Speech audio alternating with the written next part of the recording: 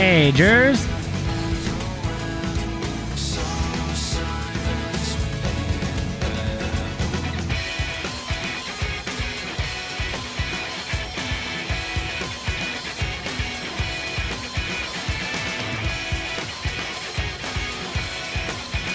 Your server is still congested. Makes me sad.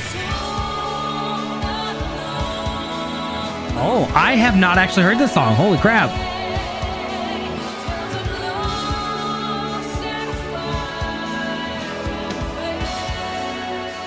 That's the intro thing, right? The prelude? Oh, okay.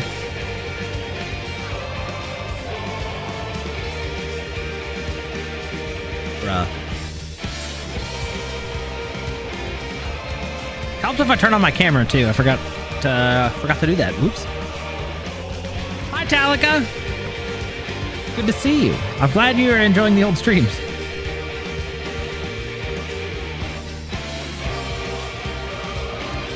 I'll be on in a minute. What? Stream elements, what?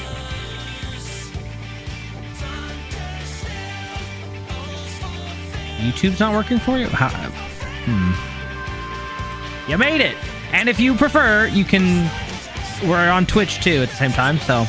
Just pick your favorite platform. More people talk over there, usually, but... Ah, nice!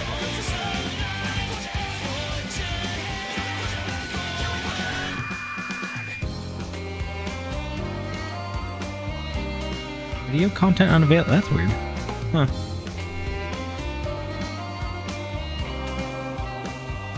The only time I've gotten that is when somebody else is like logged into my account for some reason. Or like when I'm watching on my phone and then my TV has it also playing. Usually kicks me out. But...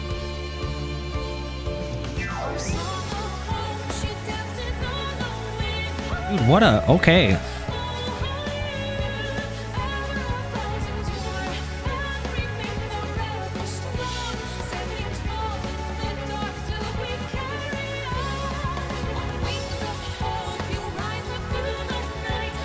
So Talica, have you finished all the way through Endwalker?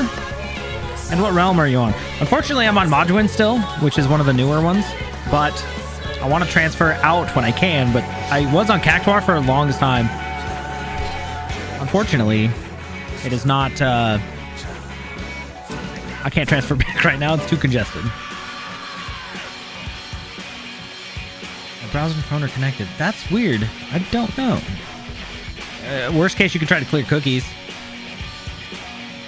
Only thing I can think of.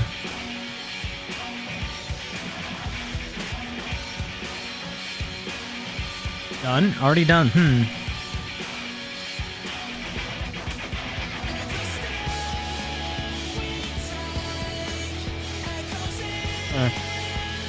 Alright, we're 2 minutes past.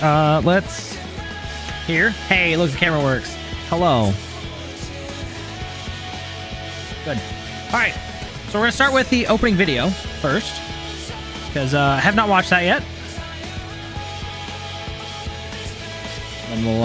Then we'll get into actual game and go from there. So you reset the router, just video not available. I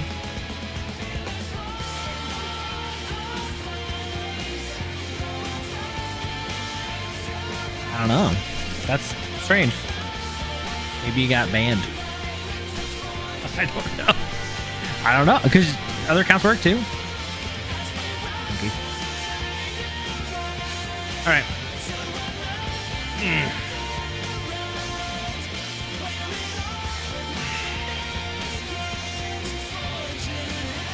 What a song! Holy.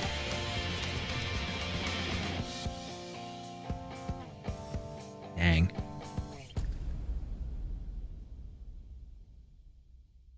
That's something else. All right. Game. Bang. All right. Start here, and then we'll go from that. Creative Business Unit 3. We just get to listen to the song again. Fantastic. So the moon.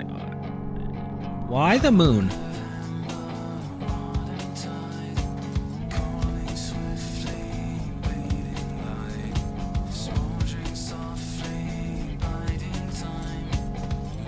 Oh. That'd be me.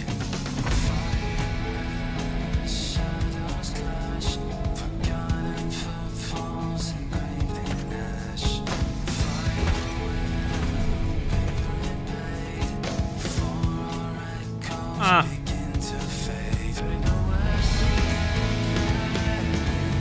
Hey, Lime. No. Upon us. The fabric of the star had begun to fray, its land rent by tooth and claw.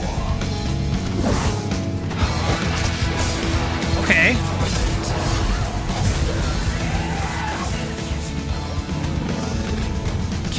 Let's go Alice.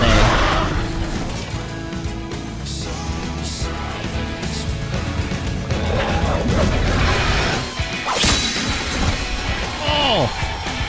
Hey, look, it's me. Oh, Paladin. Okay.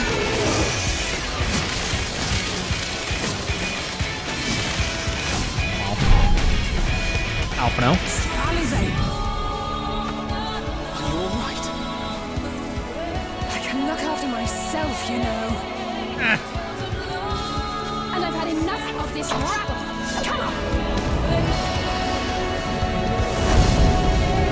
Come on! As the chaos spread, the star seemed doomed to unravel. And yet? Praise Fulgar. There were those who stood in defiance of that fate. Oh.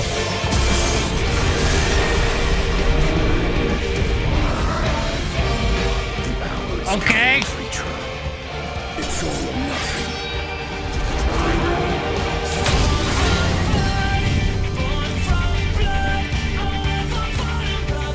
Frickin' Fandaniel.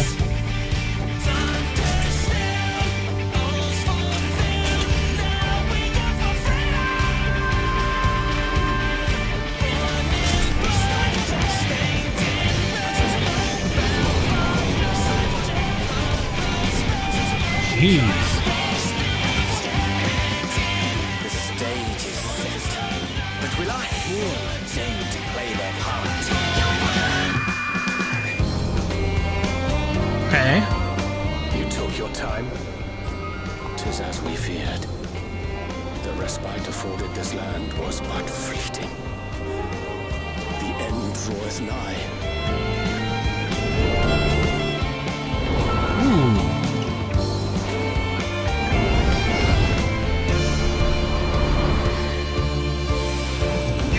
Hold on. Wait, is that Charlian? Wow. Holy crap.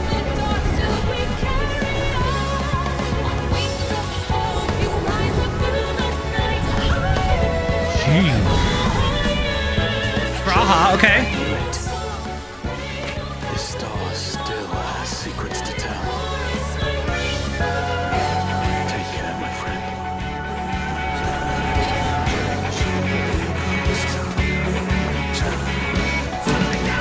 Oh, that dick. So, Charlian would keep its counsel while the world is lost to ruin. It would. Come what may, we shall live on. We must. Do as you must then, but we scions will fight until the heavens fall, until our last breath.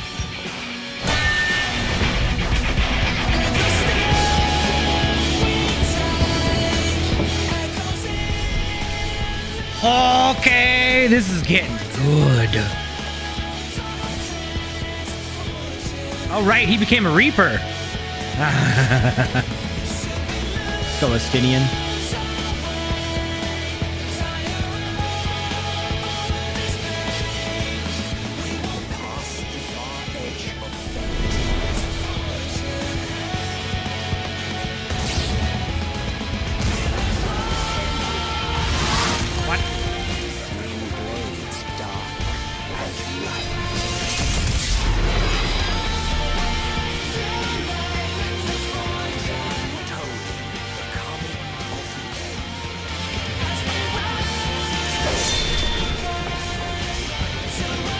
Damn!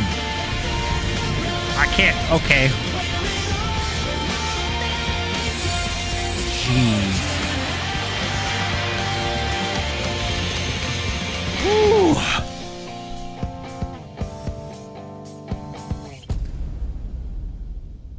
We're in for a ride. All right.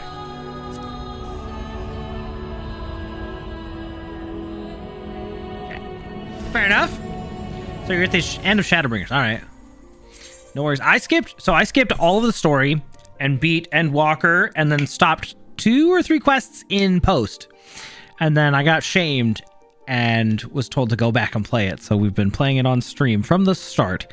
So technically it's been over a year since I last played roughly. So we're going back. We just finished Shadowbringers last week. Now we're going into Endwalker. Definitely over 9,000. Very cool. Okay. Can't continue as you... Oh, is he not playing at the moment?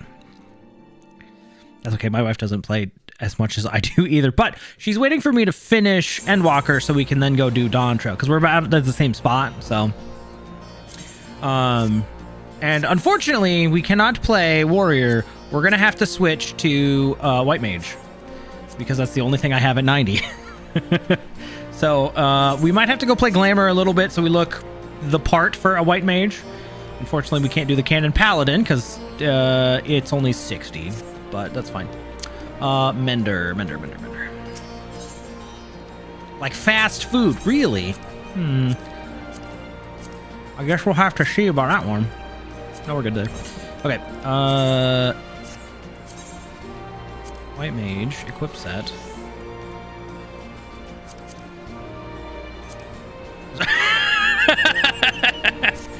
Okay, I heard they're pretty close, all right?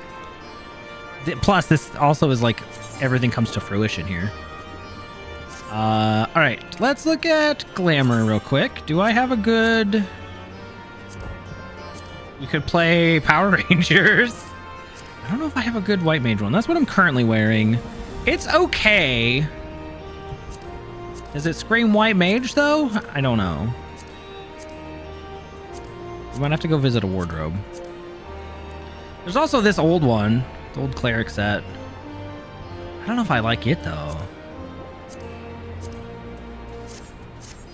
To play dress up, let's go. Where am I going? There's no inn here, is there? Delivery Moogle.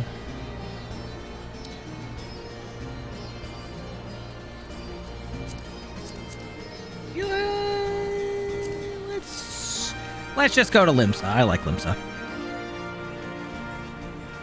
Per stream and he reached 90 anyways? Yeah. It's true, but we're not doing it right now. I do want to...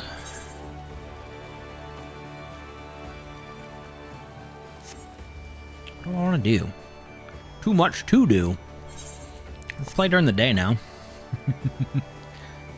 I left it. Go down. That's fair. We want the Drowning Wench. Yes.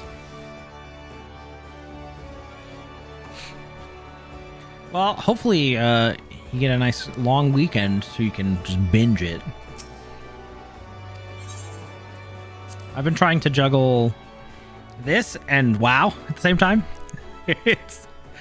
It's going about as well as you would expect. Glamour dress. All right. Nope, we don't want that. Why Warrior Marauder? Oh, there we go. Okay, let's see here. Oh, no, oops. Edit Glamour plates. So we got that one. We've got the Blue Mage just chilling. What is this? Wild Rose? We could probably get rid of this one, honestly. It could be 2B. Yeah, we're gonna remove those. Don't need them. All right. Sorry, Lime. All right, let's see. Does this have... I get little fairies. Not bad. Nothing really... Meh. It flashes. Ivana. Ooh. All right, I'm thinking this one. This one looks good, and the Cane of the Heavens also looks good. We'll start here.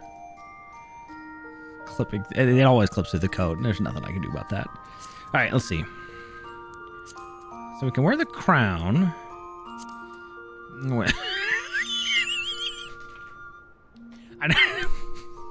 I don't like the shape of that. For some reason, it just looks really weird to me. So there's the cleric one, the healer's circlet. Healer's circlet might not be bad. Okay, hold on. But the hat. What else we got? Okay, so that's what I currently have on. You don't, you don't have to do anything live. It's fine. We can deal with whatever we have. Oh, I do. Oh, hold on. That's not bad. I kind of like this one. Hold on. What does her hat look like? Helm of Healing?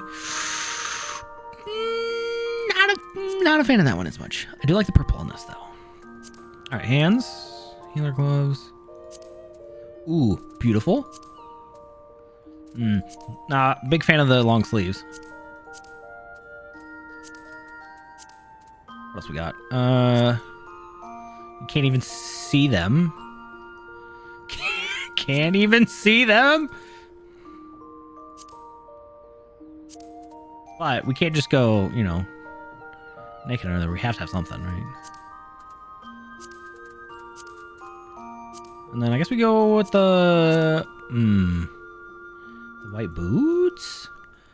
Chat, what are we thinking? Is it too much? Is it too elaborate? I feel like it's okay, but it might be a little much.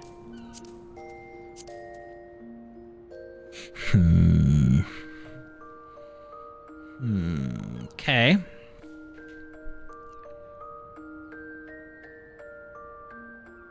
Are we visiting Charlene real quick? Sure. 1 second.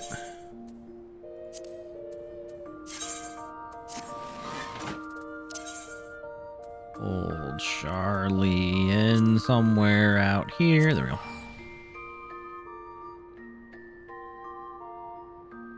Okay. Oh. With all my poetics?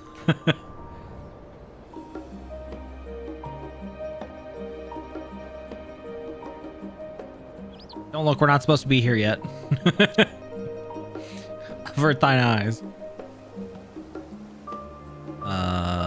Where is the guy?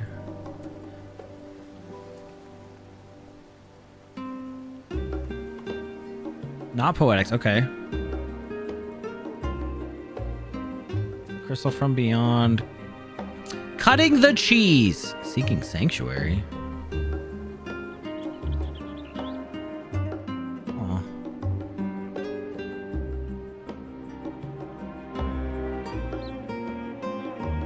Nah, honestly, I'd rather save my poetics for something else. If I can.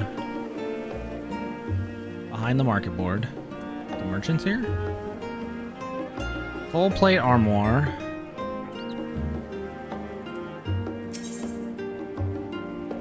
Magic.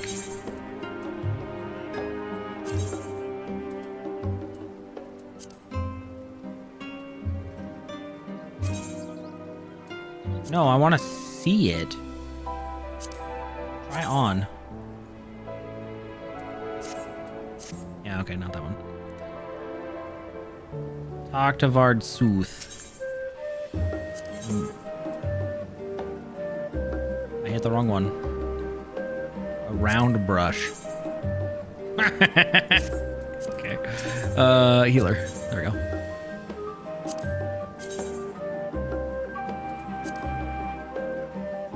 Okay, it doesn't glow, but that's okay.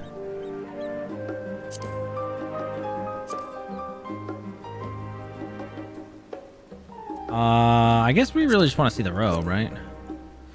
Ooh, hold on. Okay.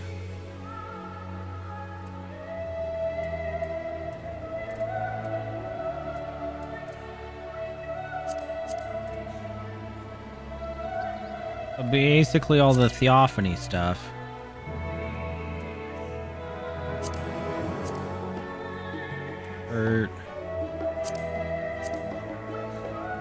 So it's less elaborate than the other one, right? Which we were looking at.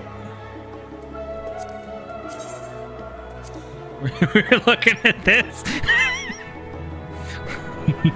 Honestly, the hat might be a little much, but the rest I think is fine. How much is this stuff? They're free, and well, I'm good with Endwalker gear. Yeah, I have 610 gear, so it would literally just be...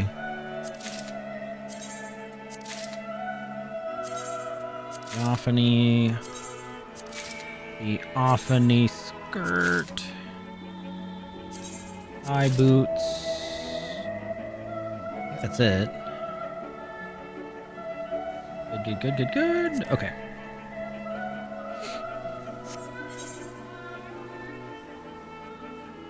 Is there an inn here?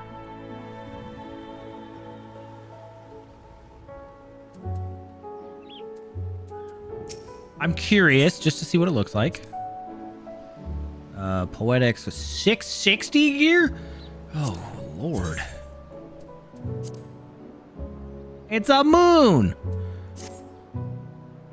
Cute. Really, I just want to see the coat. Okay, that doesn't look half bad, though. How much do I have? 17?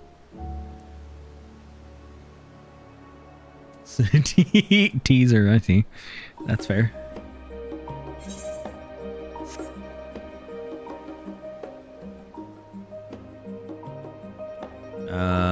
Augmented. So we could just get...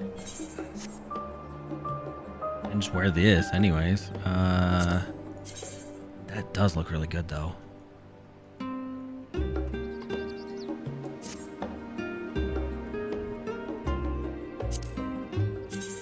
Hose of healing. Alright, let's just whoop.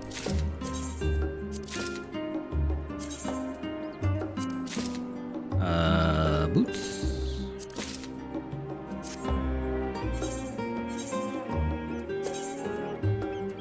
I didn't have enough space for everything.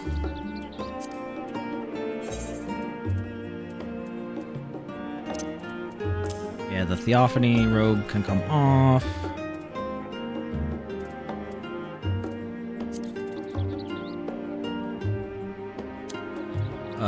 Where is it? Sorry, it's taking a bit.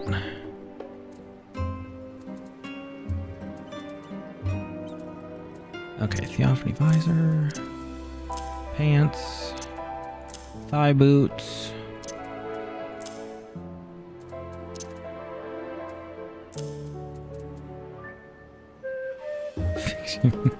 No, one day I will, maybe. I don't think I need that.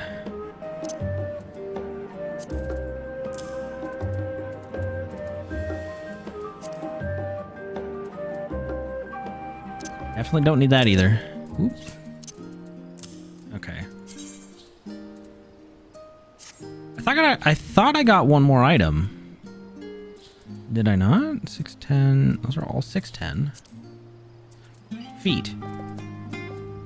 Yeah, I did. Okay, they're there. Get those tortured duck bills out of there. 660. Okay. There we go. I think that's acceptable. Oh, hi, Bunny. Or Lime.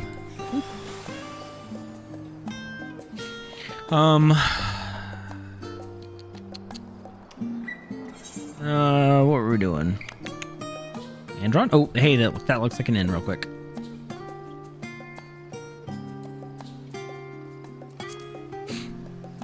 Besides, since we're doing New Game Plus, I don't really get any gear for a bit, so... Oh, I've got a cape. Neat. Alright, I am ready for a nap, thank you.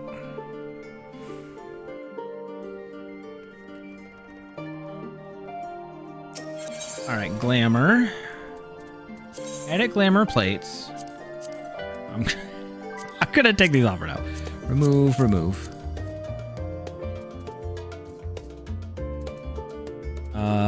Oh, right. put them in? Store item.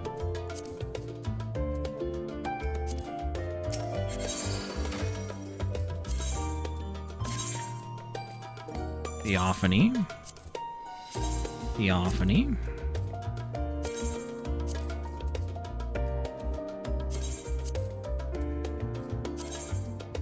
Oh, nope, nope, nope.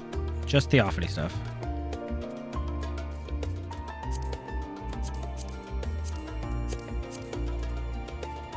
Zaunin, yep.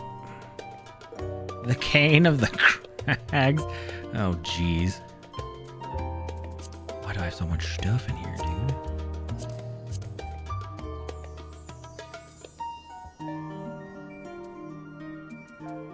Was I missing feet? I feel like I was missing something from the Theophany stuff.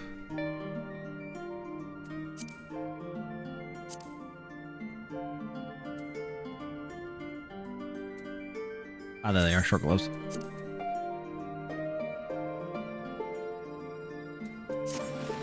Okay, now, edit glamour plate. Go in here, don't need. No, we're gonna, let's see.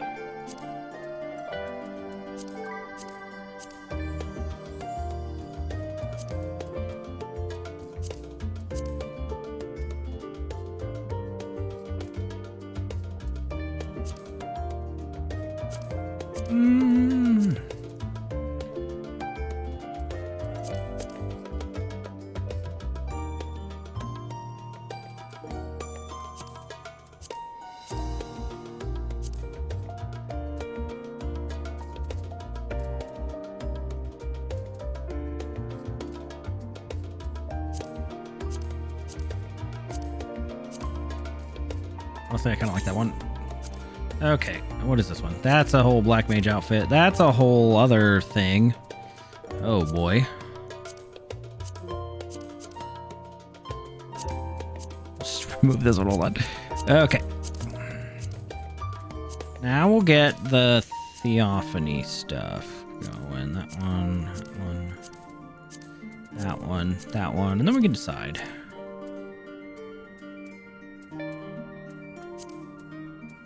And then this one was supposed to be that? Save, yes. Okay.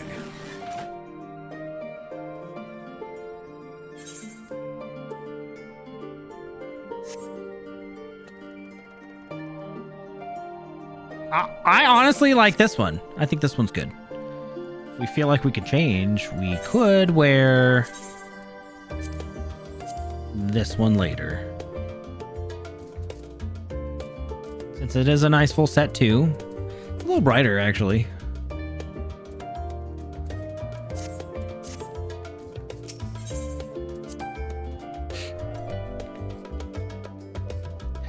I'll think on it.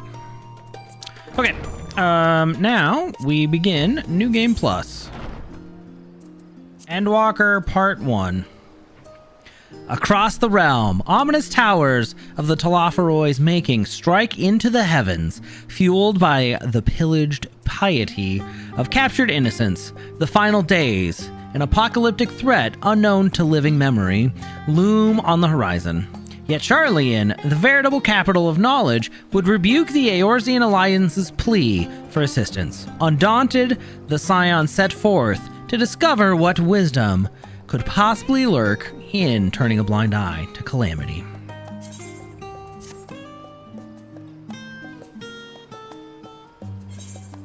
Okay. Back to Revenant's Toll.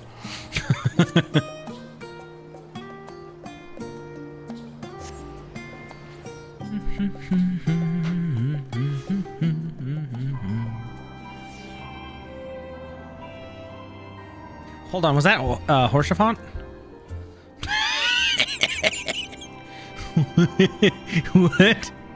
Oh man. Okay, well, was not expecting that.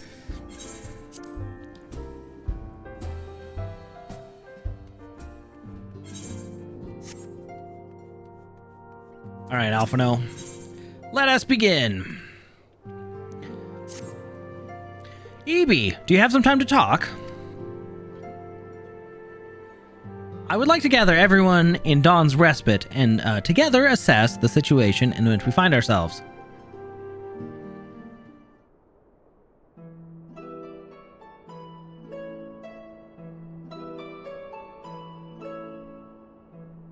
Alright, let us take stock of the facts, shall we? The crisis at hand began with the sudden appearance of ominous towers in a multitude of locations throughout the world.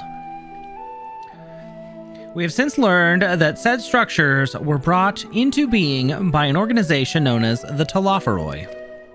The Telophoroi's stated purpose is to recreate the final days of eons past, an apocalyptic event that would result in the destruction of all we hold dear. Already have these towers of theirs been the cause of untold suffering. Countless innocents kidnapped and imprisoned, their faith perverted for primal summonings in the lunar form. And unless we find a way to deal with the corruptive aura surrounding the spires, we can't even get close enough to rescue anyone. Those shielded with the blessing of light seem able to resist being tempered, at least. But after what happened to Arenvald and Fordola, we need to be very, very careful about how we proceed. Yet, while these threats close to home are of paramount concern, we mustn't lose sight of the situation in Garlemald.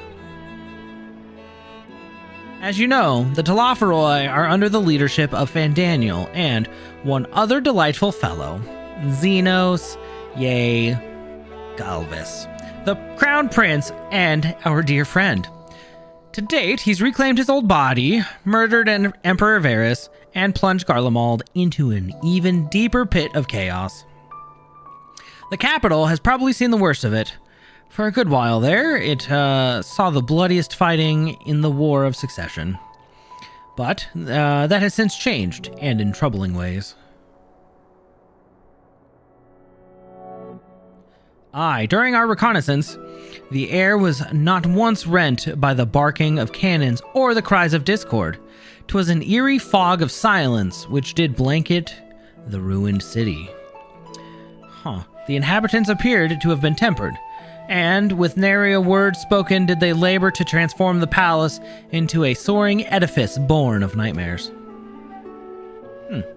If they were indeed made thralls, it seems safe to assume that these events, too, were orchestrated by the Telophoroi.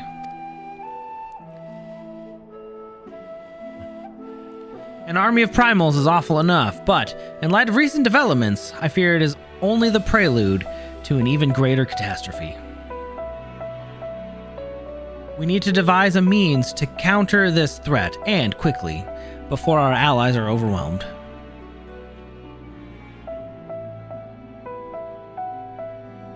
Well, we will find a way in Charlian, I am sure of it. Master Fortunal's comments regarding the final days were curious to say the least. The forum knows more than it is letting on. Sorry to interrupt! Hey, Tataru.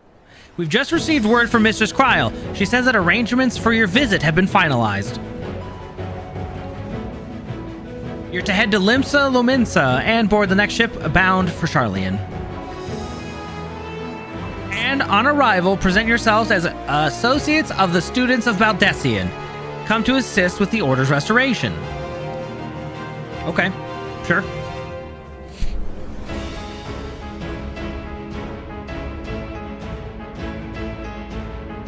The arrangements may be settled, but what are of your thoughts? They must race at the prospect of returning home after so long.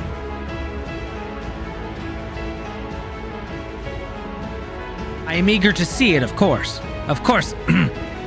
We should set off at once.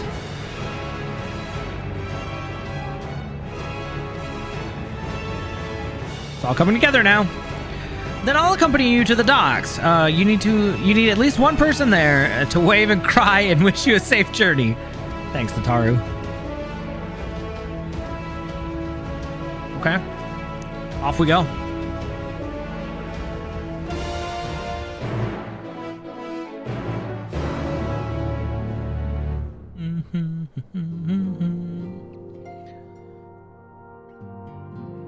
So, off to Limsa now?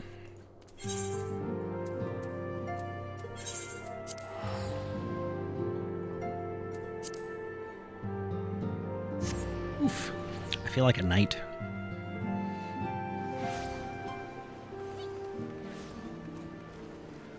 Oh, no music, but we got a lot of dancers.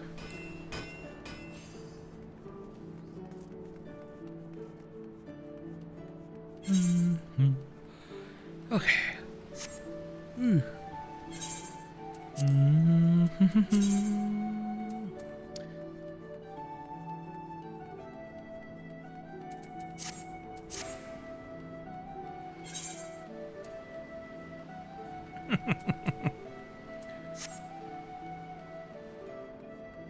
Seeker of skill.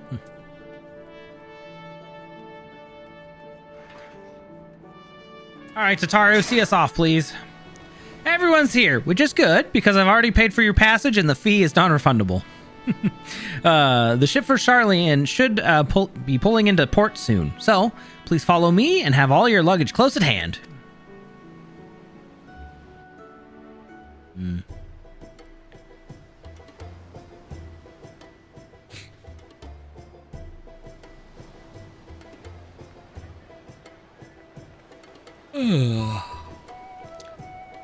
Oh, to be a port city.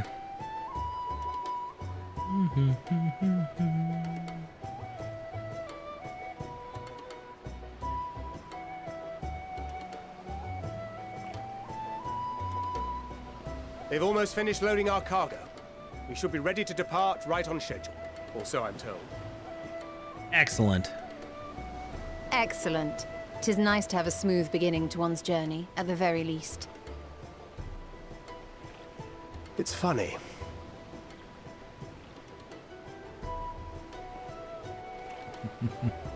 Master Louis Soir came here on a ship very much like this one. Did he really? And now, years later, the street urchin he befriended that day is bound for his mentor's homeland. With his mentor's grandchildren, no less. No less. Aye.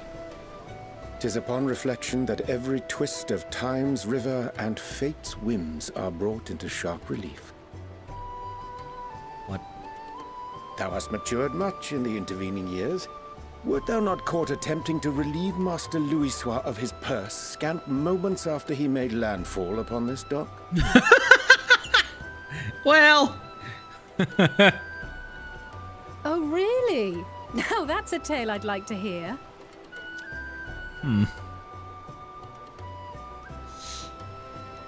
Kind of open that can of worms yourself there, Will bud. this be your first visit to Charlian, Sir Estinian?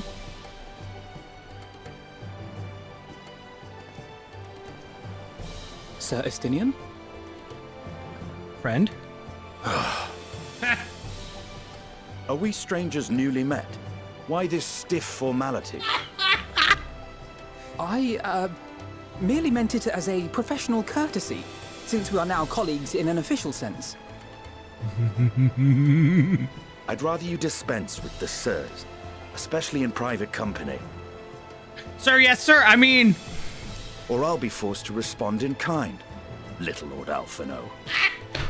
You've made Perfect. your point, Estinian. Painfully well. Little Lord Alphino. A tea, if you would. Better. Oh, man.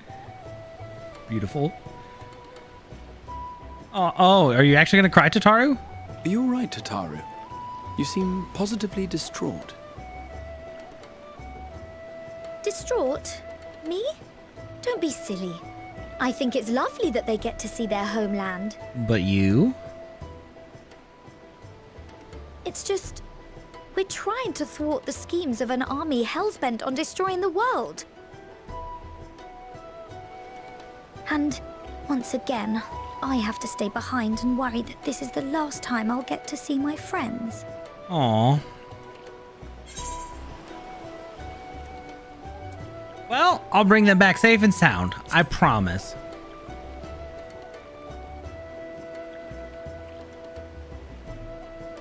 I'll hold you to that. Ah, good. You're still here. The boulder has arrived. Hi, friend. Pori! Kultine! What brings you all this way? To see some friends off. We're to assist the Maelstrom and the Kobolds with a lunar primal operation, so we thought we'd see you off before heading to the tower. Aw, thanks, friends. Flamine and the others wish you all a safe journey, and promise that they'll look after things here until you return. We will too, of course. Aye. We, your fellow Scions of the Seventh Dawn, will do our part to ensure the end of the world won't happen on our watch. Good. We're set to sail! All aboard for Charlian! All right, we're off.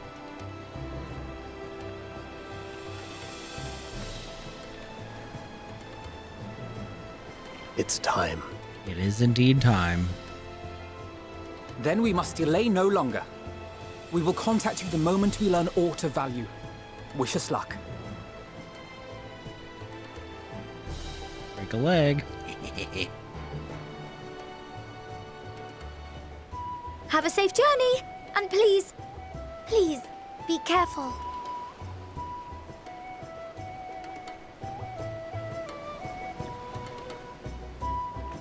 All right, onward to Charlian.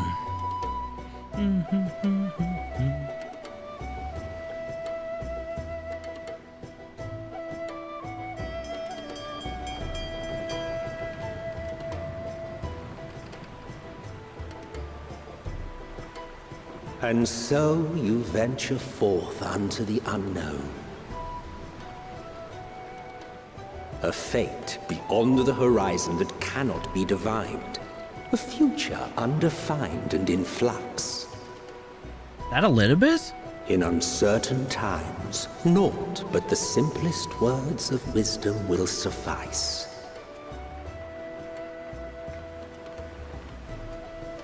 That which lives is destined to die. Love leads to loss. Every beginning has an end. Where's it Emmett Silk? Treasure every moment, every step of your descent.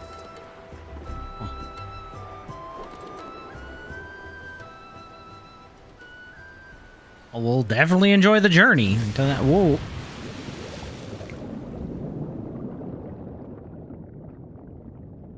And there, in the depths where souls and stars rest, find your truth.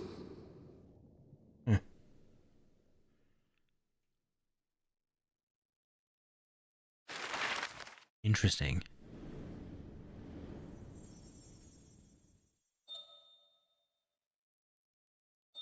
It is so far over to Charlian. Holy crap.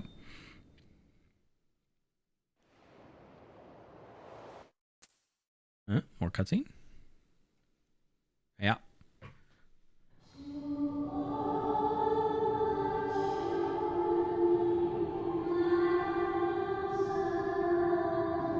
What? Here. Feel. Feel. Think. Idolin? Think.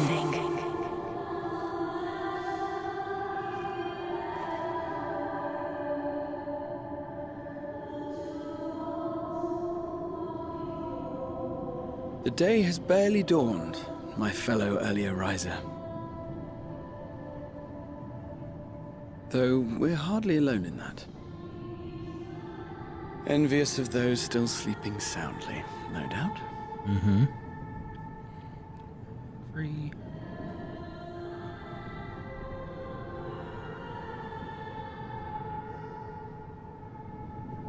Called out to you, you say? I've heard nothing myself.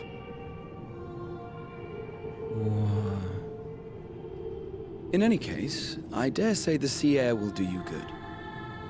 Why not join the others on deck? Charlian should be coming into view at any moment. Sure. That sounds like a good plan.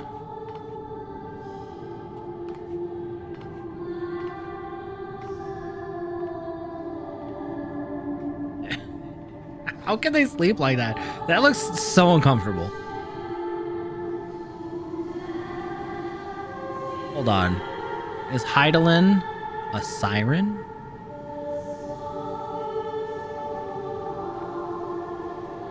The Call of the Sea?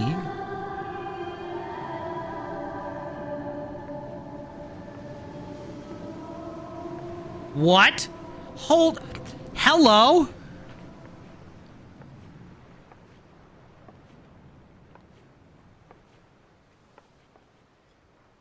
Hi, Hydaelyn.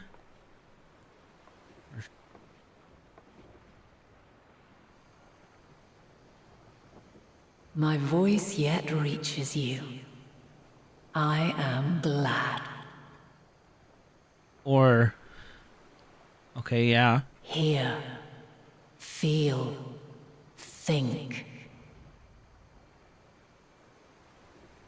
And thus do we meet face to face at last. My warrior of light, guided by the crystal.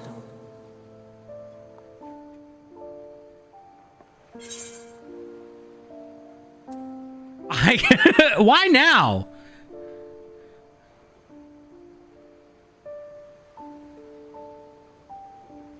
After your sojourn in the First, I believe you have your answer. What? You have gained an understanding of what I truly am, what Hydaelyn has always been. I'm primal. Primal. Sure. That's fair, but...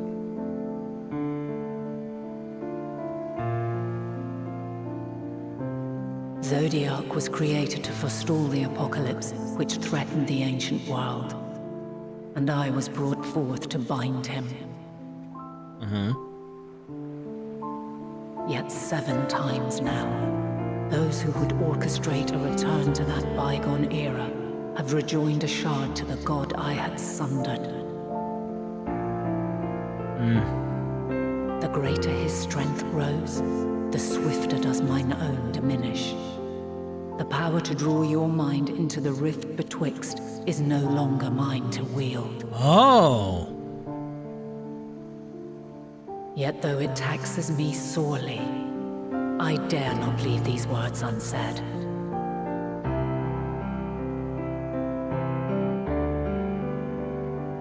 Even bereft of my guidance, you and your companions have accepted the burden of this star's troubled past. A conjunction has begun to form, an intertwining of your time and mine.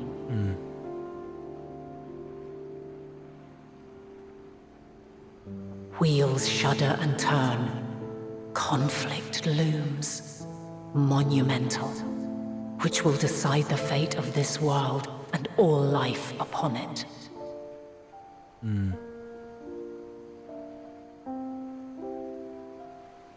When you truly understand what is at stake, and your journey has prepared you to surmount the insurmountable,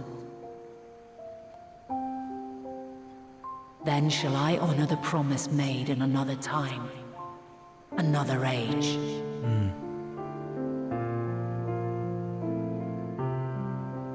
Cast your peepers to the fore, folks. Sharlayan's just over yonder. I will not keep you further. Your traveler's heart must yearn to behold this unfamiliar land. We shall meet again, and soon.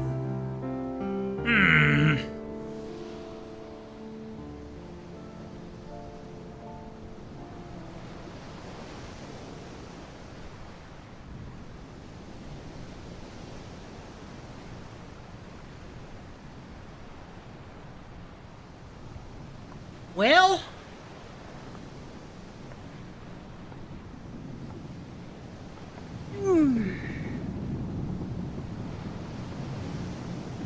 Oh, what a fine morning. Still a bit stiff, though. And a good morning to you too. Taking a look at the island already? Not yet, I'm trying to. Then let's go. Let's go! Might still be room in the prow if we're lucky.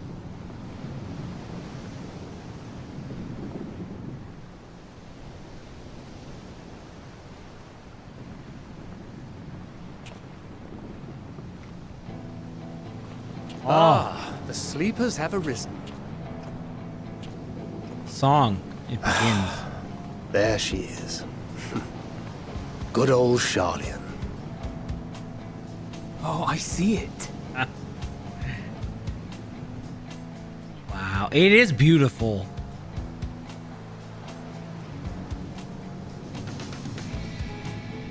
Home. Home at last. Well, maybe not in Father's eyes, but we'll manage on our own, if we must. You do know you're not alone in this, don't you? Indeed, 'tis as Sir Estinian saith. Forget not the comrades who boarded this ship at your side, I prithee.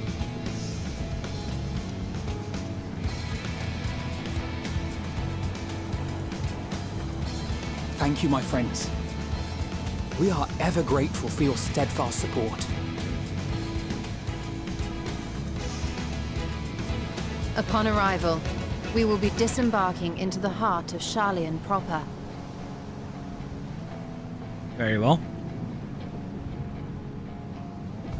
There is no greater concentration of wisdom in all the world. I am confident that somewhere within that center of knowledge and learning, we will find the answers we seek.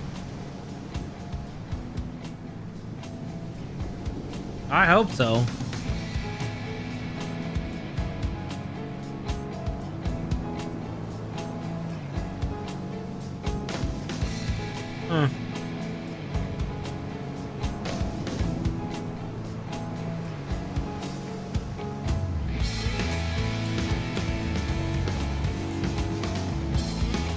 And of course, the freaking moon.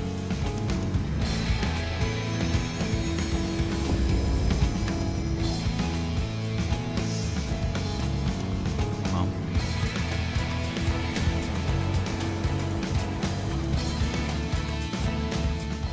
Dang. Charlian, the solitary island nation of the northern seas. Where under the watchful gaze of Thaliak, patron deity of scholars, academics hoard all manner of knowledge and secrets. Once, they deigned to accept foreign students into a distant colony maintained in the Dravanian hinterlands. Really? How swiftly they abandoned it once the first Garlean boot set hostile foot on Alamegan soil. So averse to the prosecution of war, these men of wisdom, your would-be allies. We'll see about that one.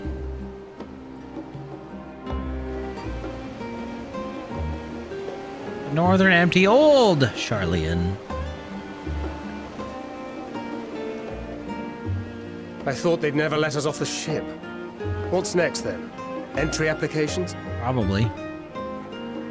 Hopefully they find no cause to deny us. Students of Baldessian. Students of Baldessian. Hasn't Charlian all but severed relations with foreign powers?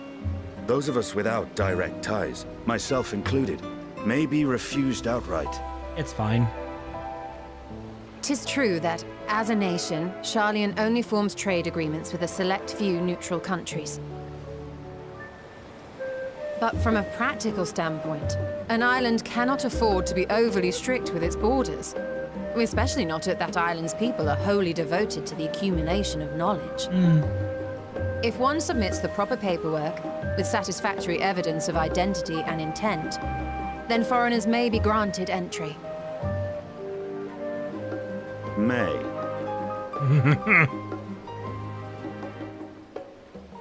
Quite.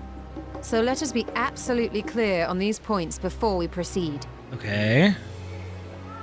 The immigration officer will ask for your affiliation and your purpose of visit. Considering Charlian's views on intervention, I strongly suggest we avoid any mention of the Scions. Sure. Kral has laid the groundwork for us to act as associates of the students of Baldessian, and our ostensible reason for being here is to aid in their order's restoration. Okay, done deal. Gratia. It might expedite our progress should an actual student be seen at the head of our little group. Would you mind leading the way? Of course. The immigration officers were this way, as I recall. Shall we? Fair enough.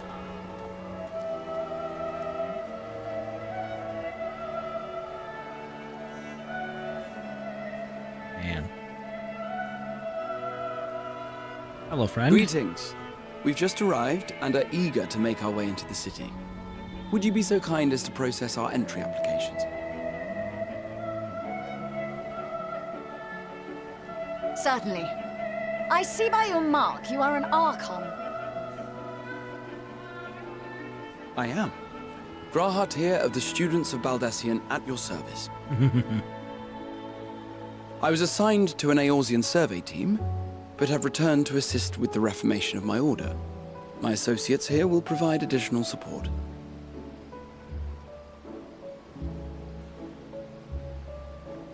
Very good. I have paperwork detailing your group and its scheduled arrival for today. Oh, good. Whew. Hi, friends. And it seems some few of your companions are also Archons.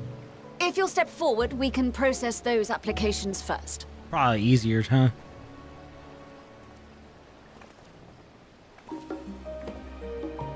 Ishtola rule. Oh.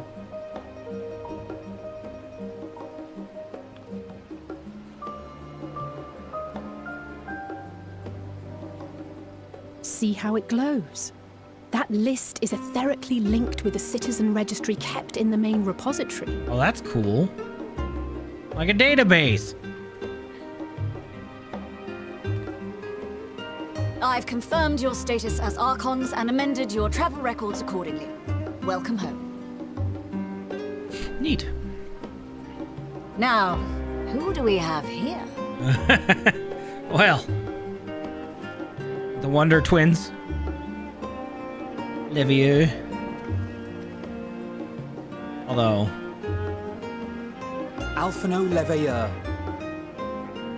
And Alize Leveilleur.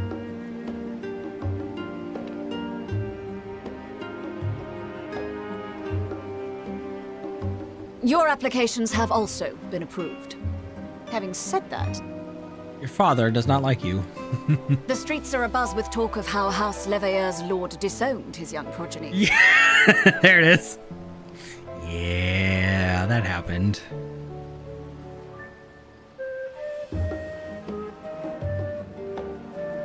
And while such personal circumstances constitute no reason to deny you entry, I urge you to avoid exacerbating your present situation. Times are quite troubled enough already. Yeah, fair enough. We shall keep that in mind.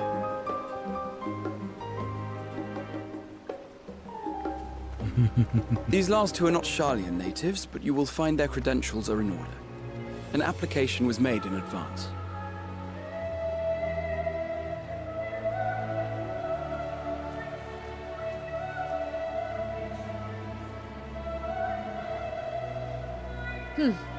Name and occupation?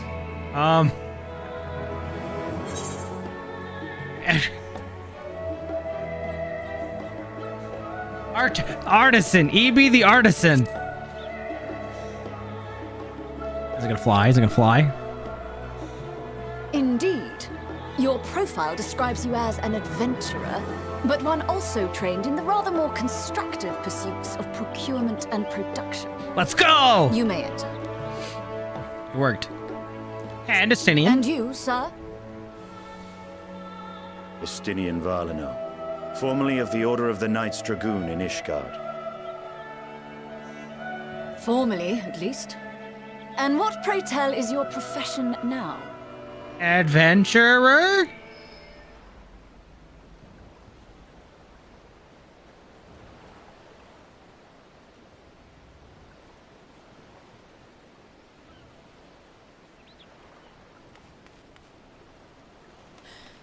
If you'll allow me. Kryl to save the day.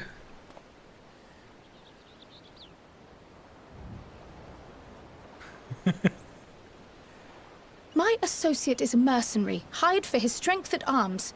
Surely you are aware of the dangers we often face on our forays into the wilderness. Mistress Baldessian, if you insist on sponsoring his entry, then so be it. But while I appreciate that desperate times call for desperate measures, I find your choice of company concerning.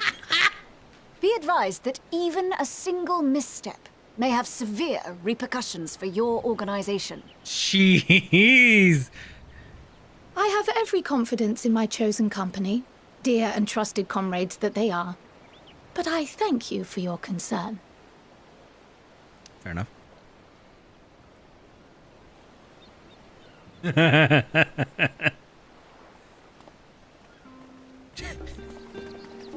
Hi, Kryl. Kryl, it is good to see you. Likewise. Long voyage notwithstanding, you will seem none the worse for wear. Just a little There sore is from the much boat. to discuss, but this is hardly the place. Let's be on our way, shall we? Indeed.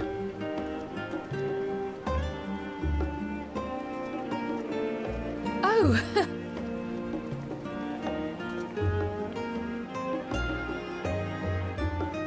Welcome, friends, to Sharlayan. As your mercenary, I should hope my welcome includes a generous salary. Well, I had to say something, Sir Taciturn. Oh, man. Am I free yet? I'm free! Hi, Bradley. Hi, Xylo. Yeah, you better be careful. I might pass you up. I see you logged in. How much further are you than me? And hey, I'll have you know, Lime, I did craft a little bit. I was more of a gatherer than anything, but I did while I had the bonus. Why is it snowing here? It's not winter. My sunshine. No. All right, back in we go.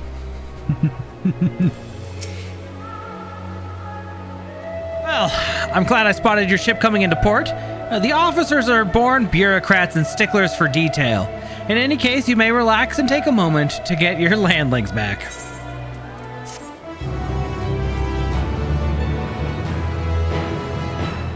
That is quite the thing. Fanfare. All right, back into cutscene land we go, I guess.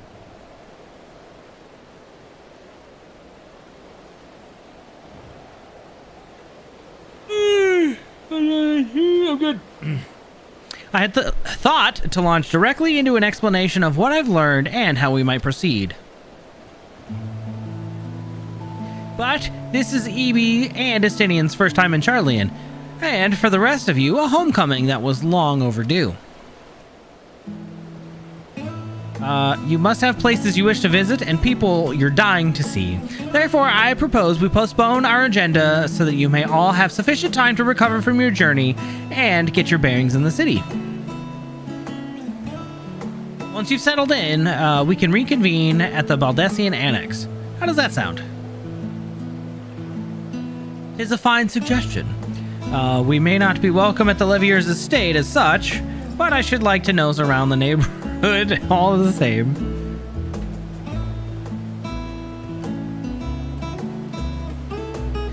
I am equally untethered, as it were. There is no particular place that my kin call home. Still, I would not pass up the opportunity to reacquaint myself with the city. Likewise, a quick tour of our old haunts might even yield some useful gossip. The annex was west of the Aetherite Plaza, wasn't it? I shall join you there anon. Yes, we'll see you there. Neat. I too have places I would be remiss in not visiting forthwith. By thy leave. Alright then, friends, let's go. What of you, Asinian? My services as a guide are yours for the asking. That won't be necessary. Until we reconvene, I prefer to wander as the wind takes me. Fair enough. But I could... Oh. And he's gone. I'll take you up on the offer. Well, Raha, would you like to join us then? You've been gone for quite a while, and this would be the perfect way to refresh those dusty old memories of yours. Oh, of course, if you will have me. Come, Evie, Charlene awaits.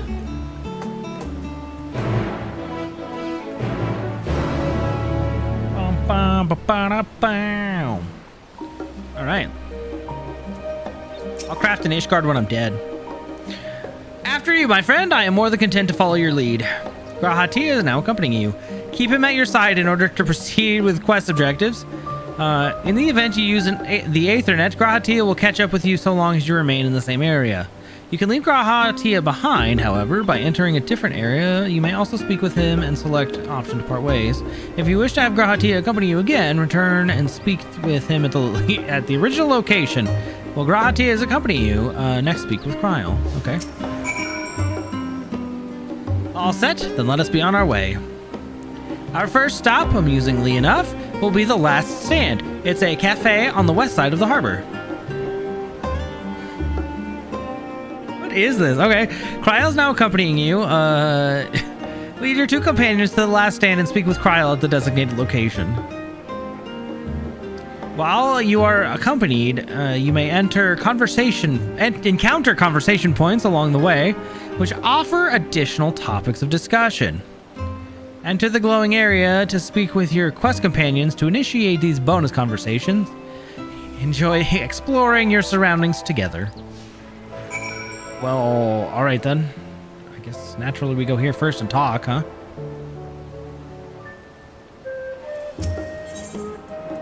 Discuss the storage facility. Well, with all the unusual wares coming and going at all hours, I expect the assistance of an intrepid adventurer would be highly appreciated. I see no reason why you couldn't undertake any task which piques your interest. You would have been cleared by the immigration officials after all. I look forward to the day your name is celebrated in Charlene the same way it is in Eorzea. Alright, fair enough, I guess. This place is called the Peristyle, and it is the first stop for cargo unloaded at the docks. You'll find the unusual necessities for daily living and other imports vital to running an island nation, but also the supplies that further Charlene's pursuit of knowledge, namely large quantities of books, specimens, and samples. Sorting these stacks certainly seems to keep the attendants busy. All right.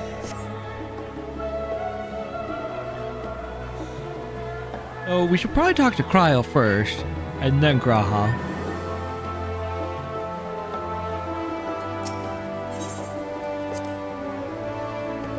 This path leading out towards the sea is known as the Thaliak Stoa, so named for the statue of the scholar which stands at its end. As you know, the Charlean people prize the accumulation of wisdom above all else. Thus, when Thaliak was chosen as our patron deity, it was more a matter of pragmatism than belief, an alignment of principles, as it were. We may have honored him with a rather impressive sculpture, yes, but our faith is not so restrictive as that of, say, the Ishgardians. Individual Charleans can and do worship the divinities of their choosing. That's neat. Well, now that is a sight I could hardly forget. The great statue of Thaliak. As a student of Baldessian, I was usually quartered on the Isle of Val, but I would gaze upon the scholar's wise features every time I returned by ship to the city. Neat.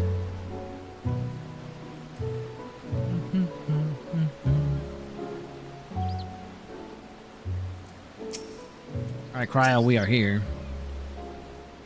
And here we are, the Last Stand. I may have mentioned this before, But although our research into nutrition and food preparation is quite extensive, the average Charlian tends to regard seasoning and flavor with certain indifference. How can I put this? The food is bland. As encapsulated by our infamous Archon loaf, the prevailing sentiment towards cuisine is dietary value first and taste a distant second. There was one pupil at the studium, however, who could stomach the school's insipid meals no longer. So he quit his lessons and poured all his savings into building a proper eatery. And so the last stand came to be. It is, as the name implies, the sole dedicated outpost of fine dining in Charlian. One of the only bastions... oh my god, the one and only bastion of the culinary arts in an isle of otherwise mediocre fare. Well, I seem to recall their burger being hailed as one of the more impressive items on the menu. Not that I have ever had the pleasure of eating one myself. Because you were a typical Charlian when it came to cheap and convenient. But surely Tataru has since taught you how to appreciate a well-prepared dish. We should all stop in when time permits and sample the cafe's delights. Well, shall we press on? The stairs to the side of the cafe there will take us to the top of the Aetheryte Plaza. Wow. That bland food, huh? Man.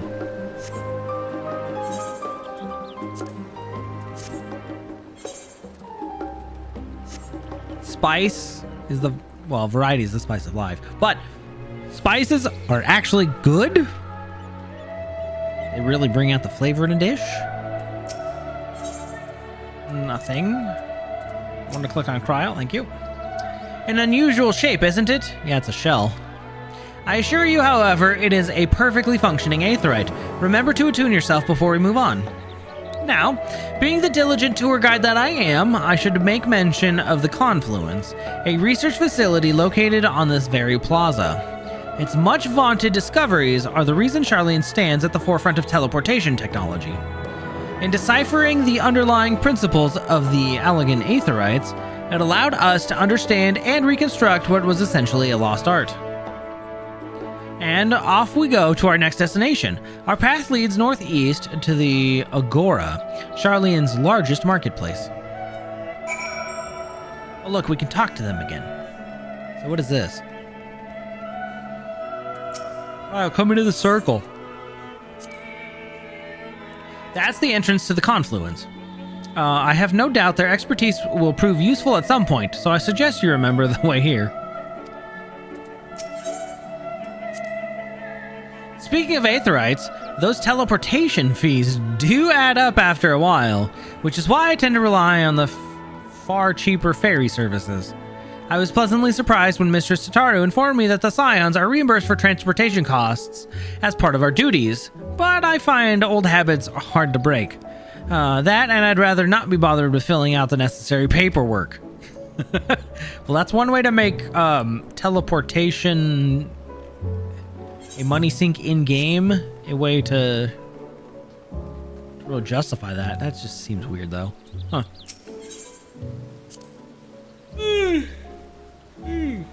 Oh, good.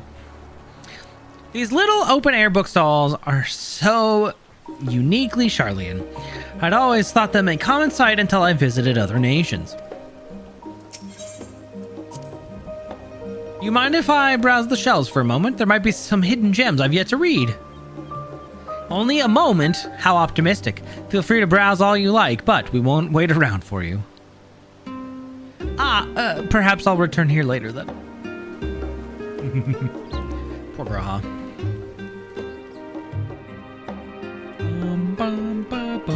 Okay. Welcome to the Agora, where you can find wares made in Charlian, as well as a wide selection of imported goods. They also used to sell questionable prototypes from the various research institutes, but I think that practice has thankfully died out, for the most part. Otherwise, I can think of no better place to stock up for your next big adventure. Am I overselling it? Well, on a more serious note, our next stop is on the tour is one which has particular relevance to our ultimate purpose here. We must head back to the Aetheryte Plaza and follow the path north, and then climb the stairs to that imposing building at the very top. Okay.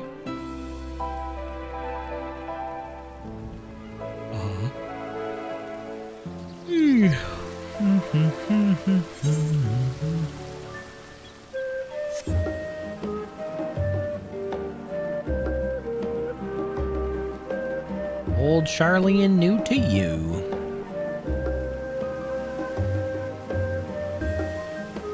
I get them to stand in front of me. Thank you. This is the Nymphaeum. Okay, an area dedicated to the blessing of water. For Charlians, water represents more than a life-sustaining liquid. It is a reminder of the Great Flood which precipitated the birth of our nation, as well as the symbol of knowledge which flows from Thaliak's divine ewer. This is the reason you see an abundance of fountains throughout the city, and a propensity for utilizing water as a decorative feature in our architecture. These little decorative features are typical of Charlian architecture. Aside from the research wing, our headquarters on the Isle of Val were rather simple and rustic by comparison. Oh.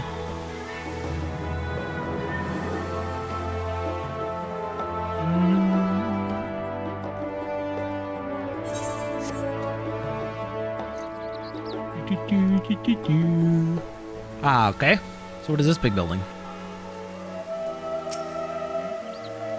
This grand structure before you is the Rostra. The name refers to the original public platform erected here, upon which a forum of elected representatives would deliver orations and debate policy. Although the stage has since evolved into council chambers, the nature of the forum and the duties of its members remain largely unchanged. Am I boring you, Raha? You seem awfully distracted. My apologies. From here, I can only see the entire city spread out below. The vista put me in mind of my arrival in the first. Those who had gathered at the Crystal Tower asked me how they might go about building a new home. Naturally, my answers were all inspired by my knowledge of the finest settlement I could think of, the great city of Charlian. And bit by bit, those few buildings grew into a town, a community, and the Crystarium. I can almost see its echo. I see. Well, feel free to come up here whenever you wish, and I don't think the council members would object to you simply enjoying the view. Such memories should be treasured. For now, however, the tour must go on. Our spectacle of sightseeing concludes with the fitting named Journey's End. Walk down the stairs to the east and continue straight ahead.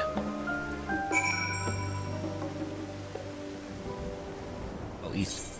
West.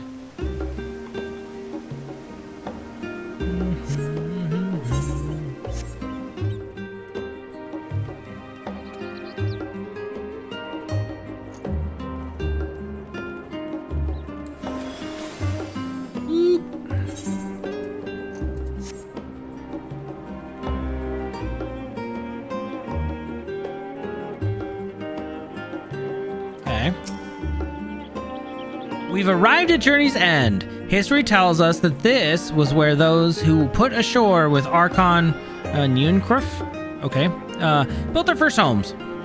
In the present day, it serves as the residential district for for the most important officials and the oldest Charlian families.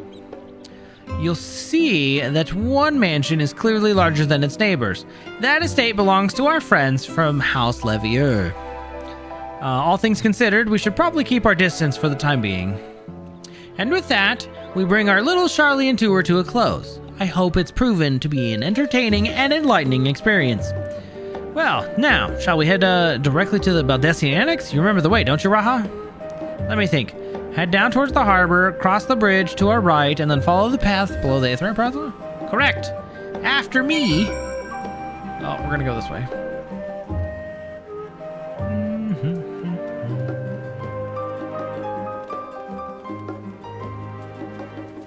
And We sprint. Let's go, friends.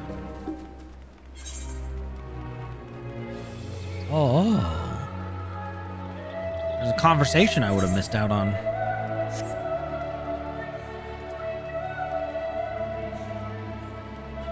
Halfway, huh? Some of these names are interesting.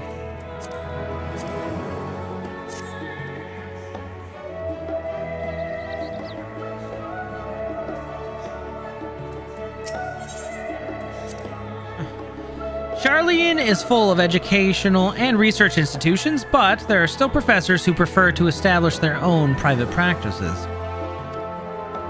Not that I ever attended the exclusive schools they run in these residences, but perhaps the twins could tell you more about them. Right, we cross the bridge here, as I recall, then stick to the path and be careful not to end up back in the Aetheryte Plaza. Thanks, Graha. So we basically just go straight across.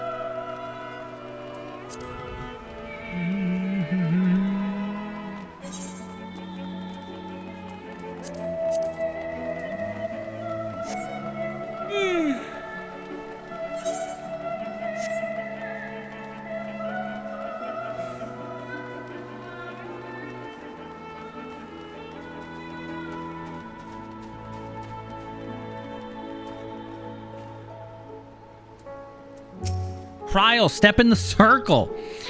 As the joyous look on Raha's face has undoubtedly informed you, this is the Baldessian Annex. If you continue up the hill, you'll arrive on the doorstep of the phenomenon. But I think we've explored enough for one day. I can take you there another time. Inside with you, then.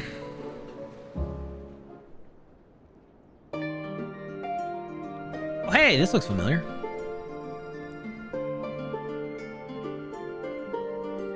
I'm back, and I've brought Ebi and Raha with me. Ah, you were right about the ship then. Hello, Graha. It is nice to see you again.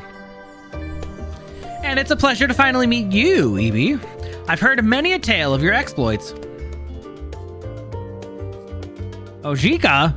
Ojika? Sunjika? Okay, sure. It has been an age. Allow me to introduce Ojika Tunjika, Administration Officer for the students of Baldessian. He oversees the day-to-day business of the Annex. The Champion of Eorzea has featured prominently in Kryl and Graha's reports for me. So for me, this is akin to seeing a fabled hero come to life. It is an honor to make your acquaintance. This place is like a second home for the students. The Isle of All served as our main headquarters, of course, but we had often an occasion to visit Charlian. Whether to make use of the city's research facilities, attend conferences, or procure supplies from distant shores. The annex here was built to provide lodgings for our members while we engage in such activities. Ever since our former headquarters, along with the isle itself, vanished, the annex has served as our base of operations. And yet it feels so empty. With so many of us lost to us, our organization is a shell of its former self. The day will come when we will see the students rise again.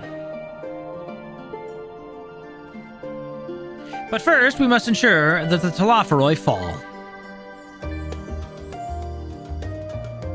Through that door on your left is the main hall, where we can discuss our options moving forward. Okay. Once everyone arrives, that is, you probably have time to rest before our discussion begins in earnest.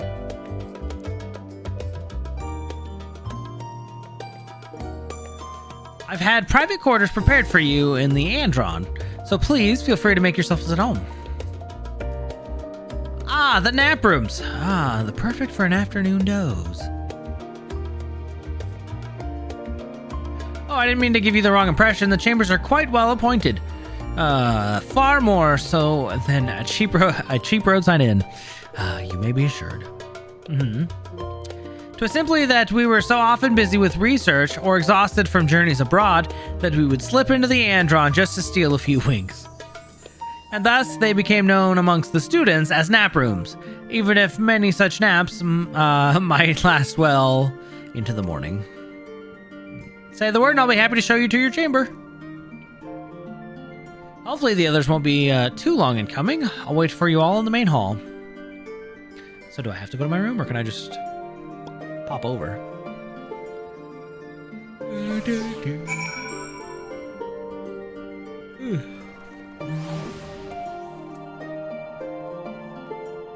Perfect.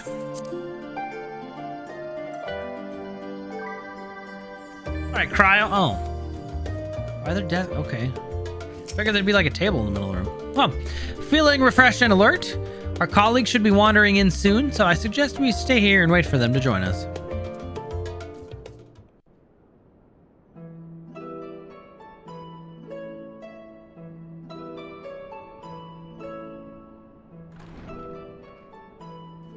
Urianger. Pray forgive me. I was delayed. Oh, no kidding. It's fine, Urianger. We're all here now. Let's get down to business then, shall we?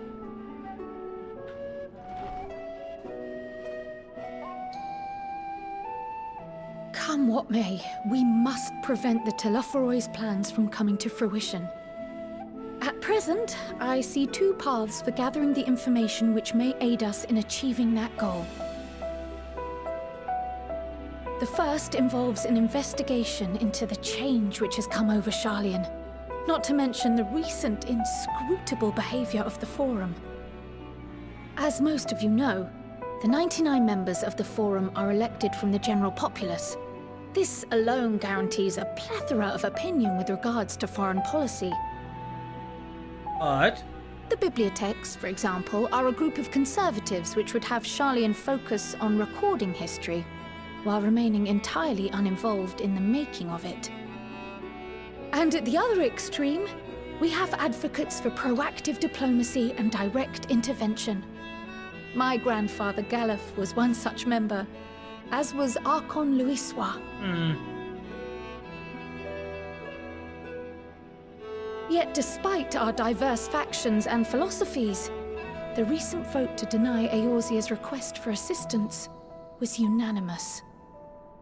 Even more concerning was the fact that many cited other, more pressing duties as justification for their recalcitrance. What? Like what? Fortuno's refusal in Gridania had those same undertones. 'Twas as if, having stared unblinking into the face of impending doom, he had simply turned away to pursue something more important. But what could that possibly be? A mystery indeed, and one which I ask for your help to solve. Our future may depend on it. As for our second potential path, it concerns a request made directly to the students of Baldessian.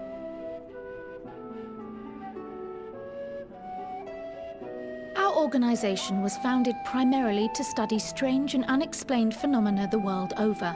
Mysterious relics and ruins, arcane disturbances, and so forth. Compared to our more isolationist Sharlayan colleagues, we have strong connections overseas, namely with scholars and academics who share our passion for the unknown.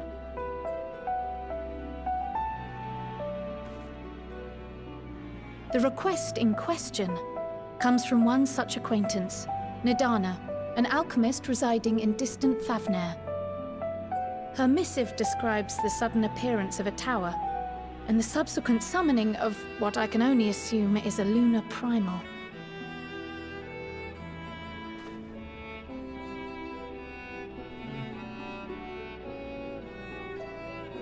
In response to this threat, the satrap of Radzat-Han, the individual who governs the city-state, has instructed the alchemists to find a means to deal with the spire. The artisans of that land are heirs to an ancient tradition, one rather unlike that of their Uldan counterparts. 'Tis possible, nay, probable, that they have gleaned truths unattainable by Eorzea or her Far Eastern allies. They do, in fact, appear to have a strategy in mind, though it will require further research. To that end, they have requested an introduction to a capable warrior shielded by the blessing of light. Hey, that's me. Assuming we divide our forces to pursue both of Kral's lines of inquiry, then having you join the group heading to Thavnair would seem the obvious choice. But the investigation in Sharlayan is of vital importance as well. Equal, I think, to the Thavnarian one, given that the fate of the world may hinge on the results of both. Yes, it is quite the quandary. Though it is a great imposition and an altogether too common one, our efforts would be more likely to succeed were you to lead the charge on both fronts.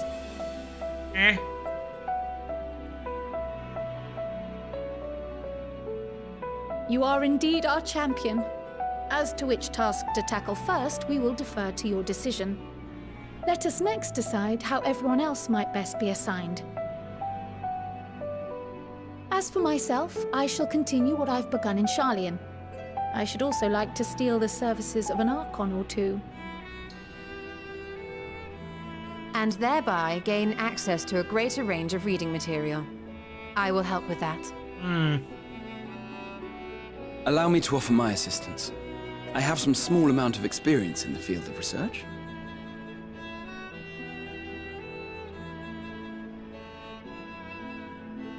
Alize and I would also like to help, if you would have us. It's not leaving many to go to, Anything to understand even a fraction of what our father and the Forum might be thinking. Of course! The more the merrier. Right. The rest of us will make the journey to Thavnair. Thoughts? Objections? I passed through Thavnair on my way to infiltrate the Empire, and though I'm not qualified to give a guided tour, I did gain a sense of where things lie. I'll be happy to have you along then. So for this group, it will be you, me, and Urianger. Give me a moment afterwards, and I'll supply you with all the details of Nadana's request. Consider this hall our rendezvous point once our respective tasks are complete. May our investigations prove fruitful.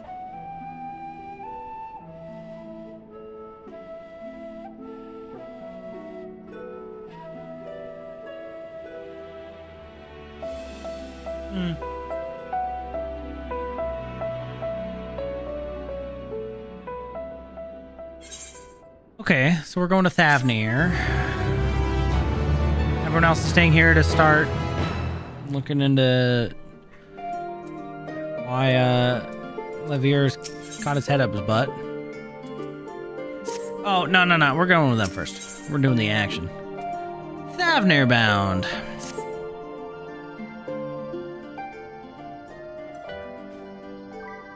I have Kryle's instructions in hand. If you are ready to set out, then so are we. Having been to Thavnair before, I can travel by Aetheryte, but what of the rest of you? Another sea voyage would waste time we do not have. Kryle was of the same mind and has already secured the aid of the good folk of the Confluence. We take ourselves there. The Confluence, thou sayest? I'm afraid so, my friend. What's going on, Urianger?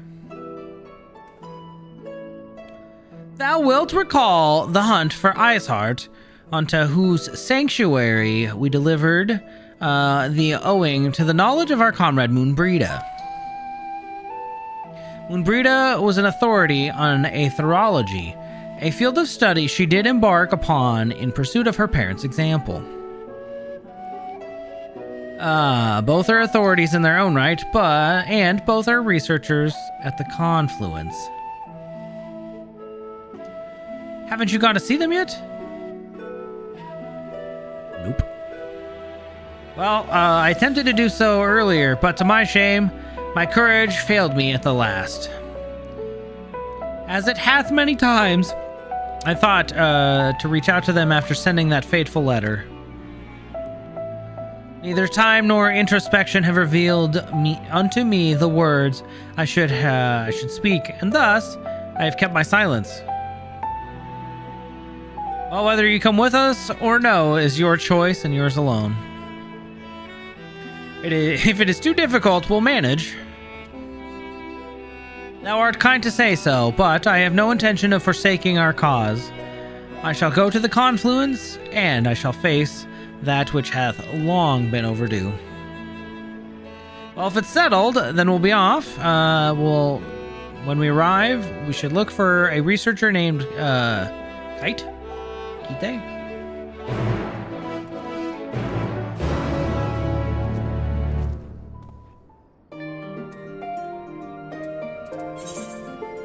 Oh, right, we just have to pop outside. Hey, Lilith. Ah, that's okay. No worries. I know how you get with Genshin. And that sucks. I wish I had A's polearm. She's still using the catch. But rip the Claymore. Wait, does that mean the banner's rolled over already? Oh, dang. Hello, friend. Oh, nice hair. Might need a snack here soon. Well, now, this is a rather lot of stern faces. Are my library books overdue again? Well, not to our knowledge. We're associates of Kryl of the students of Baldessian. We seek passage to Thavnair, and understand that you can assist us. Ah, the test subjects. Welcome, welcome. Uh-oh. Test subjects? Oh, you hadn't heard? Well, then allow me to explain. So, in order to travel to an Aetheryte, you ordinarily need to be attuned with it beforehand. Otherwise, you can't use it as a beacon to seek out while you're a mess of aether hurtling along the live stream. An inconvenient but incontrovertible limitation of Aetheryte teleportation. But what if we were to tell you there's a way to travel to an Aetheryte without being attuned to it? Well, a way to teleport instantly to places you've never been. For many long years, we've labored to make such travel possible, that people might move about more freely. And we've finally done it. We've created a new kind of Aetheryte that doesn't require attunement. Truly, that changes everything. If it works. Well, my language may have been a bit misleading. The user need not attune to the Aetherites, but the Aetherites themselves must be pre-attuned to each other, thereby facilitating travel between the 2 points. But it just so happens that our first test pair of Aetherites has been installed, one has been installed here in Charlian, and the other in Yedlamad, a port town in Thavnair. Oh, look at that. And as you know it, our nation has long maintained strong ties with the Rods at Han. Well, and indeed, we owe much of this breakthrough to the contributions of their alchemists. So to sum it up, we're to test these Aetherites. How fortuitous for you.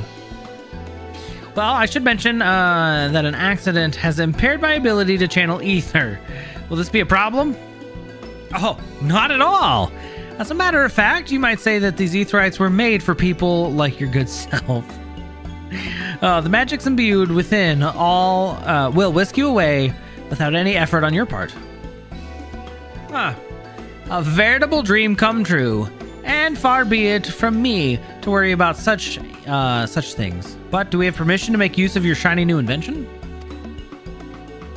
The only permission required is yours, sir. So, assuming you're willing, we're all set. It may come as a surprise, but we actually struggle to find test subjects. Most people seem to have an unreasonable fear of their souls gradually disintegrating as they drift helplessly in the live stream. In the statistically unlikely event that something goes awry. But it's plain that you aren't most people. Mr. Kryl truly knows how to pick them. Oh, jeez. Well, if I might change the subject, are Master Wolfson and Mistress Bluida not present today? Oh, didn't you hear? They've recently resigned their posts. Their expertise was needed elsewhere. A large-scale project helmed by the Forum itself, as I understand, but I'm not privy to the details. I see. Any other questions? No? Well, then let's get going before you change your minds. So please see to your preparations and then head outside to the Aetheryte Plaza. I'll be along shortly. She seemed fun.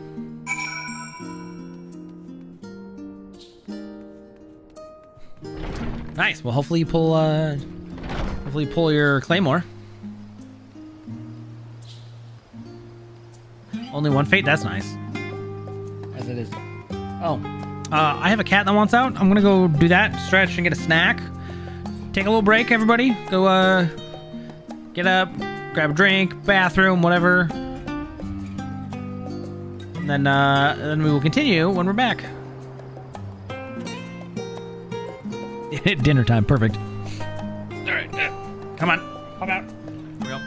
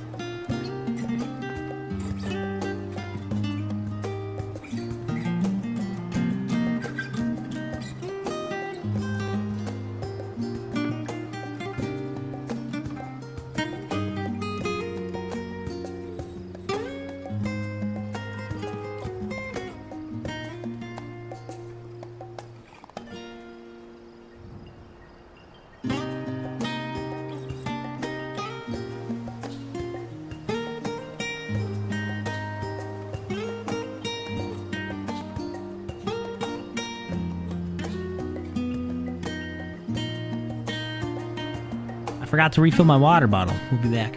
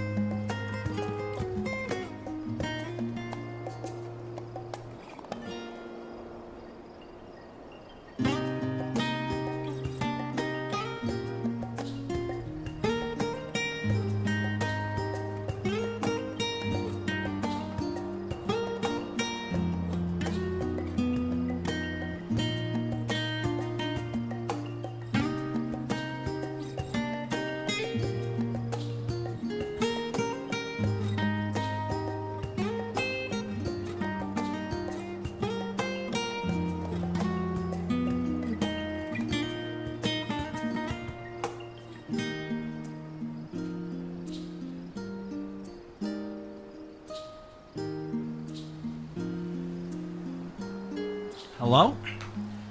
I hope we had a good break.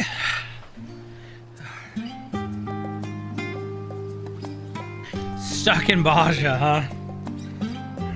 Baja. Okay, we got water. Chugged a Gatorade. We filled waifu's water bottle. We're good. Okay.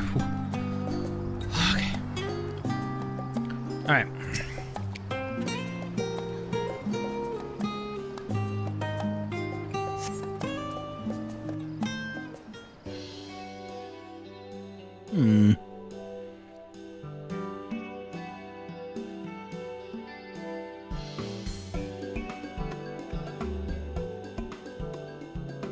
Right, we're all set. Oh boy. Just the 4 of you, was it? Yep. 3. I'm already attuned to the crystal in Thavnair. You are? Oh. I would have preferred more test subjects. Of course she did. Oh, well, never mind. If our 3 travelers could line up here, please.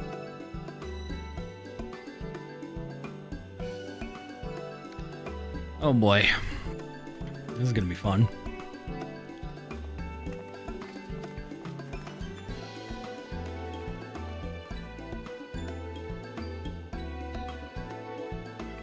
Yes, right there is fine. Take a deep breath, and I'll soon have you soaring through the ether. Uh-oh. Oh! Oh! Oh, and one last thing. You might experience a teensy-weensy touch of violent ethereal sickness. Good luck! What?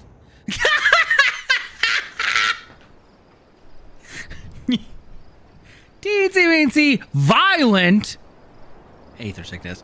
Yeah, just a little bit. It's gonna be really violent, but a little bit. Oh no. Poor Thancred.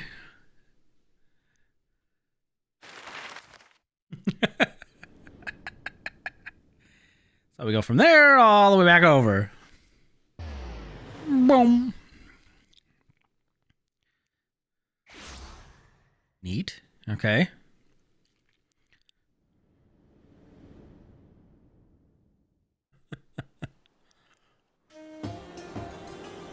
Thavnair, home to city-state Rads at Khan. Oh. Rising from the southeast waters of the Bounty, this Isle of Plenty served as the battleground for a conflict between 2 peoples. Their cultures bled into one another until a unique amalgamation was distilled from the chaos, in a process not unlike their precious alchemy. Interesting. Once solidified as a single nation, an adamant stance of neutrality would hold invaders at bay. For a time. Interesting. Now across this vibrant isle creeps a fog of malice. What choice do you have? Oh.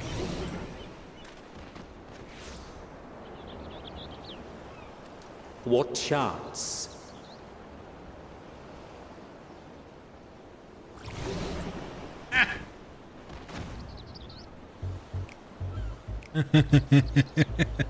Well, oops. Against such an insidious foe.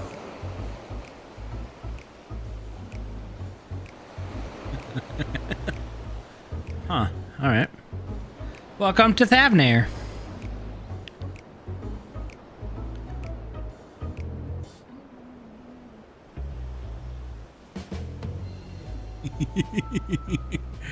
Oh. Oh, man. Oh. That's got to be the worst. Like ultra nausea or something? I've seen fairer faces after a bout of bad shellfish.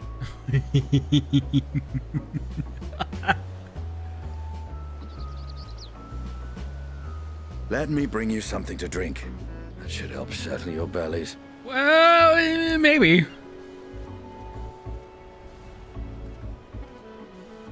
I feel like bread or Something light and fluffy? Cake? There was a note with Kryle's instructions.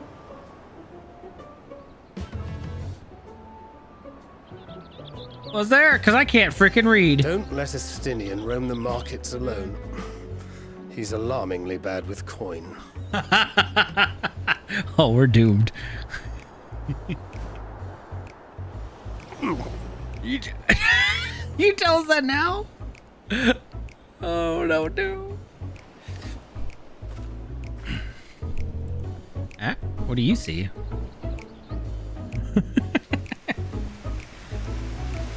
You managed to will yourself to your feet, but given your condition, will you be able to reach Estinian in time? Not in the rain. Oh no. Sumo. I bet. Isn't the narrator Emmett Selk? Also, I'm jealous. I miss Mod Pizza. I can't.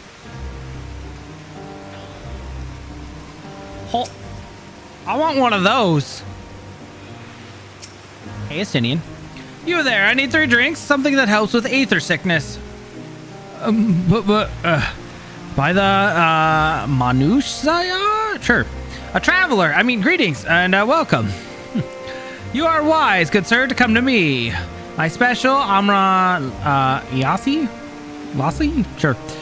Made with only the finest and freshest ingredients, is famed for calming unruly bellies. By the way of the warm, welcome to Thavnir. I'm pleased to offer it to you for the low price of 19,800 gil.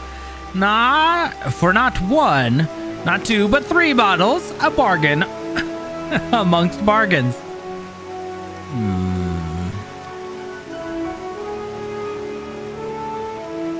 Well, the price is high road robbery. And you want to say as much to Estinian, but you realize any words of warning you cry out will be accompanied by your last meal. Wow, you must stand before Estinian and using the gestures deny that this deal is not fair. Hey, idiot. Deny. No. Don't do it. It's a terrible deal. Terrible deal. No deal, sir. I thought you could barely stand. What do you need to tell me that's so urgent? Wait, I shouldn't buy the lassie? Nope. This merchant is swindling me. What? Sincerest apology, sir, but I have appear to have my prices confused. It's actually 1,899 gil for 3 bottles of lassie. Huh. That confusion would have been quite costly for both of us. Very well then, your coin. Here, a bottle for each of you. Take them to the others and get some rest. I'll be back after I've explored the town. Oh, jeez. He almost got ripped off. Massively.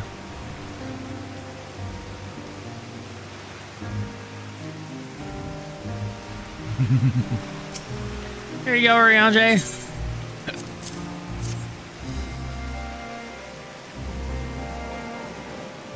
Praise be to the 12. My stomach doth loosen its death grip. My heartfelt thanks to thee and Estinian and to the fine fruits of this land. You were in time? Excellent. You've spared us Tatara's wrath. There you go. Sweet, sweet release. If you haven't already, you should have yours too. Huh. Man.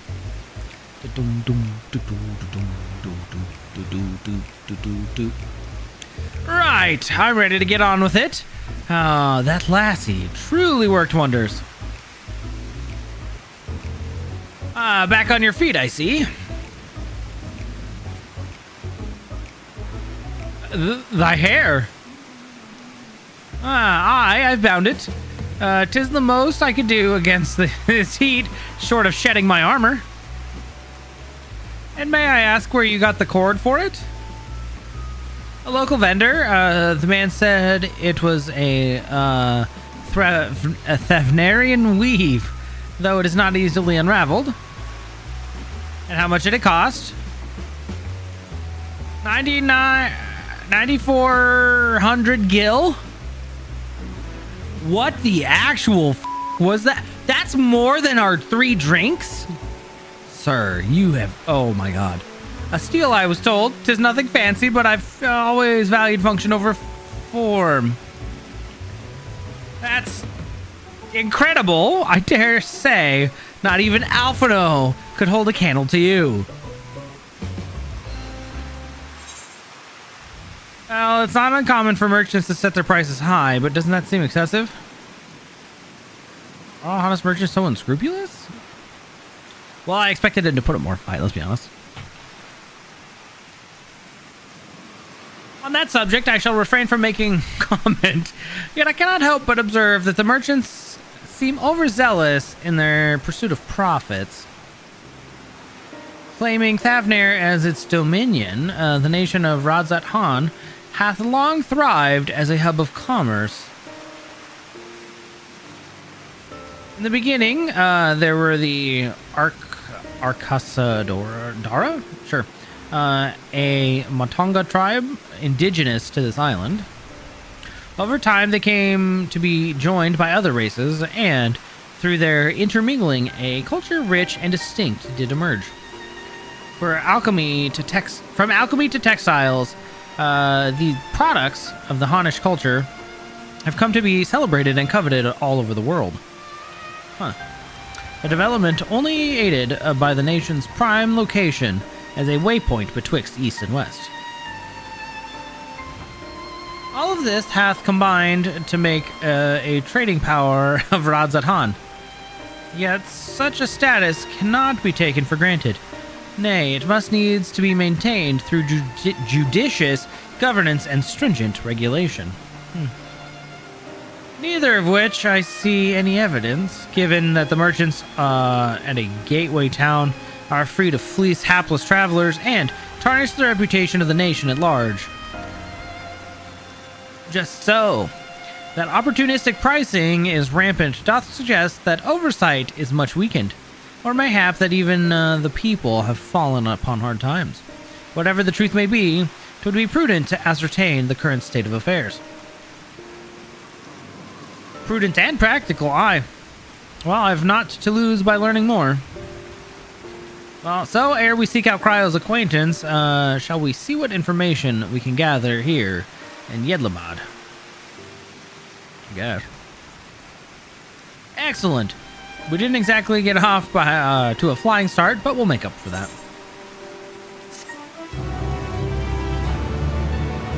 You never want to be on Tataru's bad side. She knows people. She knows a lot of people. Right, let us split up and make inquiries in town. EB, the pier is yours. Once we have learned what we can, we regroup by the Aetherite. Off-putting, though the mere sight of it may be. Yeah. That's very true, too. We certainly can't do it. Where would we be without Cryo? Or not Cryo, Tataru. We also wouldn't be here without Cryo, too. But a crate of fruit.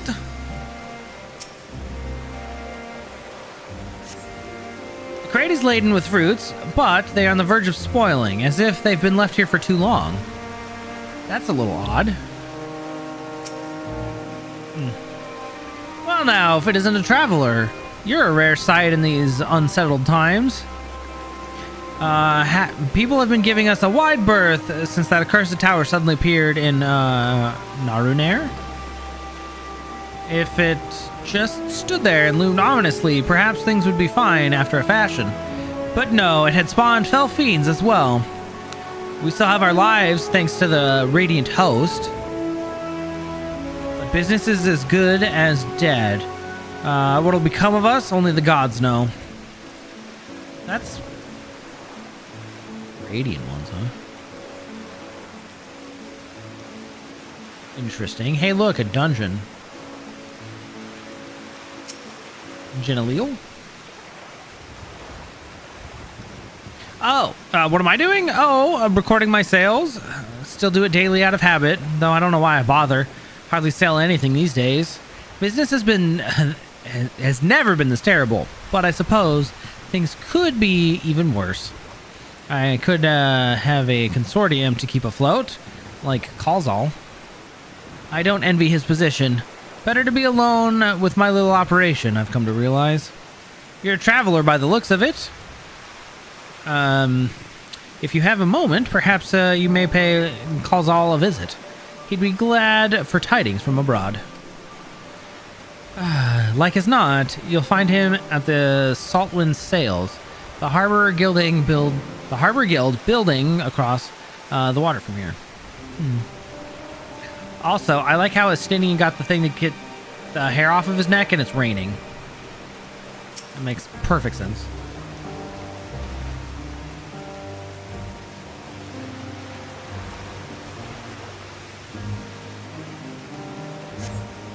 Gazing out from the pier, you spy boats moored off nearby islands. Moored off nearby isles, with the silhouettes of larger seafaring vessels farther away. Compared to the other ports you have visited in the past, there appears to be very little activity. Okay, that's a little odd.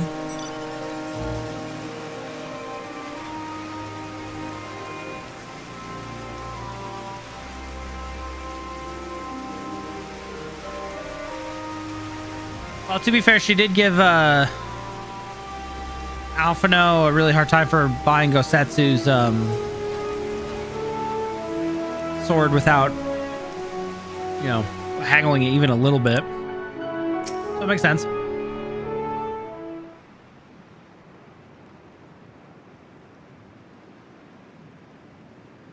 All's all. The Dalmaskins aren't coming?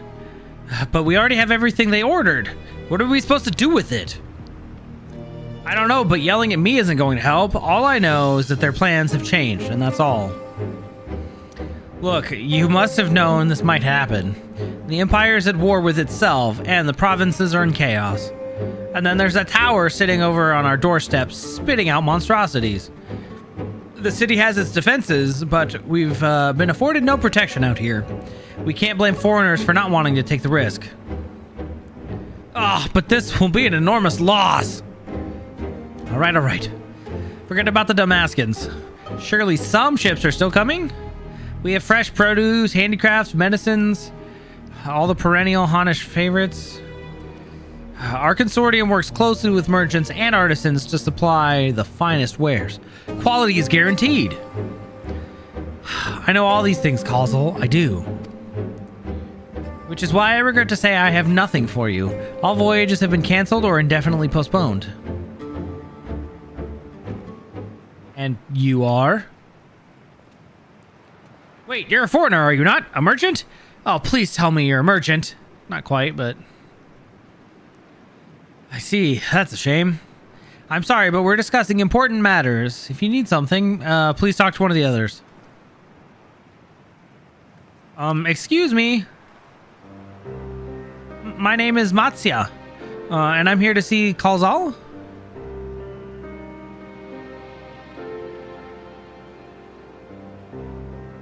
Oh, it seems he's busy. I'll come back later then. Oh, wait. Elephant friend, come back.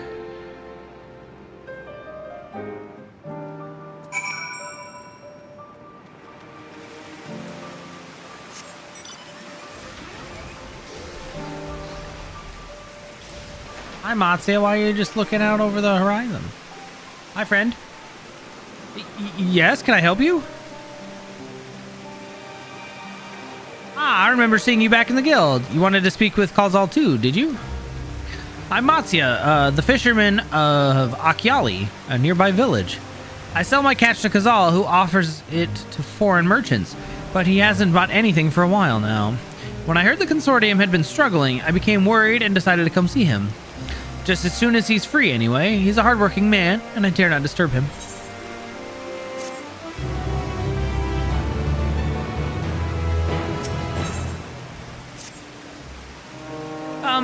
if I may ask, what is it that you do?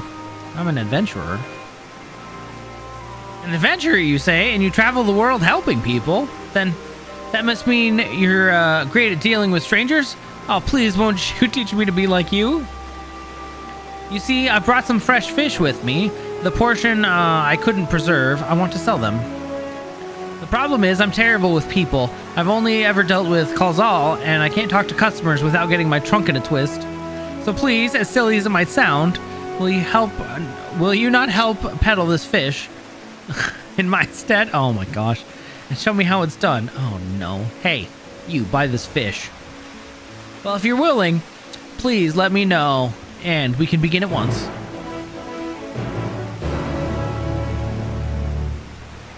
Okay. That's fine, let's go. We're not doing any duties. You'll do it then? Show me how to deal with customers? I'm in your debt. Right, please try peddling my fish to, shall we say 3 people here in Yedlamed. I will observe you and learn. Oh, this can't go well. This is gonna go terribly.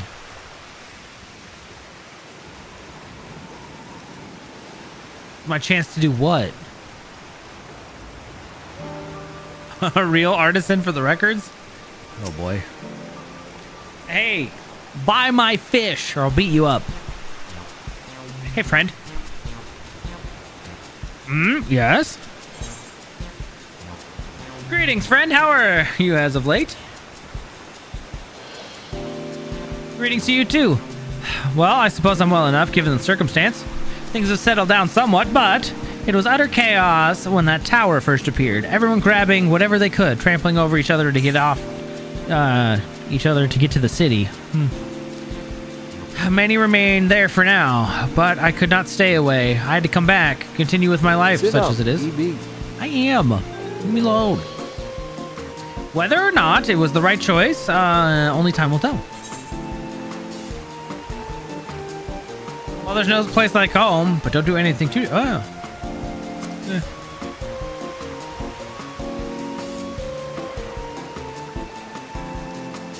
Oh, trust me, I don't. I make sure to keep well clear of the tower, and when more monsters emerge from it, I heed the Radiant Host's instructions.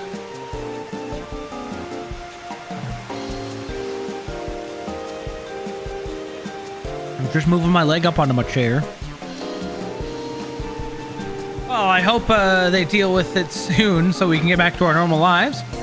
To the days when you could earn as much as you gave and tuck into a meal satisfied that you did good work.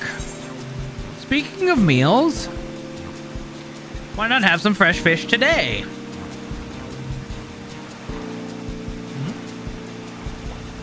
Fresh fish, you say? Only the finest. Oh, you're a fishmonger! When you bait me like that, how could I not bite? Very well, give me some of your fish.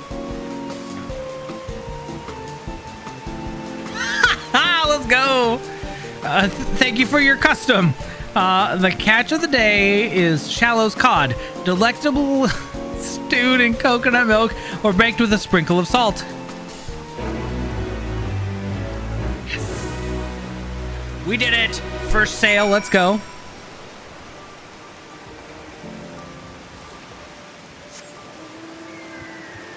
Oh. We'll just run around. It's fine. Yeah, you gotta bait them into it. You gotta ease them, get their guard to drop a little bit, and then BAM! Buy my fish.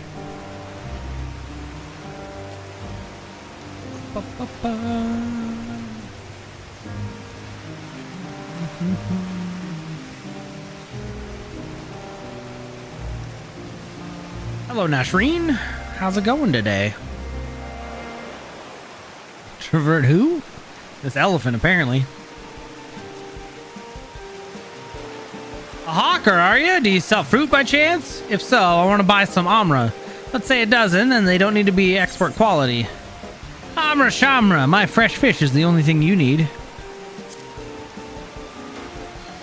No, as I said, Amra is what I want. If I wanted fish, I would have asked for it. Sag.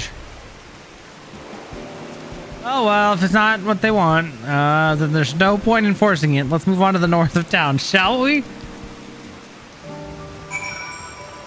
Rude. Yeah, Amra Shamra. We don't need that crap.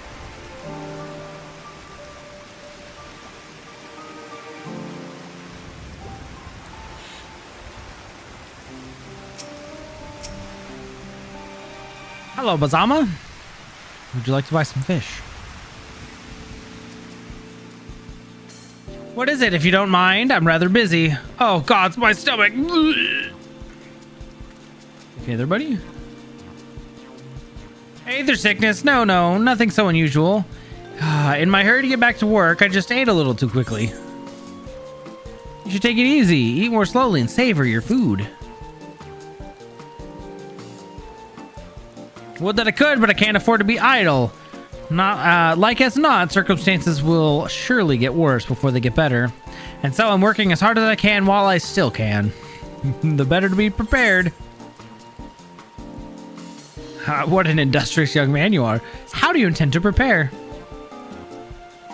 By stockpiling supplies. For that I need to earn coins so I can buy food, medicine, what have you. Do we have anything suitable, Matsuya?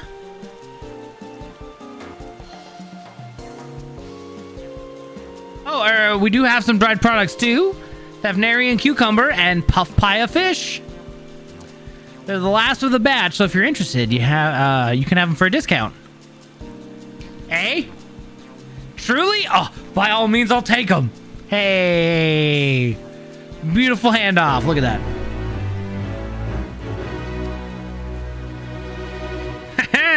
You remembered what I told you earlier, that I preserve what I catch, which serves to show the importance of being attentive. Yep. Thank you so much for your demonstration. It was truly eye-opening experience. Come, let us return to the pier. Well, we failed to do the one because the lady just wanted fruit, but otherwise I think we're good.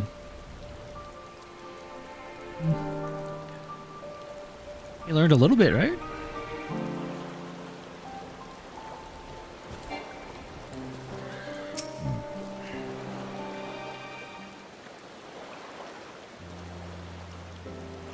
Thank you so much for showing me how to talk to customers. You managed to sell to 2 of the 3 people you approached. Adventurers do indeed have great conversation skills. Watching you at work was very enlightening. By applying these lessons I've learned, I hope to one day peddle as well as you.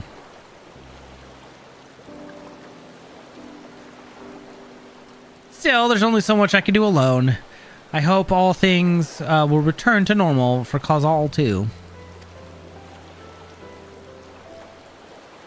I thought I heard a familiar voice, and who should it be but Matsuya? Cazal? Oh, hey, friend.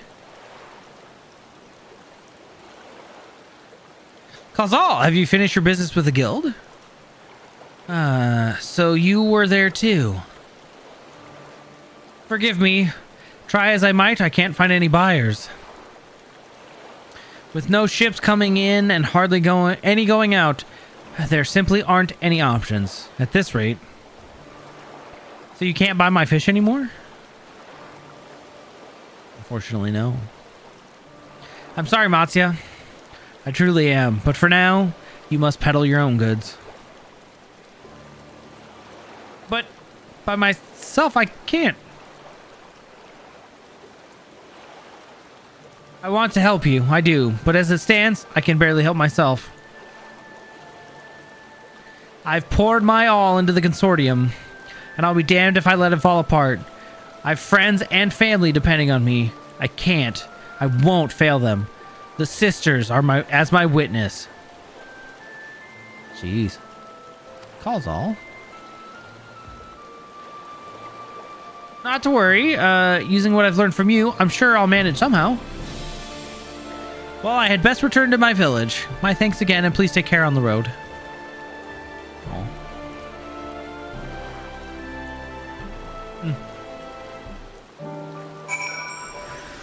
Oh, that's not what I wanted. Whoops. Mountain Zoo. I'm a junior artisan. It seemed accurate, actually. All right, I see you've been busy. Managed to learn a tidbit or two, I trust? Wow. I see. We also heard that the tower is affecting many locals' livelihoods. But to think that it would be to such an extent. For another notable, if not wholly unexpected discovery, disappearances and kidnappings are disturbingly commonplace. As before, the culprits are almost certainly tempered Imperial soldiers. And as before, they mean to use the faith of their hapless thralls to call forth a lunar primal. Business as usual for the Talafaroi.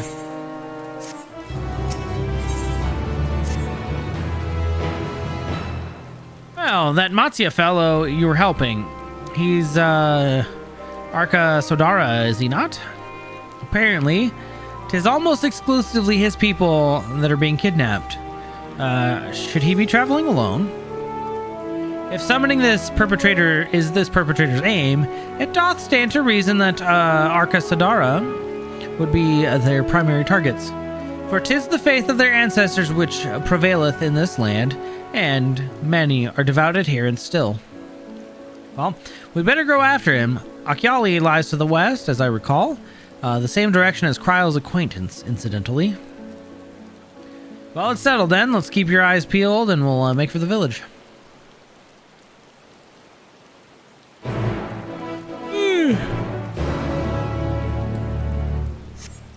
Dang, you're really pulling out the L, huh?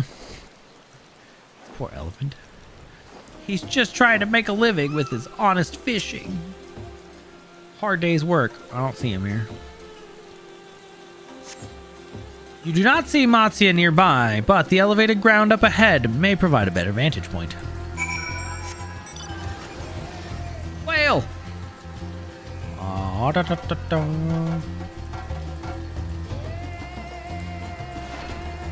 Okay. Oh, actual elephant, huh? You do not see Matsia from here either. No, leave me alone! Somebody help me! It's Matsia's voice that came from the north. Quickly. Fly.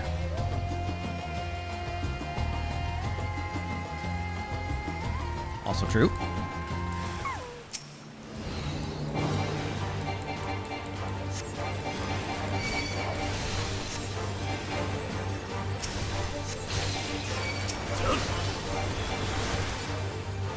That was easy, actually.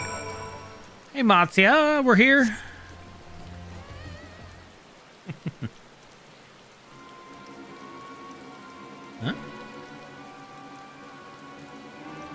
Huh? Where did they go? Why are you here? Hi, friend. I see you found him in time.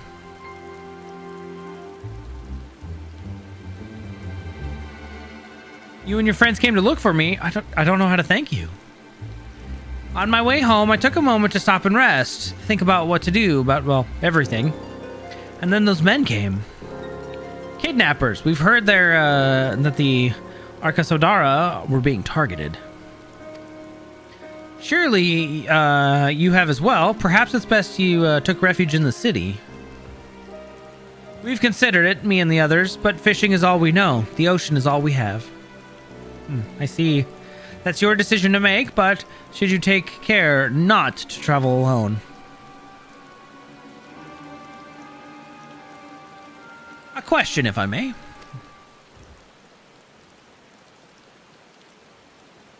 Is our understanding that strange fiends have emerged from the tower? What canst thou tell us of these beings? Not much, I'm afraid. I have no idea what they are.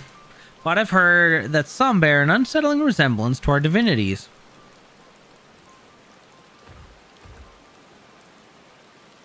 For that reason, some have taken to calling the tower Zot. House of Divinities, in the old tongue it means. But they are not true divinities. They're monstrous imitations that only bring death.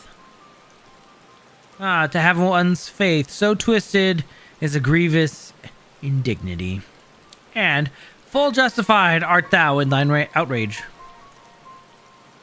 Know that 'tis for no other purpose than to neutralize the tower that we have journeyed to this land.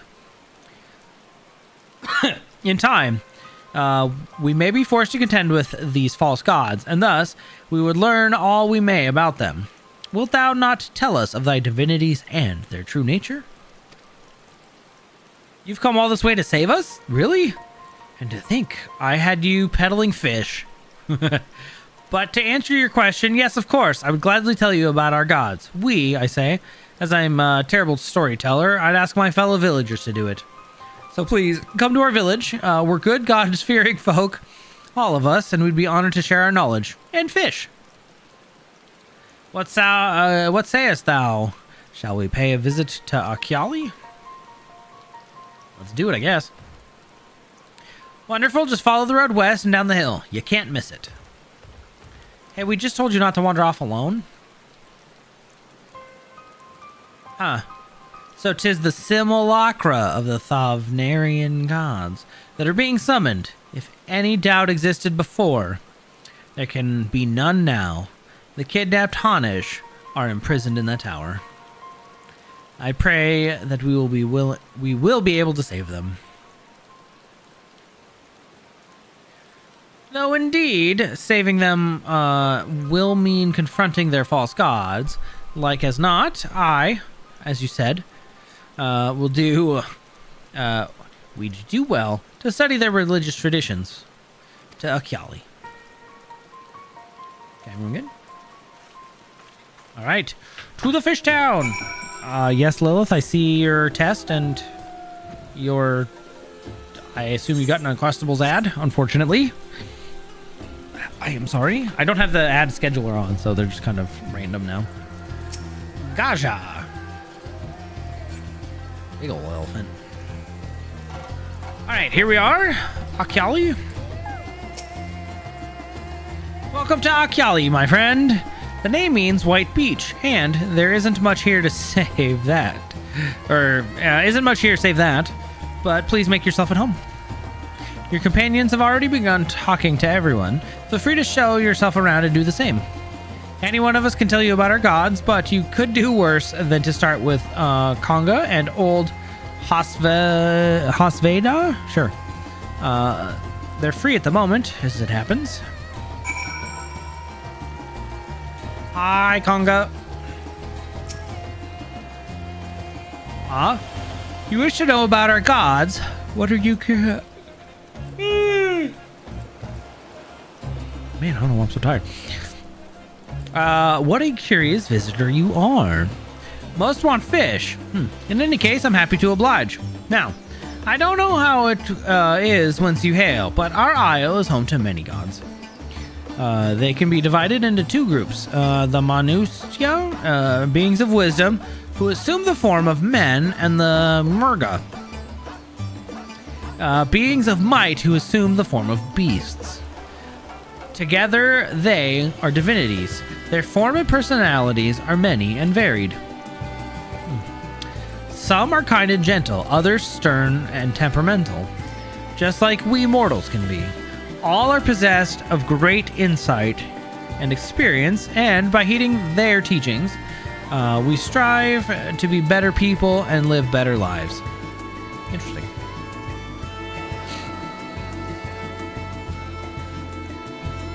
Hey, Hospital.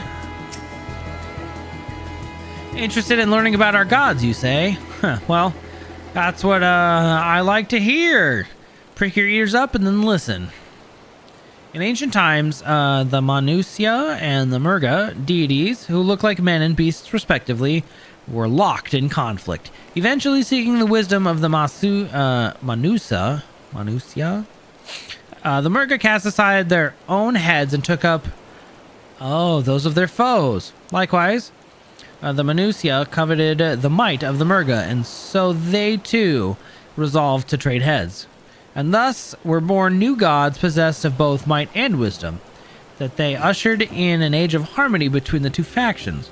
From then on, as a sign of their esteem for one another, the Manusya have worn animal faces, and the Murga their limbs of men. What the actual That sounds terrible. There you are. I learned a thing or two about the gods I trust. Yeah. Well, while you're off talking to the others, I remembered something that might be of interest.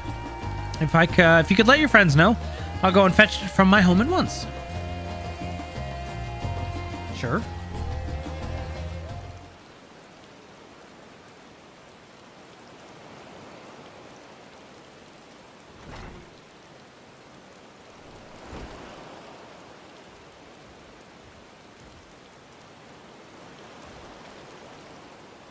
Apologies for the wait. I wish to show you this hanging scroll, which depicts 3 of our most revered deities.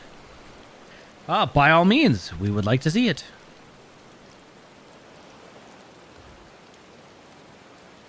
Alright, what am I looking at? Oh, interesting. They are the Manusia. You had heard about them already, yes? 3 sisters. The center one here is the eldest. Okay. Cinderuva, a goddess of wisdom. For this, alchemists hold her in the highest. To her right is the middle sister. Her right, okay. Sondaruva, as a goddess of wealth, she counts many traders among her followers. And on the left is Mindaruva. Oh. Huh. Interesting. So Mindaruva, the youngest sibling, presides over all the crafts and is so beloved by the weavers. Although each is worshipped for different reasons, the sisters are usually portrayed together in these works, which people keep in their homes for good fortune. Ah. Interesting. In like fashion to the Manusia, the deities of Eorzea preside over myriad aspects of life. And what of the Murga, if I may ask? Well, the Murga hold power over nature. In ages past, they were revered as guardian deities in times of conflict. If you have occasion to visit our temples and ruins, you'll find their images there. Among them is a god who possesses a Gaj's head, and he is venerated as the progenitor of the Arcasadara. And then there are dragons that occupy a special place in our history. You worship dragons too.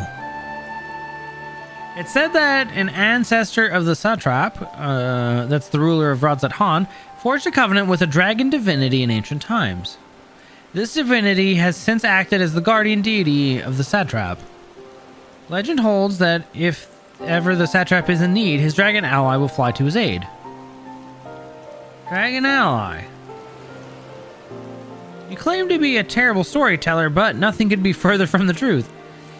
The passion you bear for your faith is plain to hear. I am confident that information will be you've given us will serve us well in our efforts to deal with the tower. Well, that is very kind of you to say. Thank you. I will pray for your success. Right, I believe it is time we sought out Kryle's acquaintance, an alchemist by the name of Nidhana. According to Kryle's notes, we're to find her at a place called the Great Work, further north along the coast.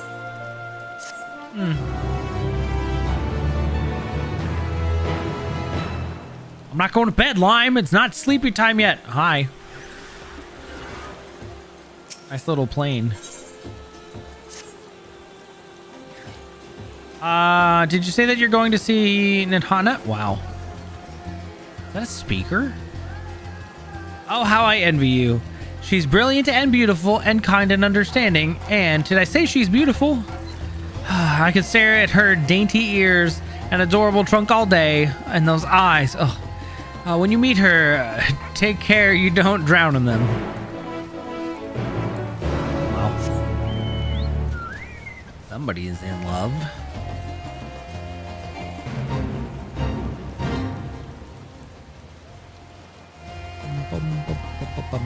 We're going till at least midnight, and I could probably push longer. I don't know why I keep yawning though.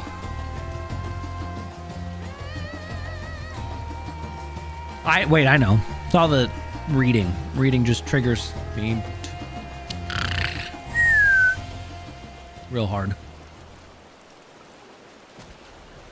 Hi Lilith, welcome back. Sorry your internet's being a butthead. Oh, this doesn't look good.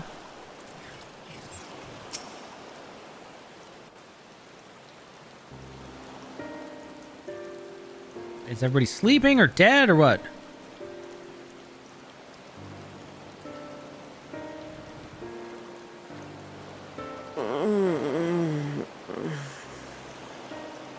Uh-huh. What happened here?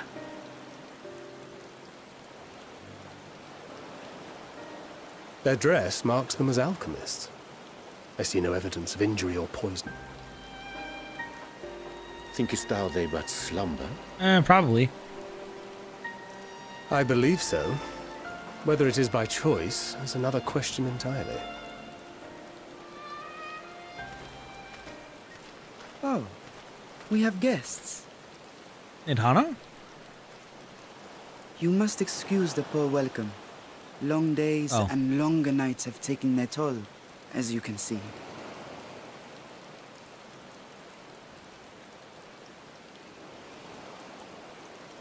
It is quite a big lance. I am Vashan, servant to the satrap. My task was, in fact, to wake these good men and women, if you will allow.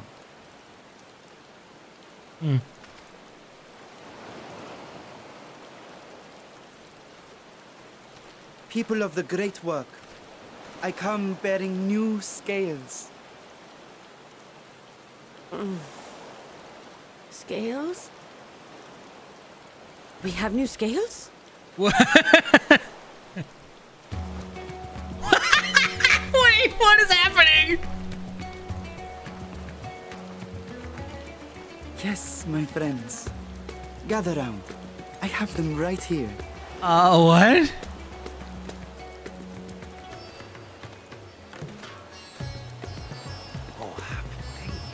Now I can continue my experiment. Many thanks. One for me. Those are dragon scales. Yes, such materials are vital to their most pressing research. That's great. Where'd you get them? And we are fortunate to have them. Our experiments are so close to bearing fruit.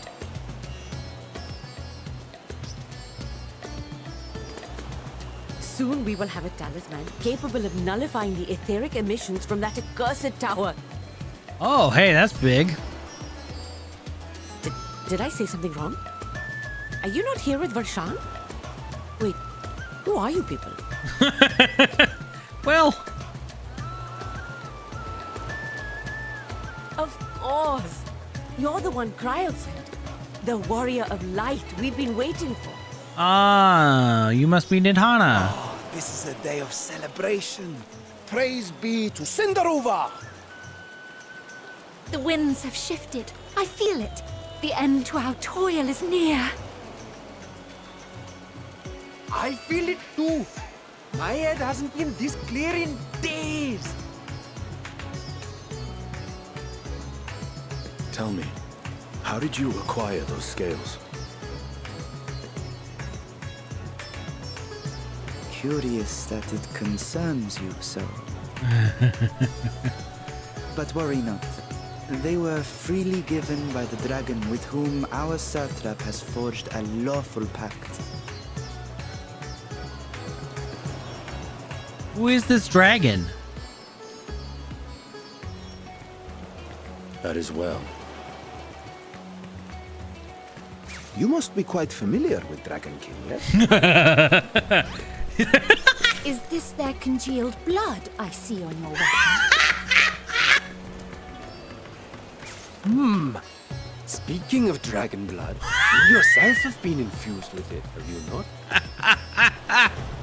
I should like to draw a file or two, if so. Now, See here. Oh, jeez. Come along, come along. I must insist that you visit our laboratory. Well, cease your shoving, or so help me.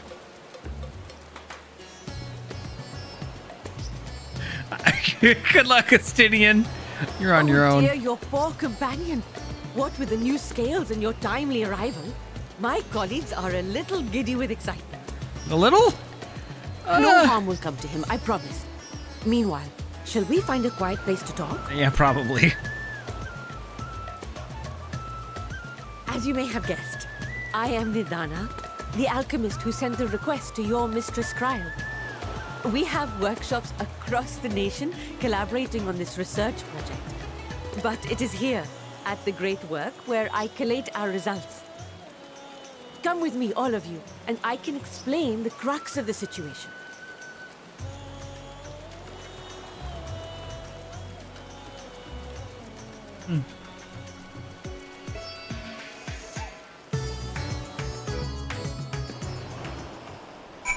Okay. Wait, Lon, what are you viewing a cutscene too? Good riddance, Justinian. May he rest in peace. It sounded like they were going to draw a lot of blood from him.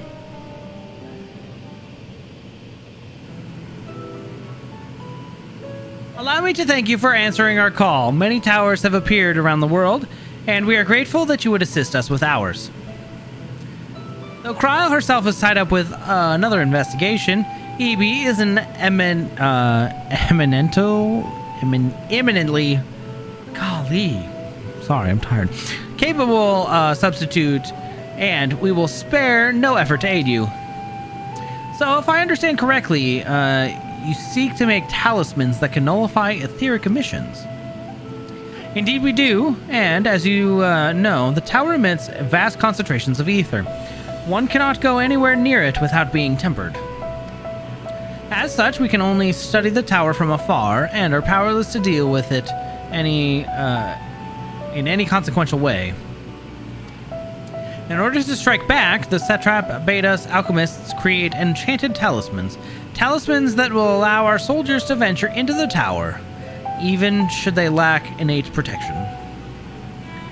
Could such a thing be possible? Admittedly, we are still in the midst of testing, but we are quite confident. Even prior to this, our people have long pursued countless measures against the etheric corruption of primals. Of the methods tested to date, those utilizing dragon scales proved the most promising. Owing to their etheric density, the scales are highly resistant to the disruptive forces. The mightier the dragon, the greater the resistance. We seek to amplify this protective property through our alchemy. Thanks to the scales provided by His Excellency, we have been able to make steady progress with the talisman. Soon, we will be ready to conduct a field test, and here is where you and your Blessing of Light come in. What? Better not have... Yeah, let's see. Whatever it is, just leave it to me.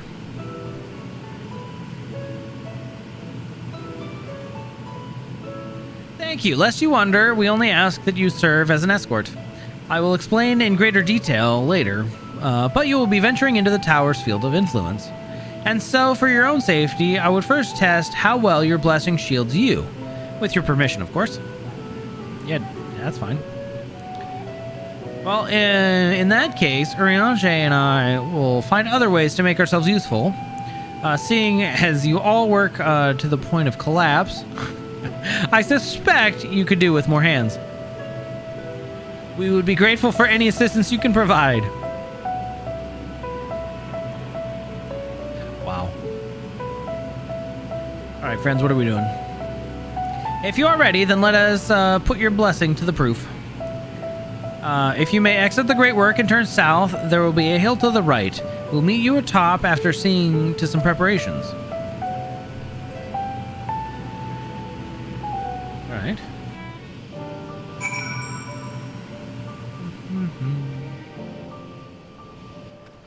Wait, Lime, you're not... You're done with... I don't know if you're done with Dawn Trail, but you've been to Dawn Trail already, right? What are you doing back here? Hey, Nidhana. Drunken Deepa. I hope you didn't have any trouble finding this place. Climbing the hill. Not all are accustomed to the physical strain. I give you the fruit of our sweat, tears, and many sleepless nights. The Drunken Deepa. A Deepa is a lantern presented to the gods as an offering. Taking inspiration from the tradition, we created this device to test as a talisman's efficacy. Upon activation, it will move a certain distance before emitting a powerful blast of ether. In lieu of corruption, those lacking sufficient protection will experience severe ether sickness. For your test, you will be exposed 4 times. That should be enough to ascertain your blessing's protective capability. Please begin whenever you are ready. I shall be observing from a safe distance. Oh, that makes sense. Otherwise, Japard's kind of like super good, right? I know, who was it? Dawn had him on his list for a while, and I was using him. He kept everybody alive. Anyways. Commencing etheric exposure testing. Repeat. Commencing etheric exposure testing. Retreat to a safe distance if you are not the subject.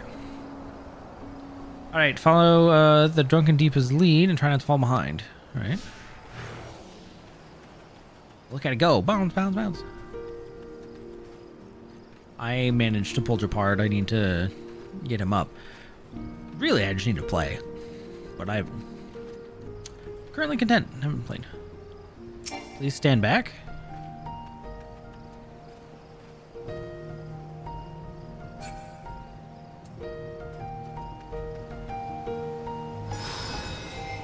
Discharging ether.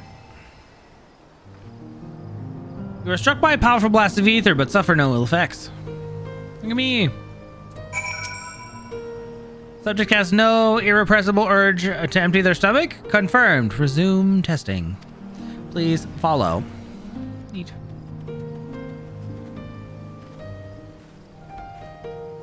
Yeah, the story of Penacony got pretty dark pretty quick, so I could only see it getting worse. Do, do, do, do.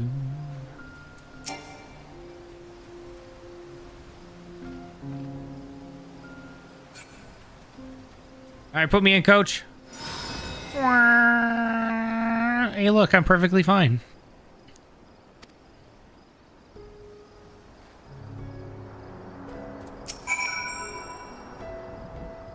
Subject stomach and bowel integrity holding confirmed. Resuming testing. Please follow.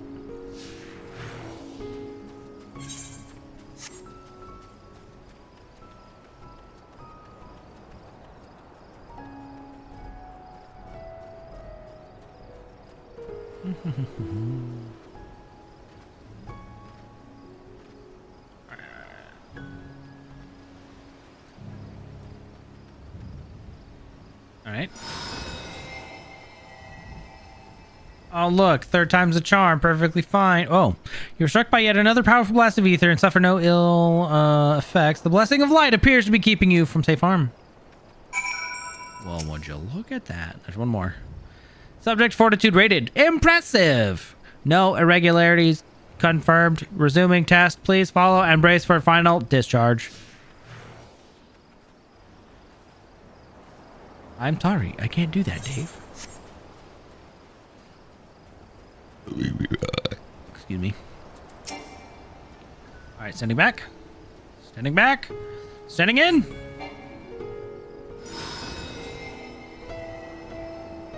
Oh, would you look at that magic? You are struck by the strongest blast of ether yet, but survived completely unscathed. Etheric exposure testing concluded. Please collect and deliver me to the supervising alchemist. Congratulations on retaining your composure and your humors. You have done well. Impressively so. Ah, you've returned, and not on your knees. A promising sign. Come, let me take you, take the deep off your hands.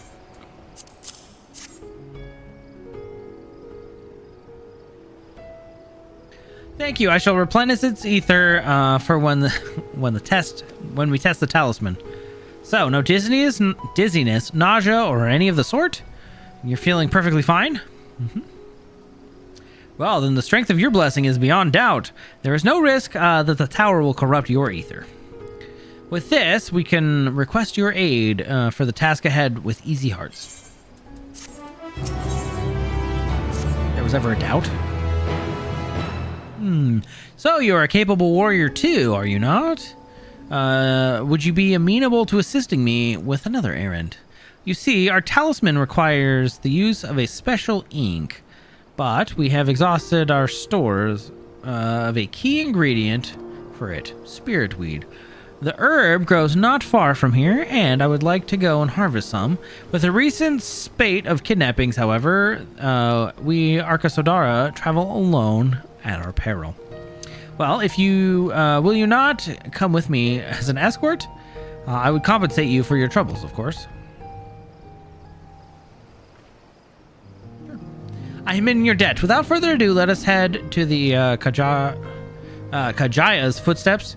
It is situated on the road which runs east of the Great Work.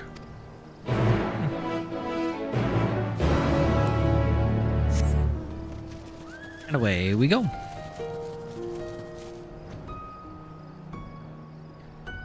Prison Arc? Oh, geez. But we're not to the next planet yet, right? Hey, Nidhana. I may simply be imagining it, but I feel as though we're being followed. Ebi, look out! Hey, friends.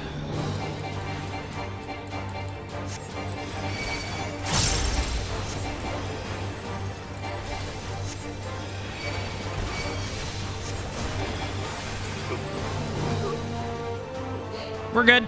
Got you.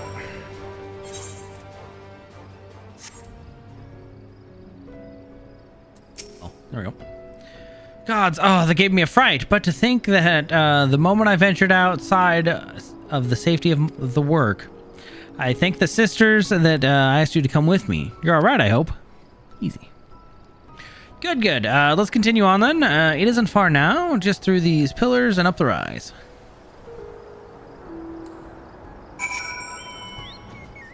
Back to the Lafu? That is not intriguing enough to me. Oh, okay. The Sokka. You look scary as all get out. Oh boy. And here we are, the Kajaya's footsteps. Kajaya was a great dancer, and those who follow in her, well, you know. They come to this place to train and dedicate their dance to the ancestors. A happy benefit of this is that spirit weed grows here in abundance. We will set about harvesting it at once, if you would be so good as to stand guard. The kidnappers aren't likely to return soon, but better safe than sorry. Yeah, that's right.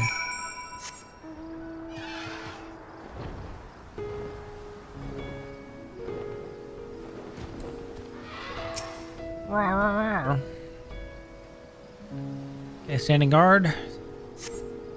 Oh. Cutscene.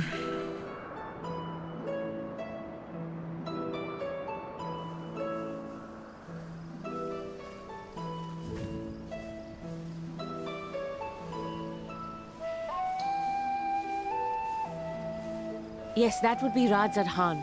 Hardly anyone has been allowed in or out since our troubles with the tower began.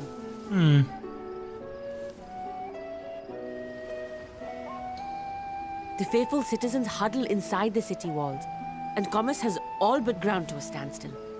I pity the satrap, the trials he must be facing.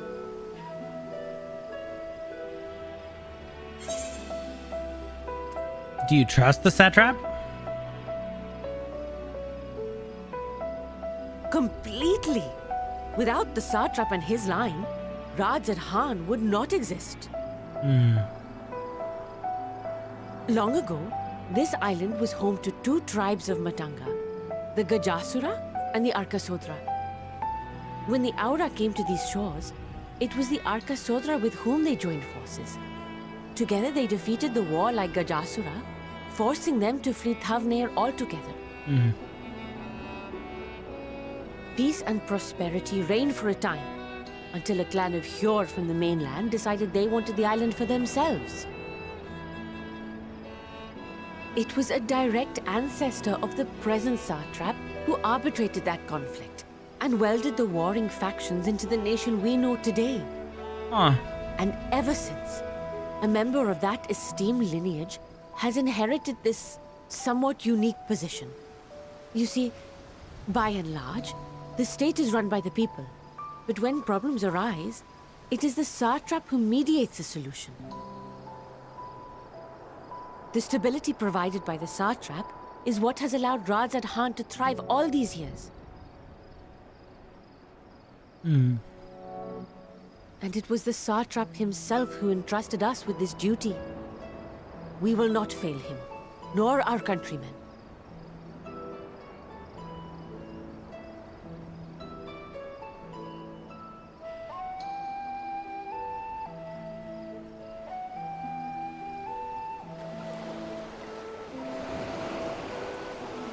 What is the delay with the vessel? I told you I need to adjust those ratios.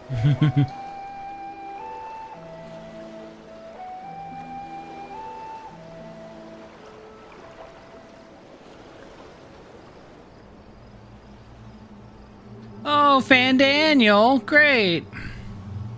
I come all this way to admire one of my splendid towers, and what do I find?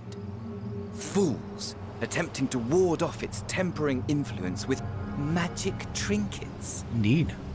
I seem to recall a similar experiment in ages past. What was that man's name? Oh, something. Owen? Another body, another time. Who could be expected to remember every trivial detail? What? Allowing them to construct such handy talismans would be counterproductive to my plans. And yet, I find myself deathly curious. How will they manage this feat with the limited knowledge and resources at their disposal? Complications be damned, for we cannot escape the nature of our souls. And I, as ever, am my own worst enemy.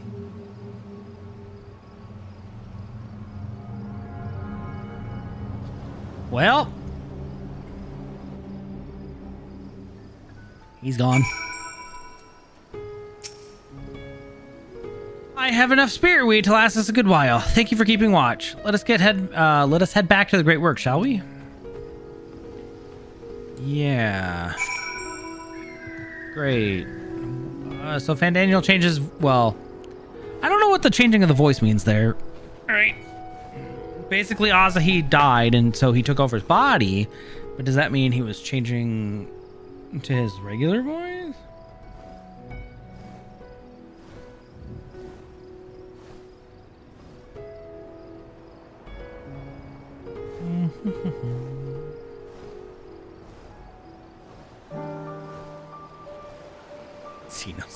Well, kinda, actually. We both just want to watch the world burn. Evie, my thanks again for your assistance. With your help, we're that little bit closer to completing our talisman. This isn't much, but please accept it as a token of my gratitude. It doesn't help me.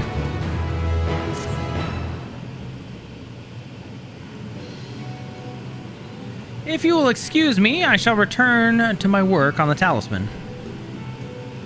Ah, you are both back. Excellent. Hey, Varshan. I have a message for you, Mistress Nidhana. It would seem that the stores of a giant skull are running low. What? But when I last looked, there was still plenty. I suspect that was before Urianger told everyone about their tempering cure, and Estinian shared his knowledge of the dragons. Your peers have since been fashioning a number of new talisman prototypes. I see. Well, if it leads to new possibilities, then far be it from me to complain, but we will need to replenish our stores. Well, I should be happy to tend to this if you like. As much as I appreciate the offer, my dear boy, I can't, in good conscience, send you out there alone while kidnappers are at large. Phoebe, loath though I am to press another task on you so soon, might I ask that you fetch the giant skull? In case you're not familiar, a giant skull is a type of ore found on the island. Owing to its hardness and ethereal conductivity, its applications in many disciplines, alchemy not the least. The quarry is where it is found, aptly named Giant Skull Grounds, isn't far away, so it shouldn't take much of your time. May we impose upon you once more? Well, I'd be happy to. I guess. Oh, thank you. Upon arriving at the grounds, please seek out a man named Zenuha. He will furnish you with the ore. At the very least, permit me to accompany you. It so happens that I have an errand that will take me to the outpost nearby. May we borrow part of Hamza Nistris Nidhana?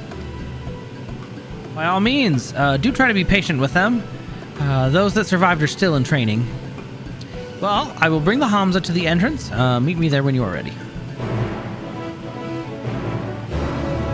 Hamza? Those birds or something?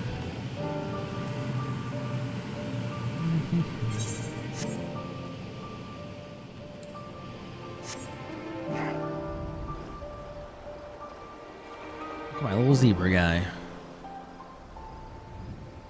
Oh, they're like Dodo. Okay. Here are our Hamza, Ebi. If the creature looks familiar, it is because they are close kin to your Eorzean dodos. Look at them, they're so derpy. Hamza have long been kept as livestock in Thavnair, and many a hatchery may have been found here. Alas, the largest of these was recently raised by monsters from the tower. On account of said hatchery being situated near the tower, the Radiant Host repurposed its remnants as an outpost. That is where my errand takes me, and your own destination is but a stone's throw away. If you have no objections, let us first make for the outpost. We set forth at your word. Are you ready? Let us depart. You need only ride and relax. My bird will take the lead and yours will follow. And away we go. Let us be off. If you haven't ridden Dodos before, be warned. They have a wobbling gait.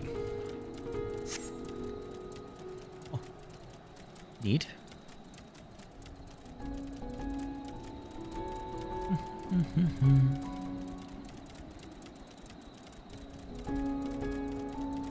That spectacular formation stretching out over the water is the Kadga, whatever. Okay, yep. The sword hole. Those go too fast. Good luck. Or read on your own. I don't know. The tower. Yep.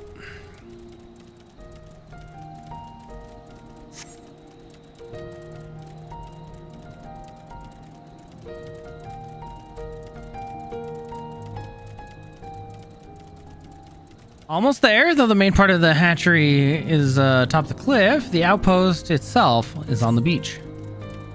Oh, neat. Okay.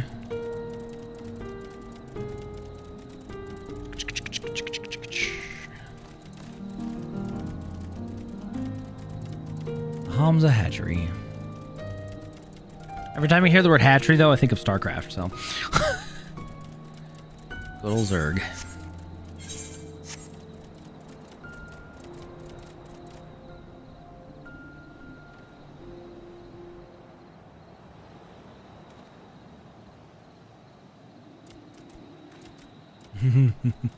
Can I have a dodo mount?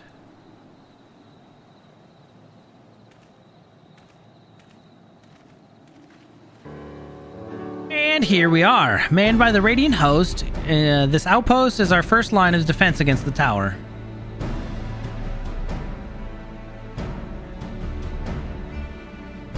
Oh, I see.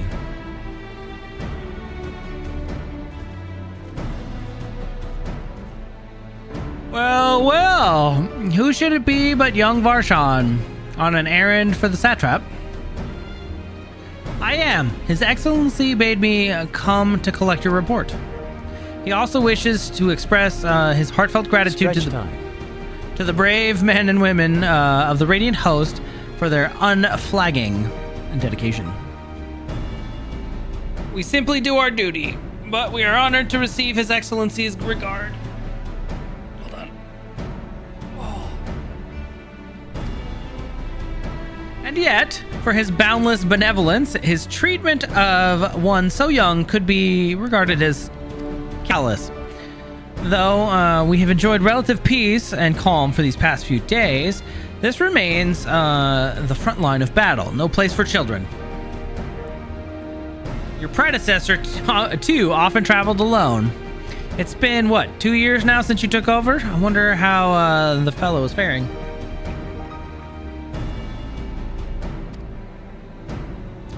Like those before him, he went on to represent the satrap in foreign lands. Wherever he may be now, I am certain he is well. As for myself, I assure you that all I do of my own volition, and gladly. I pray you do not think ill of His Excellency. Certainly not, lad. Whatever happens, my faith in the satrap is unwavering. But still I worry for you. We would be overcome with sadness if something were to befall you. For you are as a little brother to us all. Take care, do you hear? I will, Nabdeen. Thank you.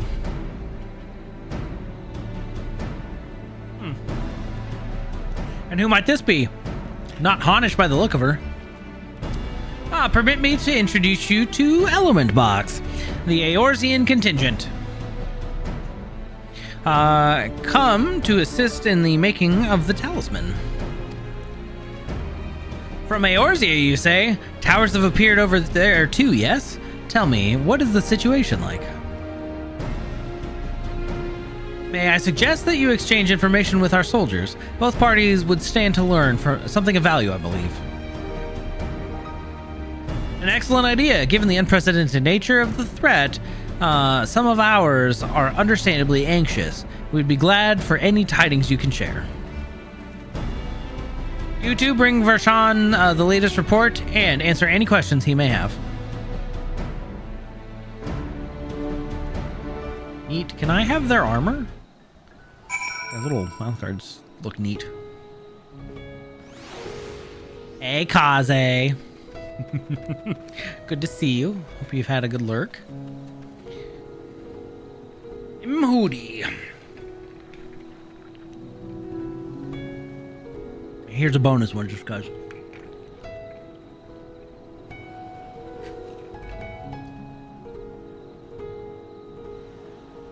Water. All right. I've heard about you, the visitor from Eorzea. Is there anything you can tell us about the Telophoroi? We know that they're the ones behind the tower, and that they've declared war on the whole world. But why are they doing this? What is it they want? This we don't understand. What? They want to die and to take everyone with them? What madness is this? Well, you can bet that we won't let those bastards have their way. We'll fight with them. We'll fight them with everything we have, like our Eorzean and Far Eastern brothers.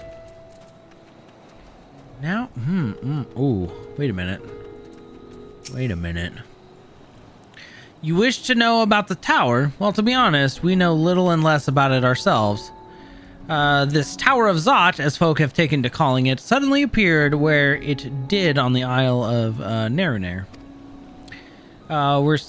We're safe from its influence at a distance, but go too far into the water and you'll expose yourself to its corrupting ether. You're a foreigner, aren't you? How are you dealing with the tower in your homeland? Well, we're not really. Huh. Well, our struggles are not unique. Then our hopes still lie with the talismans. We must keep the monsters contained until they are ready.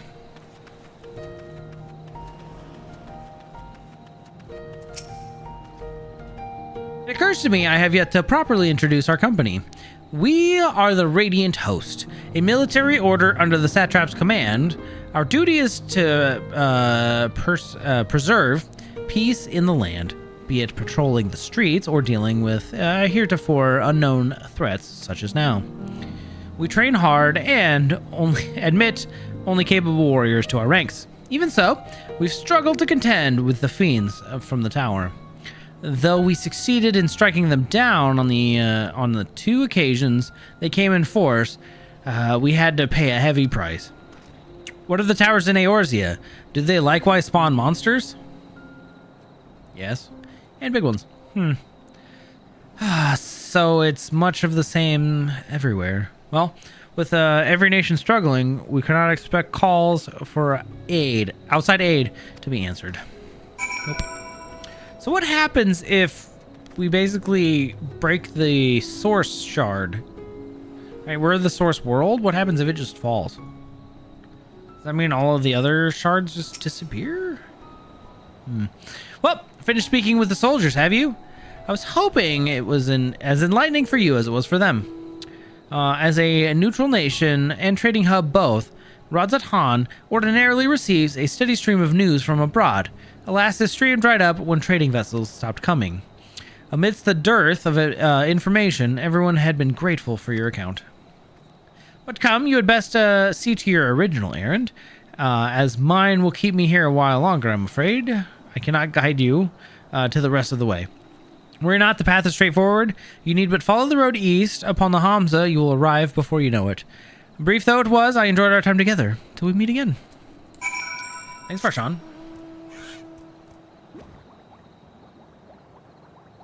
Oh, and oops. I gotta mount the dodo. Hi, Hamza. Let's go.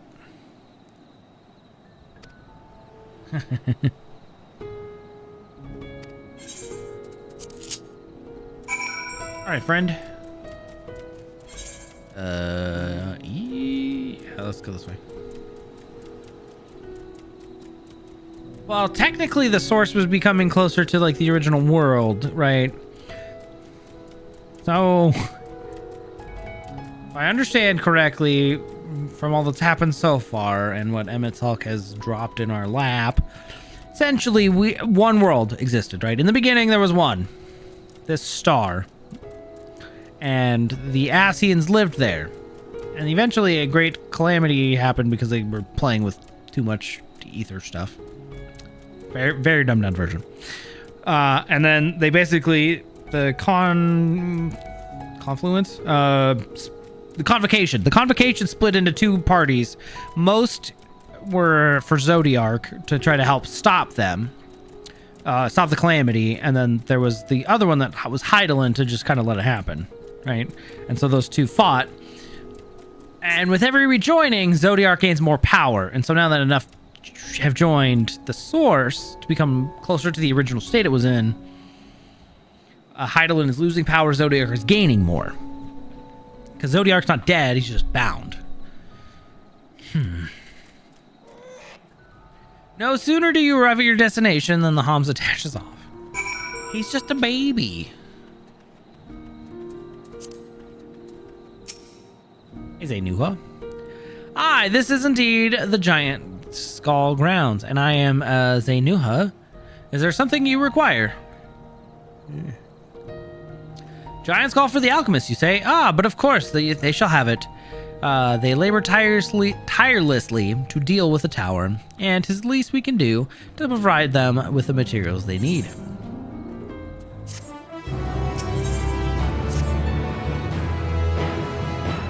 Here you are, a sack of the purest Giant Skull. We always set some aside for our alchemist friends. Thanks. When you deliver it, let the good folk of the great work know that we're very grateful for their efforts. If they need more, they need but ask. We're just gonna teleport back.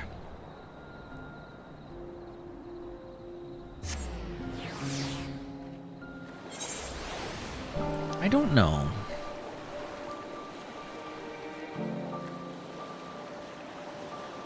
I don't know if he's sure about that.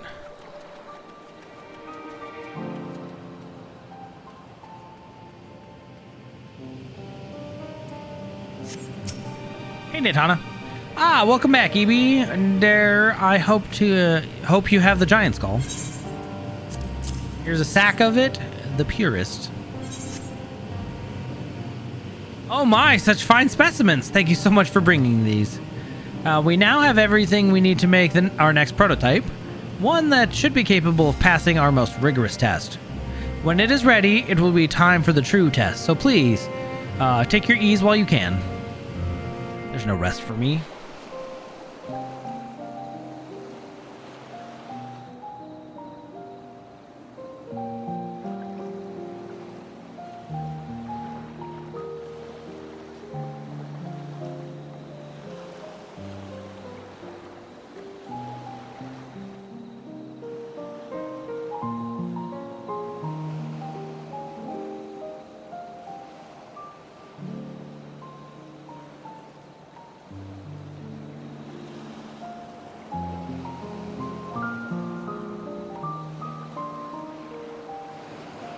I see our taskmasters have allowed you a moment's respite as well. You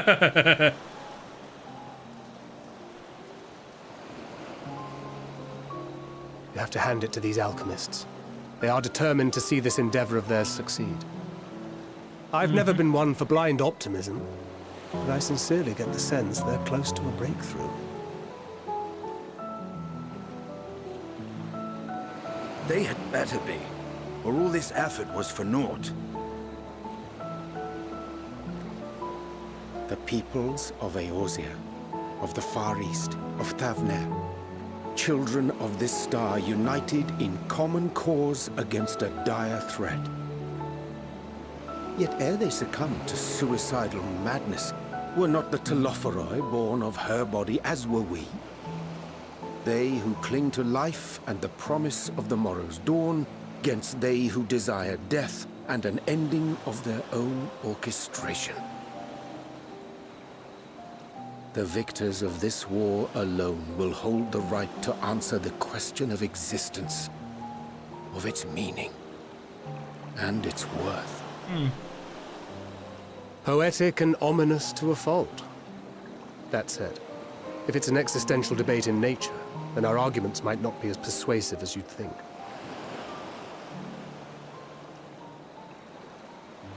Fandaniel wants to die and take everyone with him in an orgy of pain and suffering. An utterly vile and unforgivable idea. That's one way to put that. And yet, when spat upon by fate and wailing in the deepest pit of despair, who among us can say they have not entertained similar thoughts? There are nights black as pitch, bereft of hope, and no words of comfort can reach you. And it's all you can do to grit your teeth and choke back the bile. The more you see and suffer life's injustices, the more difficult they become to bear. Vengeance is nurtured in similar soil. Though your anger has a broader focus, the sentiment is much the same. A fervent desire to destroy others, to see them drown in torment, as you have. That about sums it up. The will to endure is not always as strong as the urge to burn it all down and salt the earth. Survival be damned. It's a struggle, often close and brutal. Indeed.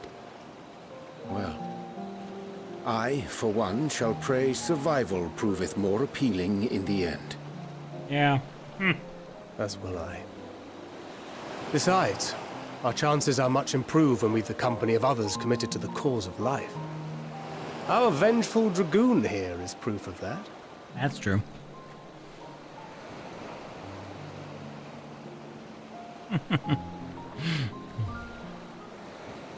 Oh, hey. Speaking of. Where'd he go? What is it? What did you see? Fandaniel.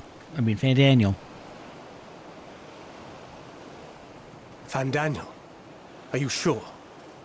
If he knows we've been working on a countermeasure. It holds. The vessel holds! This is the one! At long last! Uh-oh.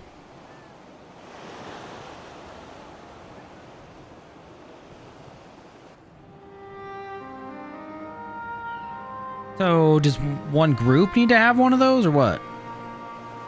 Look!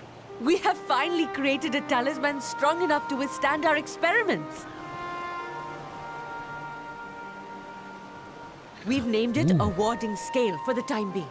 With this in your possession, your soul should be completely shielded from corruptive ether. Afforded such protection, any one of us may approach the towers without fear. Thou hast mine admiration. 'Tis an invention of historical significance. Indeed. I thank you for your kind words. But I would prefer you keep them unsaid until we test the talisman's efficacy in the field. Oops. It is for the next stage of our plan that we summoned you in the first place, to accompany me to the Tower of Zot. Should the scale prove effective, as I very much hope it will, then you'll have little to do. But should the effect be weaker than anticipated, I must ask that you restrain me, or knock me senseless.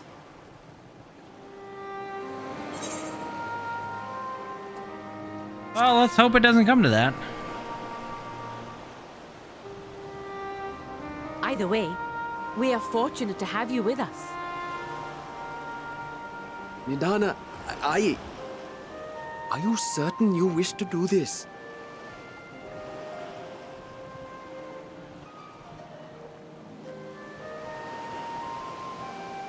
If others are to trust our creations, then we must have faith in them first. And as the senior researcher, it falls to me to lead by example. But should I fail to return, then learn what you can from this attempt and apply it to the next. Our work must continue. Is that clear?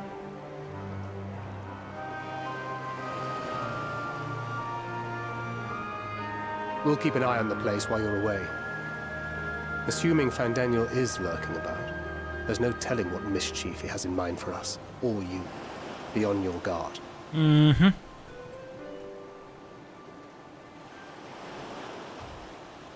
Shall we be on our way? I'll have one of the soldiers at the hatchery prepare us a boat, and we can set out from the northern shore. I'll see you there. Sounds good. Let's go see how this works.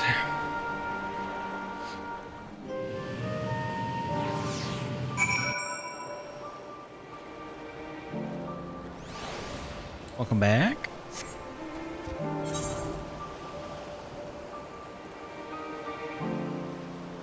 Oh, there's a bunch of map I haven't actually, like, discovered. Oops.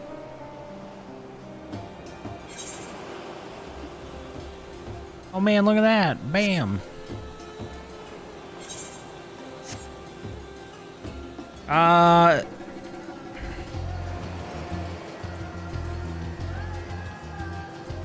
The shackling prison was the last message I see.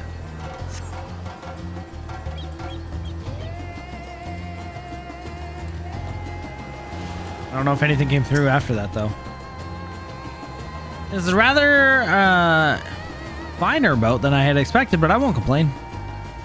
All that remains is to board and be on our way. Oh, and if I should become corrupted, do not stay your hand. Of course, I pray that it does not come to that, but you must protect yourself.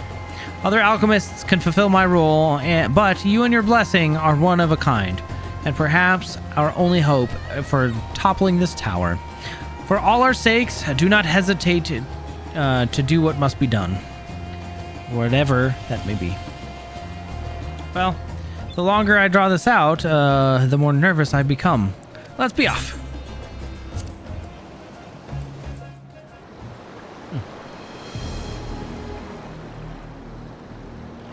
Okay. We should soon cross the threshold of the tower's influence. Ah, there goes. Any moment now.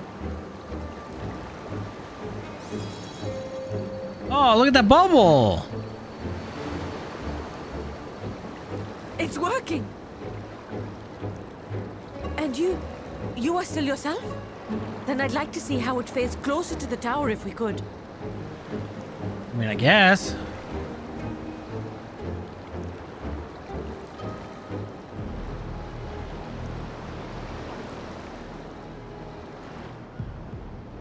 This can't be good, though.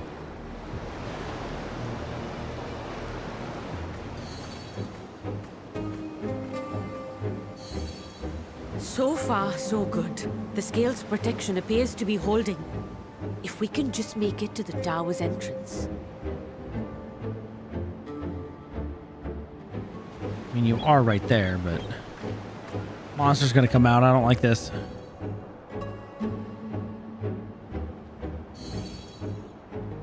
A few more steps. Not good. You're really far from me.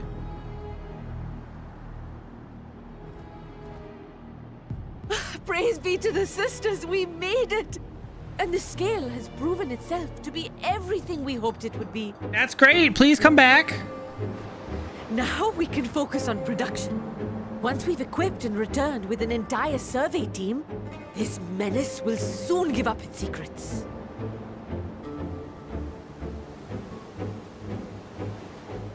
What? Uh-oh. Yeah, that's not good. Go in. Dark chain. What? Was that Fandaniel or the... Okay. Why does this tower look so different from the others?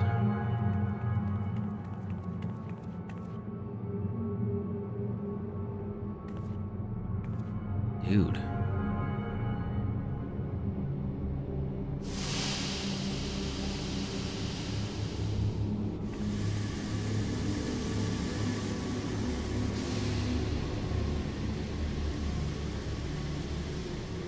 Oh, let me go! Oh, let me go! Oh! Oh, do calm down. You'll only hurt yourself thrashing about like that. Uh-huh. Stop! Oh, you can't do this! Please!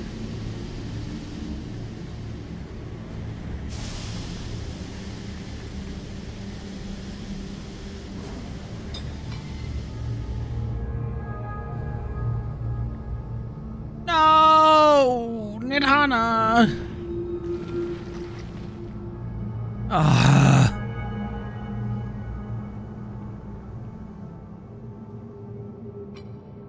A little late for heroics, I'm afraid. Oh, fuck you. The similarities are striking. My! Such hostility! Never before has my artistry so displeased. Well... My back my friend. of old would have positively squealed in delight. Though, between you and me, I find gushing praise exhausting.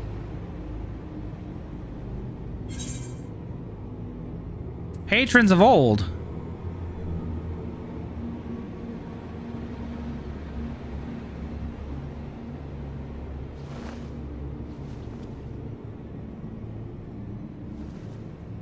Allow me to tell you a story. Surely you've yet to hear the one about Fandaniel, the sundered Ascian. Go on. I inherited the position and the soul of the Fandaniel who sat on the convocation in the time of the final days, theoretically speaking. Practically speaking, that fact is of no consequence. I was born and lived as, well, me. Eventually, I was recruited into the Ascians and imbued with the former Fandaniel's knowledge and memories, but I never felt that they were truly a part of who I am.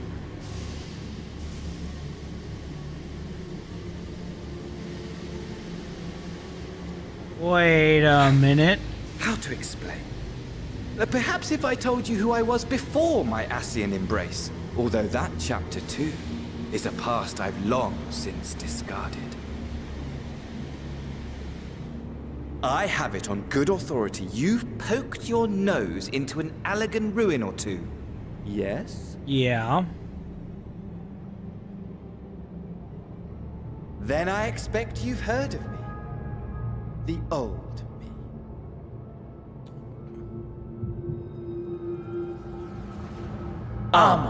At your service.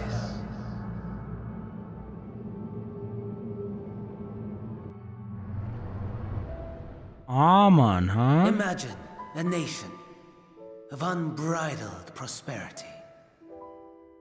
Every need met, day after day of unbroken, unshakable peace. Existence fulfilled and ripe for decay. You are a genius without peer, Amon. However do you conceive of such delightful experiments? That fool was beside himself with panic when he awoke with the head of a bull. Even his cries for help emerged as so much guttural lowing. Oh, that's... Oh, the memory of it. My poor sides. My friends and I were so consumed by laughter we struggled to breathe.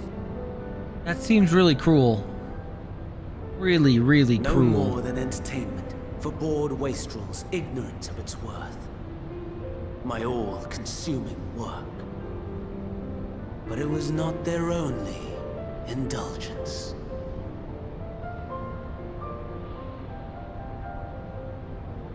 For they were ever hungry for stimulation. Slaves to the slightest hint that amusement was afoot.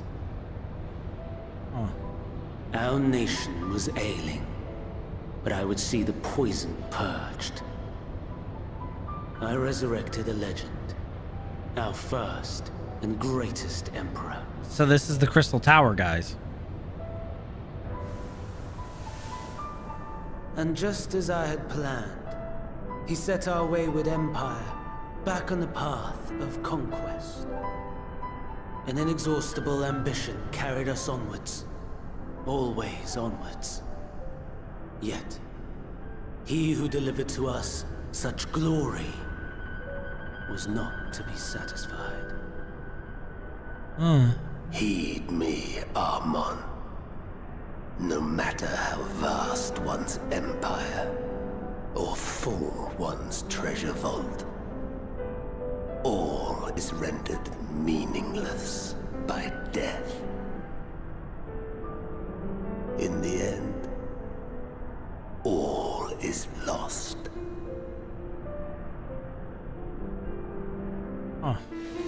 You know as well as I that the Emperor stands to lose this war, and so I have come to claim you.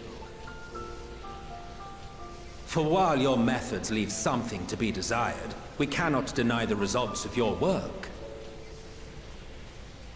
And as fortune would have it, the seat of Fandaniel, your rightful seat, lies vacant and waiting. Take your place amongst your peers, rather than die a pointless death amidst the ashes of your doomed nation. Send one of your clones to the Crystal Tower that you might see for yourself. Oh. So that was a clone we fought over there. So he was an Allegan the whole time.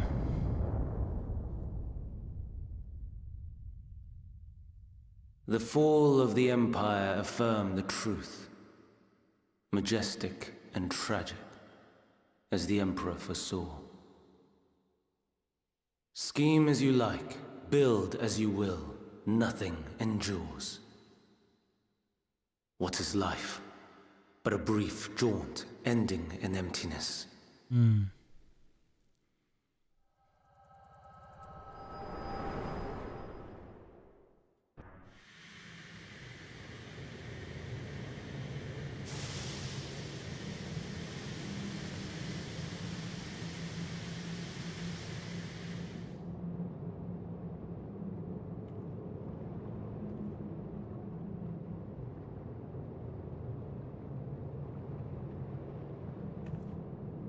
So easily distracted. Why, I almost left without saying farewell. As for your friend, you needn't worry. These pawns are far more useful to me alive as fuel for the primals. That's rude. Give her back.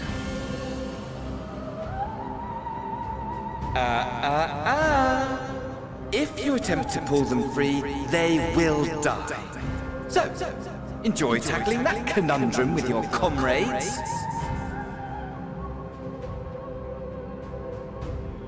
We shall meet again! Not in these minor spires, oh no, but somewhere more suitably grandiose. Your favorite playmate is ever so eager to see. Xenos.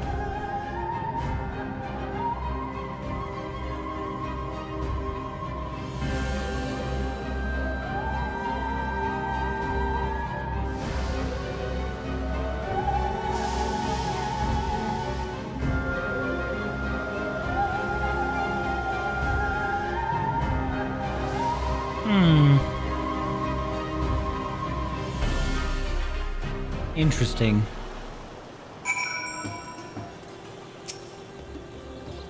Ah, you were returned, but where is Mistress Nidhana? Manusia Preserve. Well, just when we had succeeded in making the talisman. I must report this at once. Meanwhile, please return to the great work. You got it.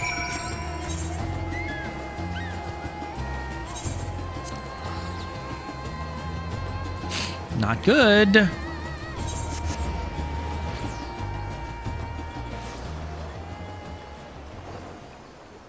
Hey, Thancred.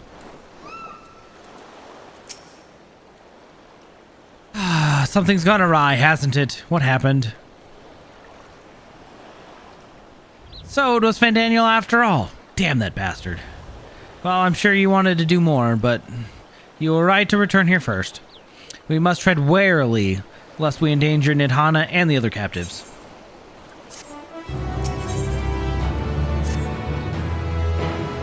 First, we must inform everyone of the situation, Nidhana's colleagues included.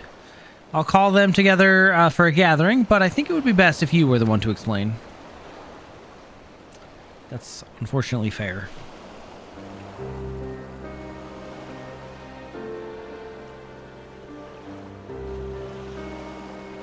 Oh, Nidhana! Can you answer me this? Though Nidhana is trapped in the tower, she is still alive, yes? True. Then we must make warding scales, as many as we can. The prototype works perfectly. This Nidhana proved at peril to herself. So let us make more scales that she and all those who were taken might be saved. Aye, as alchemists, this is how we will help win the fight.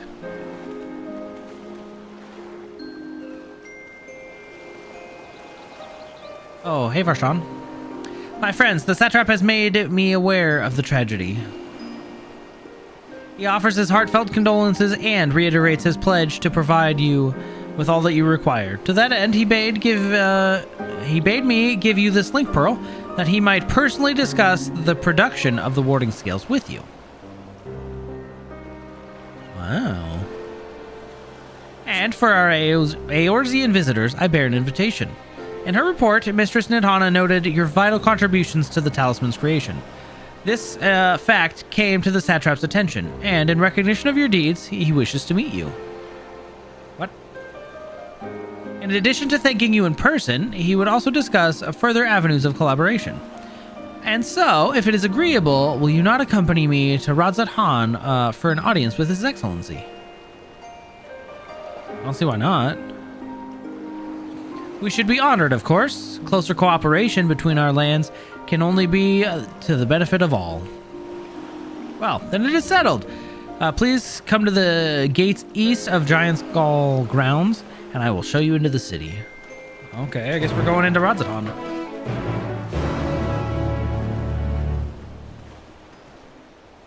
Neato. You know what, while we're chilling here, let's go get the rest of the map unlocked real quick.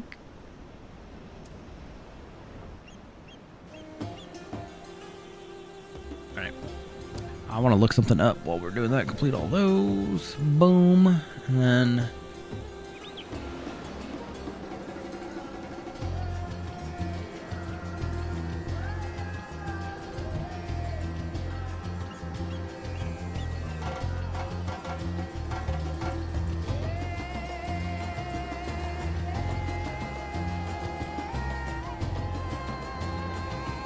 Okay, cool. I guess we're almost there.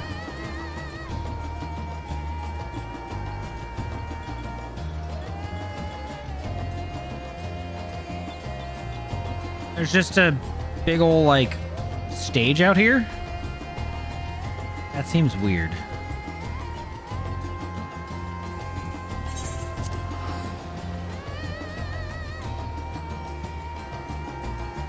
That's what I was thinking! Freaking cell. But no. I don't think he'd put it over the water. Man, I gotta see if waifu will watch more Dragon Ball. She got a little burnt out. We basically hit, I think, just past the Frieza saga again. But she was a little more invested after watching Naruto and being like, alright, so this is shonen. It makes more sense now.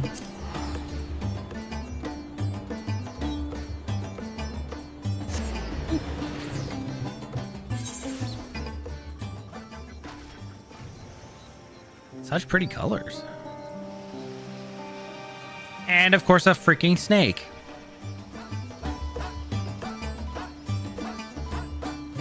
You would do that to me.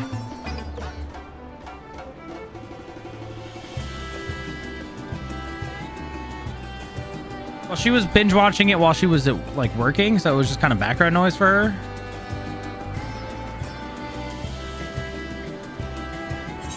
And then eventually, you know, you can get tired of hearing that.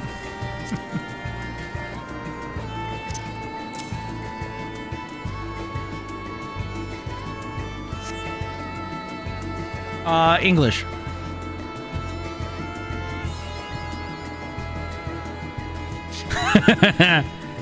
Magical girls make it. Well, she's a big fan of Madoka Magica, but that one's real dark, real fast. So, all present? Then let us proceed. Owing to the threat to the tower, the city is currently in a state of high alert and strict restrictions are in place for entry. Though you have been granted special permission, I ask that you remain close to me at all times. Sure.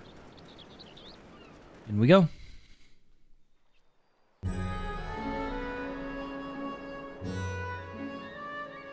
Wow. A vast rock squats upon Thavnair, and to its stony surface clings the city of Rads at Han.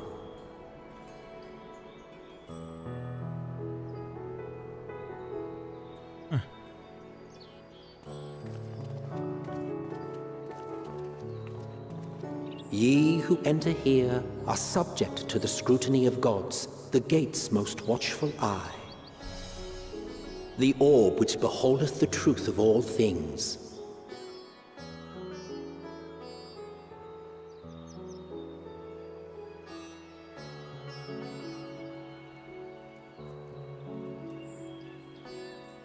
Pass beneath its hot and piercing gaze, bearing down like a second midday sun.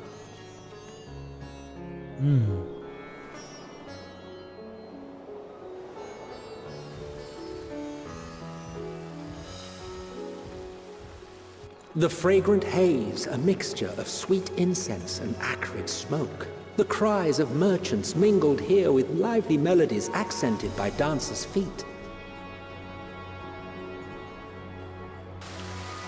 Travelers seduced by vivid sound and colors were once swallowed up by patchwork streets. Oh. Ilsabard Rods at Han. Like a treasure vault. But no such scenes to savor now.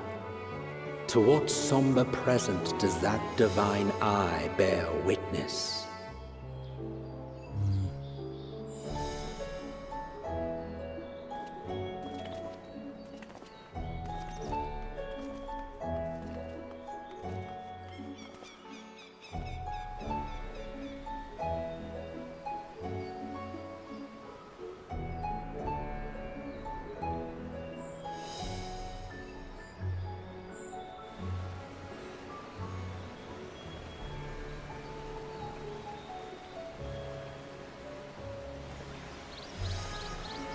Here we are. Megadota. Ooh, the palace? It seems a shame to bring you here directly. Under normal circumstances, it would have been my pleasure to show you the sights. And it would have been our pleasure to see them. Alas, it seems our tour of the city will have to wait. Yeah. I'm afraid so. Come, we should head inside. Very well. Lead the way. We can't really go anywhere without you, so.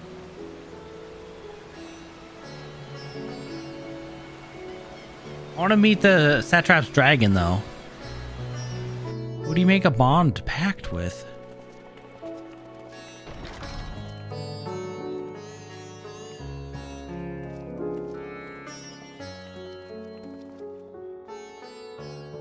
Your Excellency, may I present our honored visitors?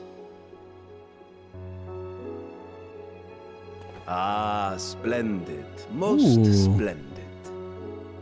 Allow me to introduce myself. I am Ahawan, Satrap of Radzatan. Ahawan, okay. Our alchemists tell me your assistance was invaluable in the creation of the warding scale. Such deeds ought to be recognized in person. Thus did I have young Varshan convey you here forthwith. On behalf of my people, may I express to you our sincere gratitude.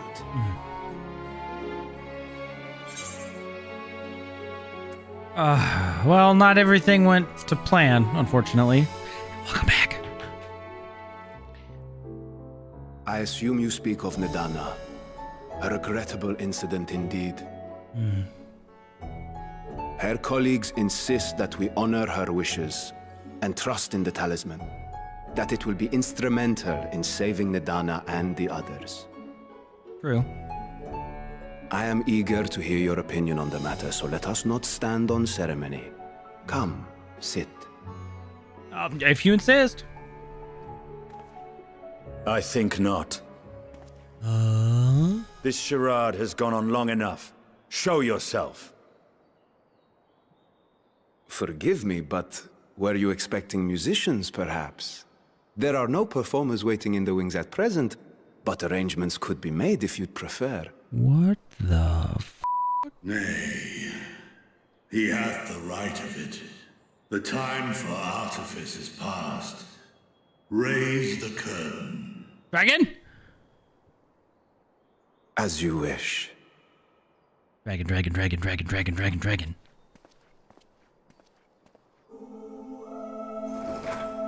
You travel as assistants to the students of Valdesian, but you are known to me. Midgar Sormer? Even here have we heard of the scions of the Seventh Dawn. Ooh, nope. Hello. Ooh, what mighty teeth you have? I am Vritra, and for years uncounted hath this isle served as mine abode. Vritra. Huh. Vritra, of the first brood, sibling to Hraesvelga and Nidhogg. Oh. I, mine elder brothers, of Midgard Solmar's spawn, I was last to hatch. Huh. Well, isn't this a surprise? We were told Radzat Han had an alliance with a dragon. Not that a great worm sat in the satrap's own hall. A necessary subterfuge. as the true tale of our nation history illustrates most effectively. In the beginning, the rock upon which our city is built was home to Vitra, and Vitra alone. In time, the ancestors of the Matanga came to the island and established a foothold. But never did they dare disturb the worm's lair. Next to arrive were the Aura. Adopting the example of their Akasodra allies, they too treated Vitra with reverence and respect. And for many years, an understanding between our forefathers and the Great Worm endured. Until marauding heroes from the mainland came, threatening to shatter our peace and tranquility. When it seemed all would be drowned in blood, Vitra himself came forth and quelled the rising conflict. A peaceful accord was reached, and oaths sworn in Vitra's name. Thus began the dragon's governance of the fledgling state, which was to grow into Radz Athan. Huh, okay. But if Ritra is still here, then your position as Satrap is just... A charade, yes.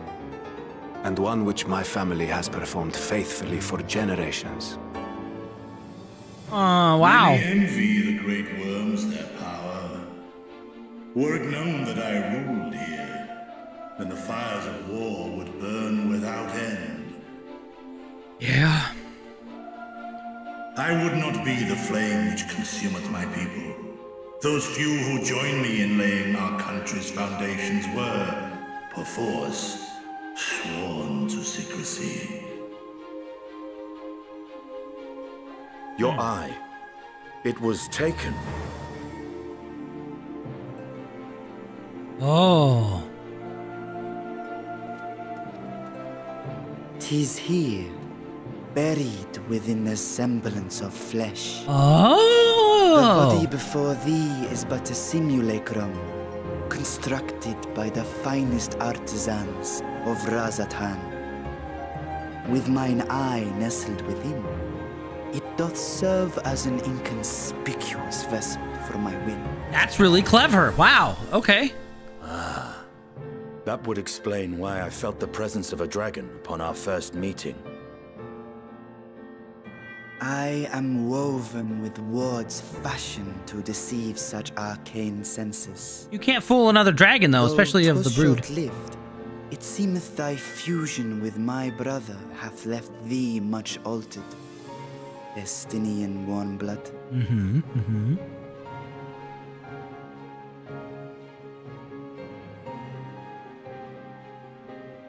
From the very first, we sensed the nature of one another, yet did neither one of us bare his fangs.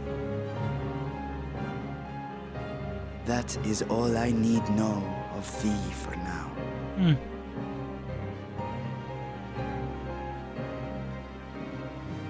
With my secret thus revealed, I have for you a proposal. Not as a worm of the first brood, but as the ruler of Radz Athan. Sure, what you got? With all haste must we take in hand the finished talismans and breach this foul spire. Thence, should it lay within our power, dispel its wicked influence. Yet even with the assurance of the warding scales, the narrow confines of the tower doth limit the size of our force. And thus denied strength in numbers, thou must choose thy soldiers with care. Just so. Yet though our radiant host is formidable, I see a surer path before me. Us? Oh, great. You're welcome. Thou and thy comrades have contended with a multitude of primal beings. Most recently, thou didst cast down false gods in Paddlethan and Cartanau, I am told. 'Tis upon that strength I would call. The Scions have proven themselves the most capable, and I ask that you serve as the tip of our spear. Gladly. I will definitely help. Talismans would, of course, be provided for each of thy companions. And should you agree to this undertaking, more will be provided to make use of as you see fit.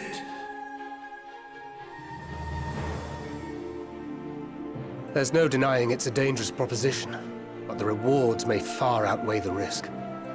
Just think of what we might accomplish if we could equip all our allies with warding scales. Oh, that's so true. I worry, however, that even the 4 of us may be too few for what you have in mind. Might we regroup with our friends first to discuss the matter? 'Tis no trifling task that I have laid before you. Go, steel your hearts and hone your plans. Such time as you require shall be spent in crafting your protective charms. It seems a quick trip back to Charlian is in order. Indeed. Where we can begin our other journey. Oh, Viastinian. Wilt thou not lend thine aid?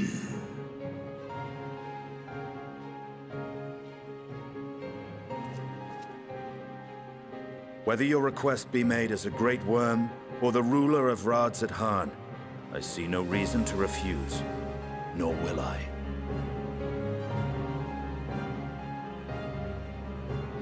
I am in thy debt.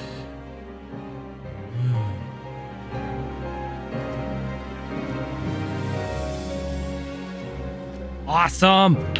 Dragon.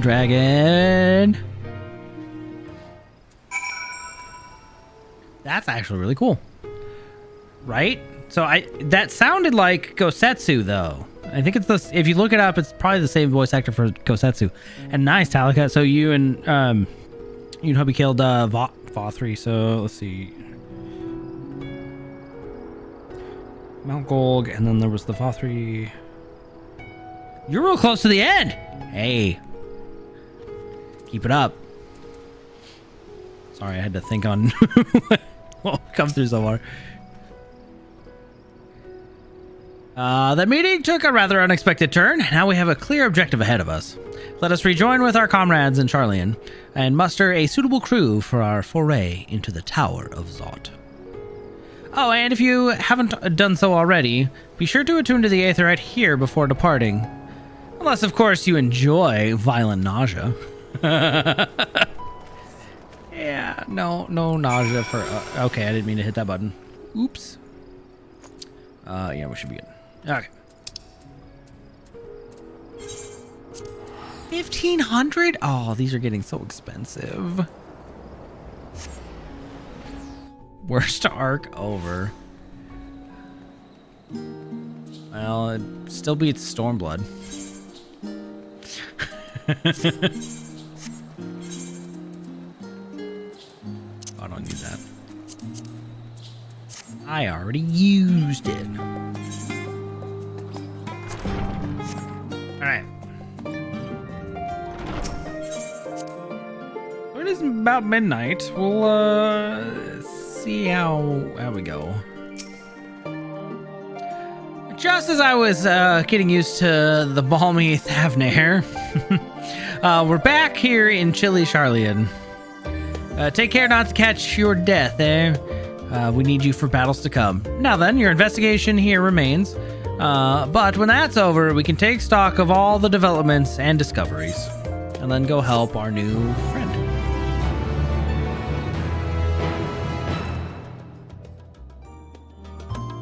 Ew. Nope. That is a false statement, Lime.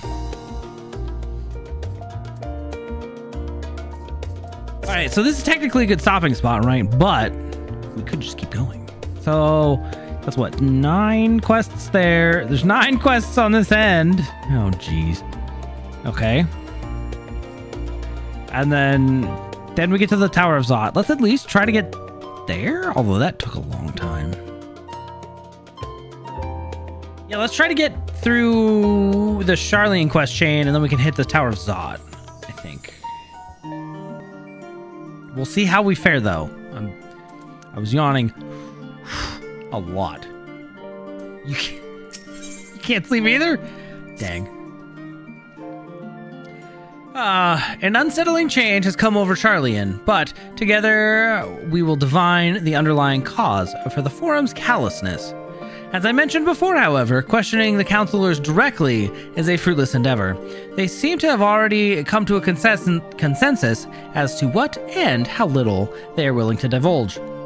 Which is why I begin scouring Charlian's archive of historical records for any hint of a connection to the final days.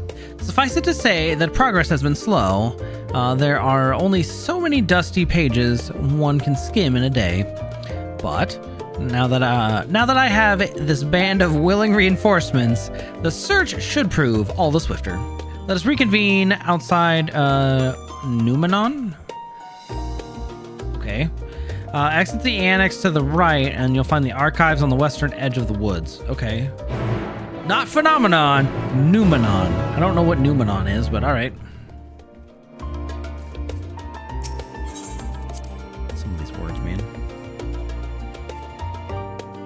I'm not trying to rush through it. We'll just see where we get. I've been staying up later and later every night, so... Right, I can't run. Or, I mean, I can't mount. We can run, though. Wait. There's a... Hold on. There's a door to Thavnir? Oh.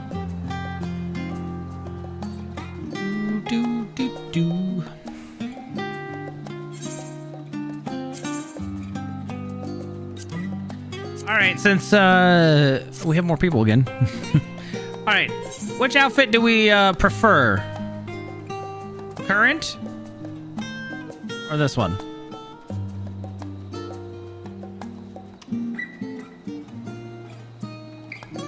This one's more knightly, which kind of fits the paladin aesthetic. This one's a little more elegant, but was free gear from finishing the quest, so... Wait, it's also dyeable? Conditions not met yet. Oh, I guess I can't dye it yet, but... Huh.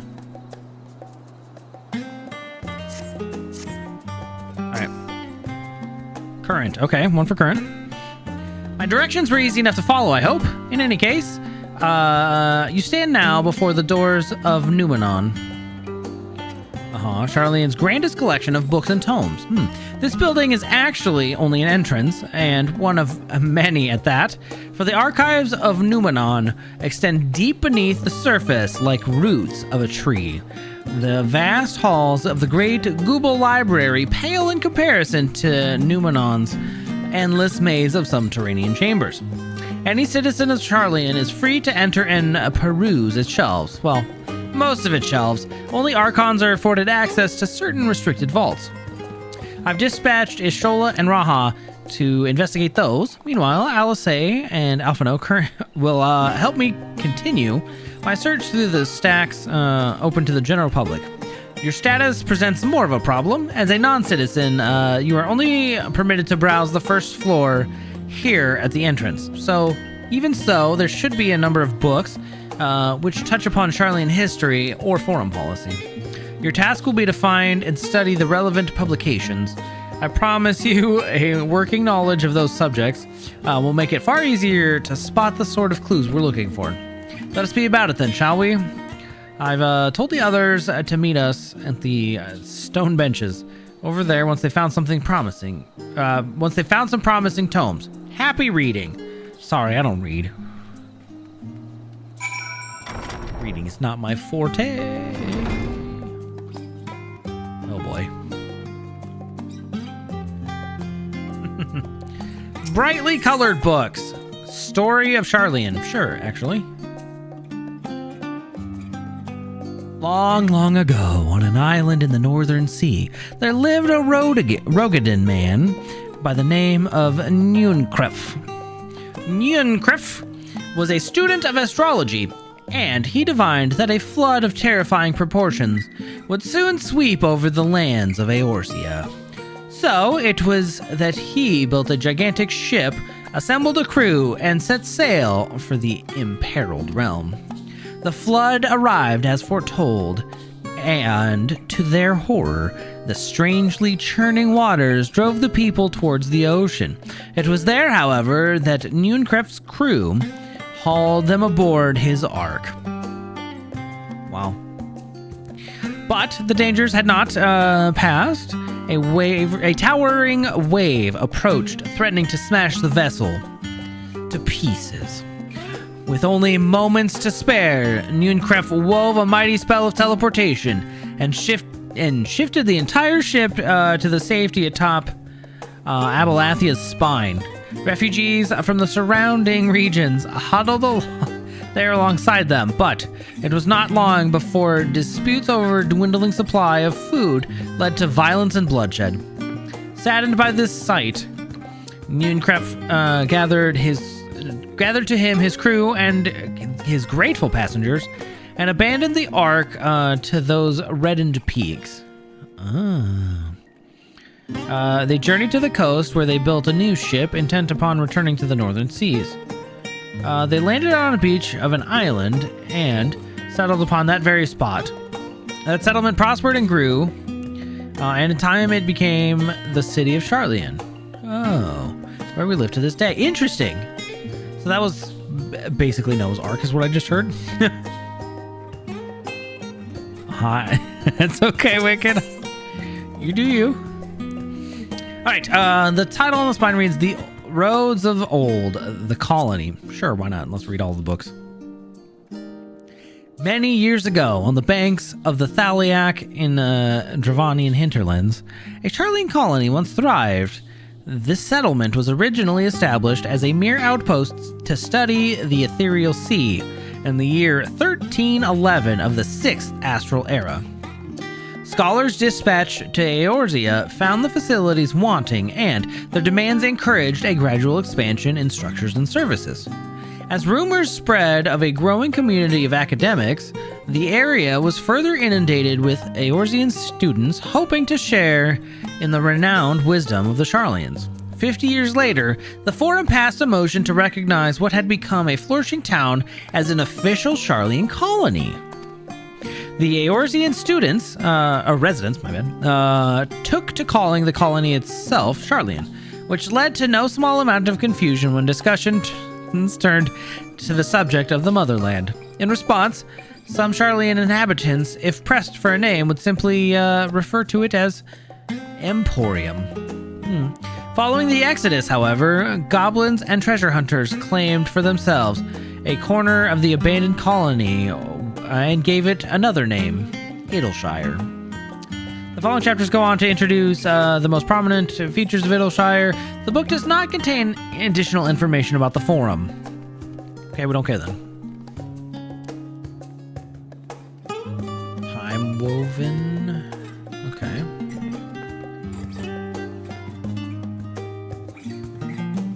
Time-worn tome. Stewards of Wisdom. Sure. During the chaos of the 6th Umbral Calamity, Archon Nunkref, founder of Charlian, bore witness to the madness and savagery of men brought to the brink of despair. Upon raising a settlement on an island in the northern empty, he instructed his people thus: renounce the ways of war and pursue enlightenment through knowledge and reason. The Charlians took to heart the words of their savior, and thenceforth served as stewards of wisdom. Upon a foundation of accumulated learning, they built a homeland unlike any other, a nation born from strength of minds, rather than strength of arms. With knowledge of economics came shrewd trading. With knowledge of agriculture came bountiful crops. Engineering brought wells and sewers, ending squabbles over water. Wealth of expertise could be bartered for wealth in coin. And the more their wisdom spread throughout the world, the more mankind as a whole would thrive. And so it was no matter the trials and tribulations of the age, the citizens of Charlian would live by their founder's teachings. For the sake of a better tomorrow, For the sake of a brighter star, they would eschew the tools of war and, with knowledge, deliver the world. Interesting. Well-worn manual and a blue-covered book. Forever 20 Summers. Oh, there's another leather-bound tome. An introduction to the heavens? Sure, why not? Have you ever gazed at the skies above and contemplated the mysteries contained therein? I speak not of shifting cloud patterns, but of the vastness beyond, of the sun and the twinkling tapestry of the night. Some think the dome above us to be a finite space, yet amongst the leading thinkers of our age, one scholar's depiction of a boundless sea of stars has firmly taken root. Alas, this heavenly sea remains an unreachable, unknowable destination. There are few indeed who can explain a satisfactory detail why our own star is believed to revolve around the sun. It was the technologists of Alig who came closest to understanding the laws which govern that starry abyss. It was they who launched Dalamud and sought to expand beyond our earthbound existence. Having read their ancient ambitions, I wonder, has your interest in this field of study waxed or waned? What if I were to tell you that that the eternal constellations were arranged differently in the distant past? That their positions continue to shift almost imperceptibly, but measurably as we journey into the future?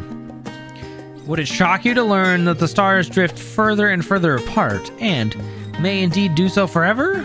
Are you eager to learn more? Huh. Interesting. Alright, what's in this leather-bound tome? The Voice of a Growing City. Sure, why not? In the years which followed the founding of Charlian, civic policy and other matters of import were decided at the Ecclesia, a public forum at which every citizen was eligible to speak. As the city's population grew, however, this format became increasingly impractical. The larger number of participants gave rise to the ever longer debates, resulting in significant delays in vital resolution. Various measures were introduced in an attempt to curtail protracted discussions, but in the year 201 of the 6th Astral Era, it was ultimately decreed that Charlian would transition to a new form of governance.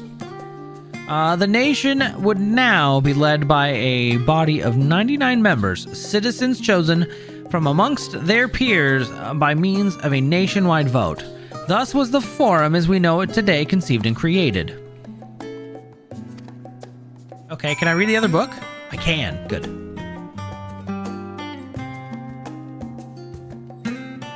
Also, hello? Is that a robot? What? Astrobot? He invades. Forever 20 Summers. My beloved seekers of knowledge, have you ever put learning before your health and neglected to feed and rest your body as you should? I too once engaged in such foolish practices, but one night, engrossed in philosophical study, I had an epiphany. For all the world's mysteries that drive us to reckless abandon, we have so very few years in life in which to achieve our goals. Thus do I share with you this mantra: I am forever 20 summers young. The number itself is unimportant. You could be 19, or 23, or 40, whatever age you are when you discover this manual. Let that be the age you aspire to remain. Through mindful, healthy living, you will extend the time available to spend upon your chosen research. Another day, another moon, another summer to grasp the greater truths you pursue. In the pages that follow, we will explore the secrets maintaining one's physical condition from a biological, aetherological, and arcane viewpoint. That's neat. Okay, it's been a while since we've been to the Great Google Library, right? I was just surprised to see a robot scurrying across like right behind me while I was reading. Alright, so we found a couple books. Where do we wait? By the stone benches.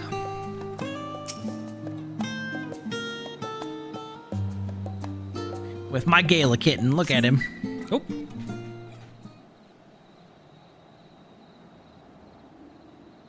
Hey friends, good to see you. Sorry, were you waiting long? Not really. I wanted to make sure I'd borrowed at least a few promising volumes. Alphino and Cryle should be along shortly. I was delayed in similar fashion. As far as I could see, no titles in the Archon stacks mention the final days specifically, so we have no choice but to start with the tangentially relevant tomes, if they are even that. At present, the plan is to skim through as quickly as we dare, and share our discoveries as we make them. It would have been nice to invite everyone to the estate.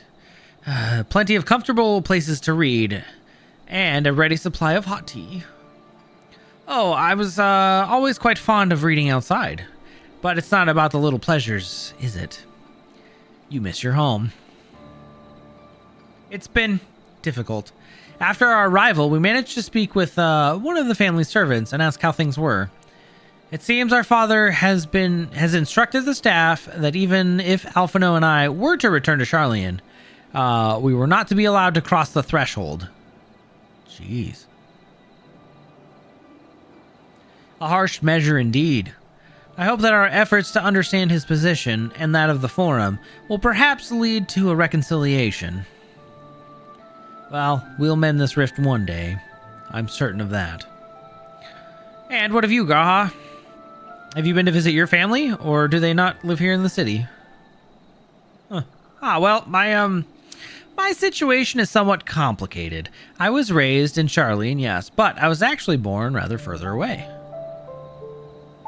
In the southern reaches of Ilsabard, in fact. For generations, my people have dwelt in Corvos, the coastal region opposite of the island of Thavnir. The Alligans founded a city in that fertile land, and, by ship, brought in the subjugated tribes of the Makote to serve as laborers. Of course, the massive earthquakes of the Fourth Umbral Calamity brought an end to the Empire's reign, and when the Fifth Calamity froze the seas solid, many of the tribes still living in Corvos braved the journey back to Eorzea.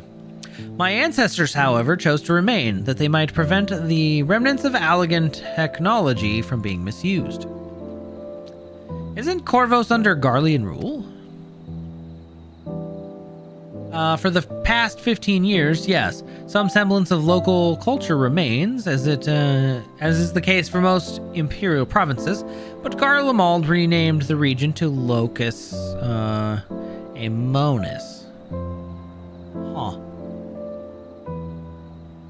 When I was a boy, a nearby town came under the jurisdiction of an illustrious imperial family, the nobles of House Darnus. Oh, the friends. House Darnus demonstrated a singular interest in Allagan civilization, and so my tribe was forced to consider a plan of action.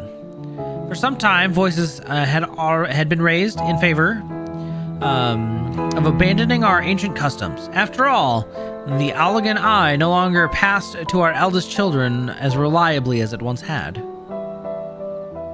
Fear of discovery eventually tipped the scales, and the decision was to bury our ties to the knowledge and traditions of Allag. As the last child born with an Allagan Eye, I was given over to the custody of the friends students of Valdesian, who had me registered as a Charlian citizen. I never even considered, forgive me, it was an unkind question. Even Thancred was taken in by Archon Louis Schwa, was he not?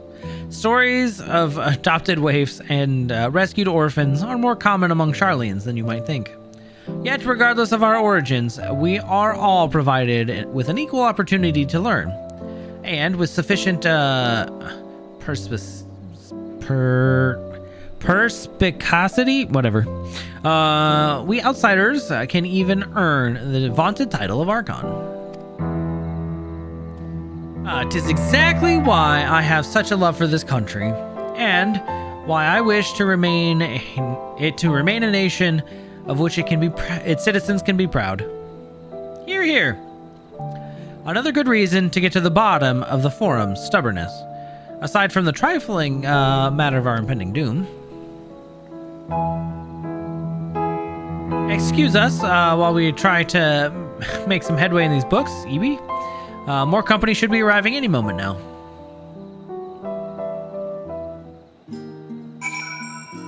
And now we wait for the other two. 7th Umbral. Oh, okay.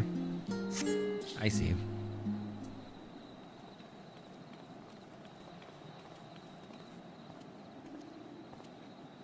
We've returned with our selections.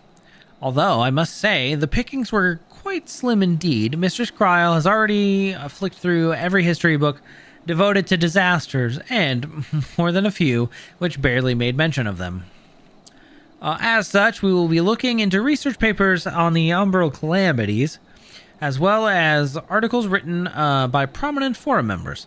Perhaps their knowledge of the final days comes from an unexpected source. Speaking of which, might I ask you a few questions related to the final days? I'm the only one here who didn't witness the events of Amarat firsthand, and I fear I may be overlooking critical details. Well, leave it to me. My thanks. Now, where to begin?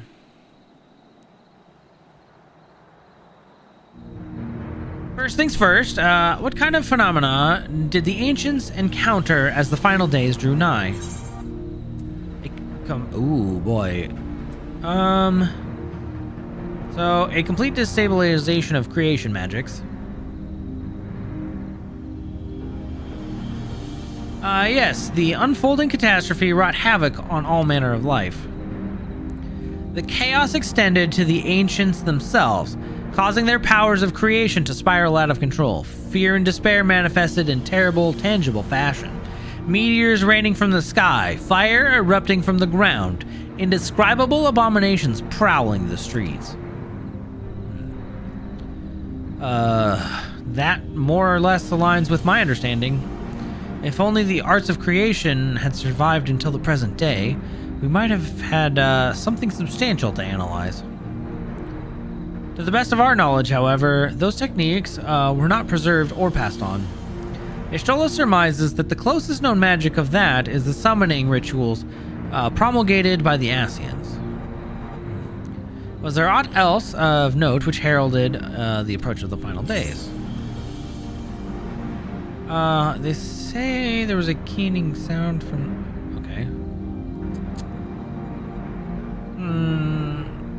Sure. Keening sound from the land itself, I guess?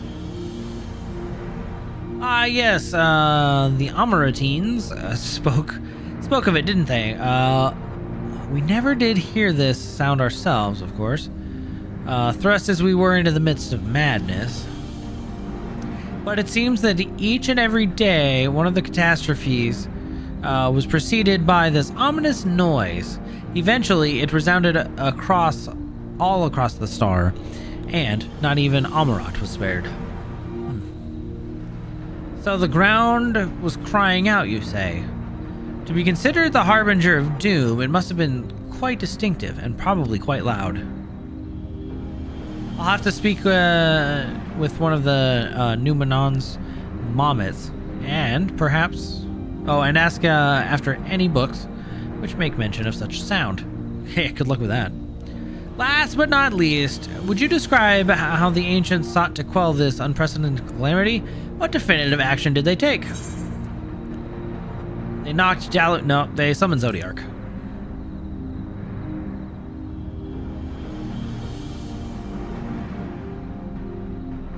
Yes, with Elidibus serving as his heart, so many gave themselves in sacrifice to bring him into being. We do not know exactly how Zodiark brought salvation to the star, only that his godlike will were the laws of nature set aright. Then, once the balance was redressed, the ancients offered up a further sacrifice to heal the ravages of the final days. Life sprouted anew, and it was these fledgling souls they intended to render unto Zodiark, a trade that would allow them to resurrect the shades of loved ones absorbed by the primal. Or might have, had Venat and her fellows not manifested their opposition in the form of Hydaelyn. Thank you, both of you, for the detailed review. I feel much more confident now in my understanding of events. With all that in mind, it does make me wonder what the Telophoroi truly mean when they speak of bringing back the final days. We've seen what they're doing with the towers of theirs. Is forcing people to summon primals a kind of catalyst? Are they attempting to mirror the conditions caused by unstable creation magics? Or are they simply using the final days as a figure of speech, a convenient metaphor for the scale of destruction they plan to unleash? But all this is just pointless conjecture at this stage. Let us return to the attention of the forum, shall we? We should keep an eye out for Y'shtola, but just time we began studying these research papers. Alright, now we have to wait for her, Y'shtola. I forgot she was coming too.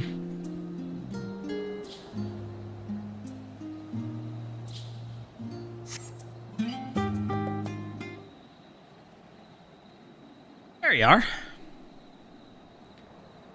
I'm the last, am I? Well, my extended search for the Archon stacks produced one or two possibly useful books, but I wouldn't get your hopes up. If you recall, Urianger learned of the source's reflection from the Giran oracles for its potential to cause panic and confusion. That tome was deemed apocrypha and sealed away in the Great Google Library. 'Tis even less likely that knowledge of the unsundered world, not to mention the horrors of the final days, would be left sitting upon a shelf for any curious scholar to find. It stands to reason then that my colleagues, be they archons or counselors, should perforce be largely ignorant of the subject.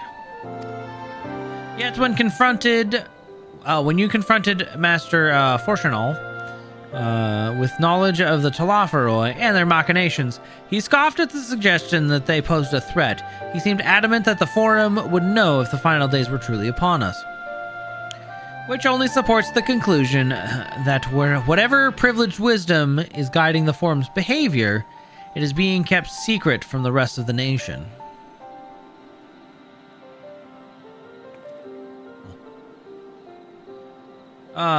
Not that I mean to excuse myself from reading duty. Whether they contain mention of the final days or no, these books could yet hold something of value. You weren't thinking of leaving, were you? There's plenty of work for everyone. Hey, I'm not a reader. I'm the combat kid. Leave me alone. No. Making me read. Why?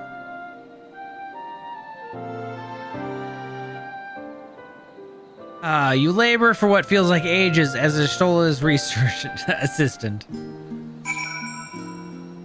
Alright, Cryo, let me free from this prison of reading. Oh dear, you look exhausted. But what about your studies? Were you able to find any books on the subject I mentioned? Then the day was well spent. Should you wish to read them again, a Mehmet at the reference desk will point you in the right direction. For the moment, though, I suggest you take a well-deserved rest. We might be occupied with our research for quite some time.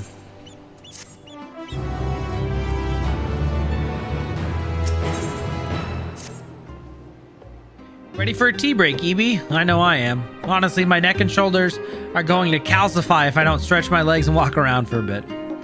You know the last stand down in the harbor, don't you? Come and meet me outside near the tables. I'll treat you to their coffee. It's quite good. Yeah, it sounds like that's the only good food in Charlian.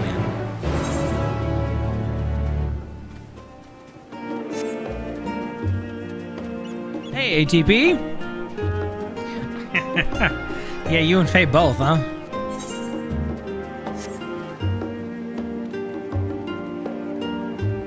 I got calluses on my fingers, and one of them, like, starting to come loose underneath my fingernail almost. Like, driving me nuts. No, it doesn't. I mean, there's money in welding, isn't there? Hard work, but...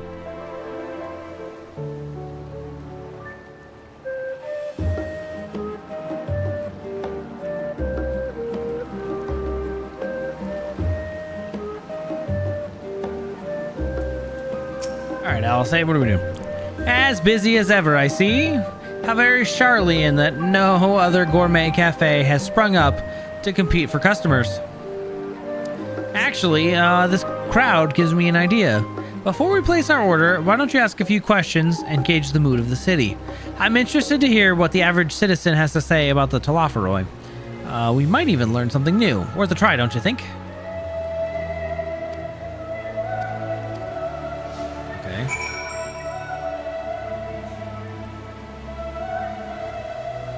Hello, mind we interrupting your tea? Yes, I don't believe I've had the pleasure. Pray excuse the interruption. We were hoping you might share your thoughts on the Talaferoi and their unconscionable plans. My goodness, if it isn't the young Miss Levier. My apologies, but I work in the offices of the Forum, and if word reached Master Fortunal that I was helping you. I see, we're sorry to have bothered you. Dang. Pirandier? What a name. What is it? Can a man not enjoy a moment of private respite? If you're looking to share a table, then I respectfully request that you look elsewhere. You misunderstand, sir. We were simply wondering if you knew of the Talaferoi. These enemies of peace have promised to end all we hold dear, and... Wait, you're that House Levier girl, aren't you? And this woman with you is obviously a foreigner. Well, I had heard you were disowned for helping out outsiders indulge in barbaric whims. And here you are, giving truth to the rumor. Oh, thank you to leave me be. I've naught to say to the likes of you. Well, I must apologize. 'Twas foolish of me to expect an ounce of civility from one so enlightened. Come, Evie. What a dick.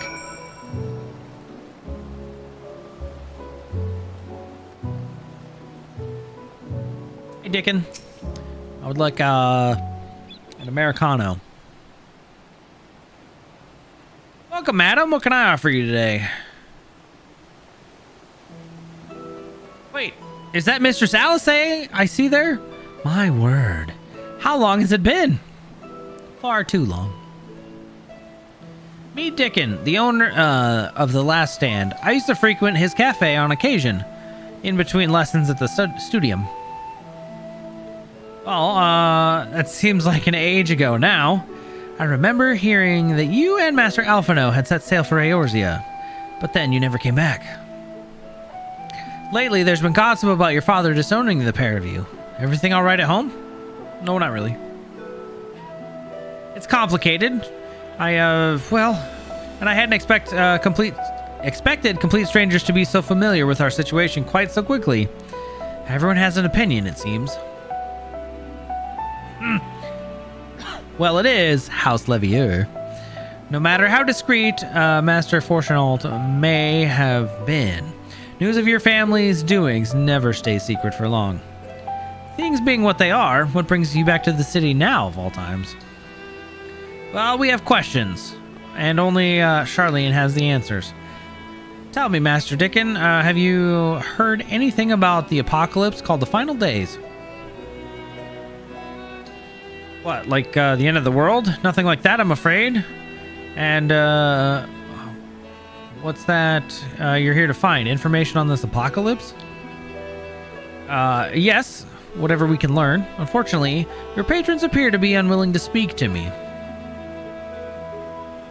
Well, I wish it were more I could do to help.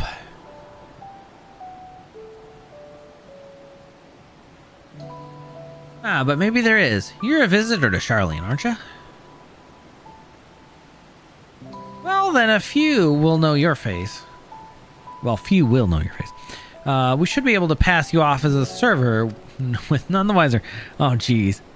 We just finished preparing a few orders. Strike up some friendly conversation while you're setting down food, and you might just get the answers you're looking for. Hey, not a bad idea. I hate to ask, but what do you think? Leave it to me, I guess. That's the spirit. Pay attention now, and I'll explain where each of these dishes needs to go. The tea set is for the chatty group sitting by the water's edge. An omelet. The omelet is for one of our regulars, a Highlander by the name of Gisla. Okay, or Gisla. She's sitting outside on an outside table with a friend of hers. Behind them, you should see a Makote gentleman. He ordered an oven-baked lobster. Got all that? Just ask. Okay. We should be okay with that. Place the correct customer dish. Okay, so chatty people at a cafe table by the water's edge. The tea set. Oh, my tea set. Lovely, thank you. The Talafahu? I'm sorry, I've never heard of them or the final days. My friends and I are somewhat uninformed when it comes to current events. Now, if you want to hear about ritual arcane practices of the 6th Astral Era, common or esoteric, I'd be happy to talk your ear off. Sorry, not for me. Omelette. Ah, finally! 2, 4, 6, 8. Let's dig in. No time to waste. Wow.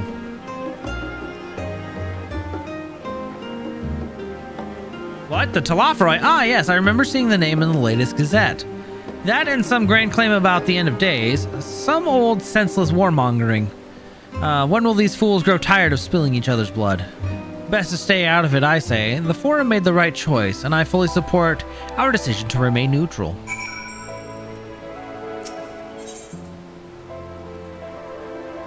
Urbane banter with a smile? Nah, oven-baked lobster. At last, the oven-baked lobster is mine. You have no idea how long I've scrimped and saved and suffered to afford this heavenly dish.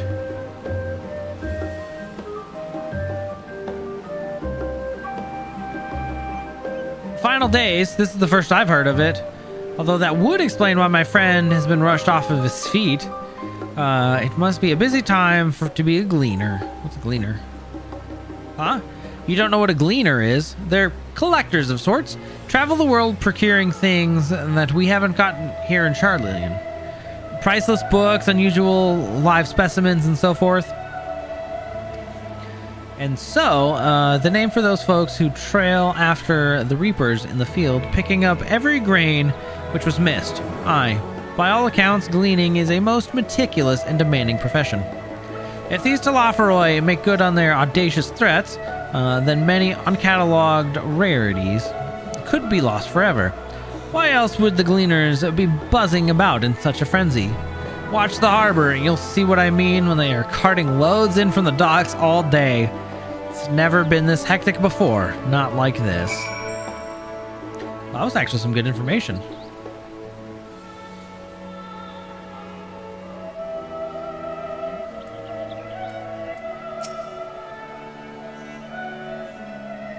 Second.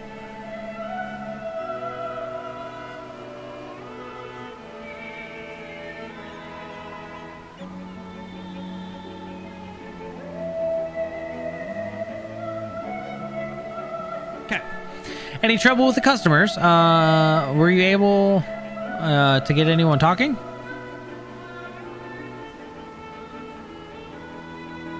Interesting. They seem unaware of the final days, aside from whatever vague news the gazettes are printing.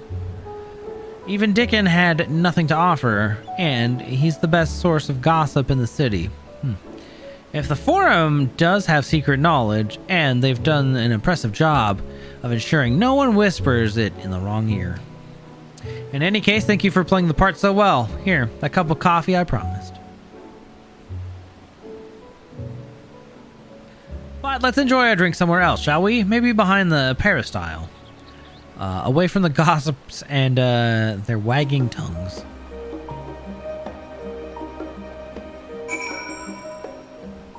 Oh, we're going way out, okay.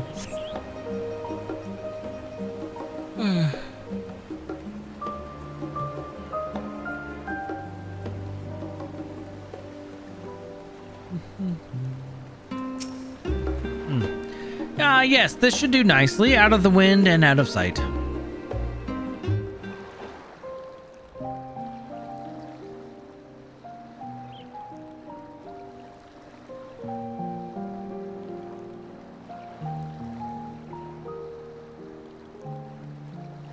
When our father disowned us, I couldn't believe what I was hearing.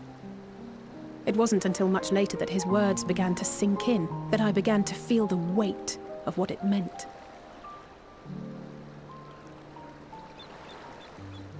Do you remember when the decision was made to come to Charlian? Vaguely. Graham said that the Forum was determined to keep us in the dark, and that Father's venomous performance was part of that strategy, to keep us at arm's length. Perhaps it was. Father argued with Grandfather on many occasions, but never with such dismissive contempt. And when he demanded what justifies the sacrifices we make in war, I honestly didn't know what to say. Neither did Alpha know, I know, but never for one moment did I believe we had made the wrong choice. So all I could do was fume silently. It was only afterwards that I realized how childish I had been. How being stubborn and self-righteous must run in the family. Well. If I could have just mustered a civil response, then things might have turned out differently.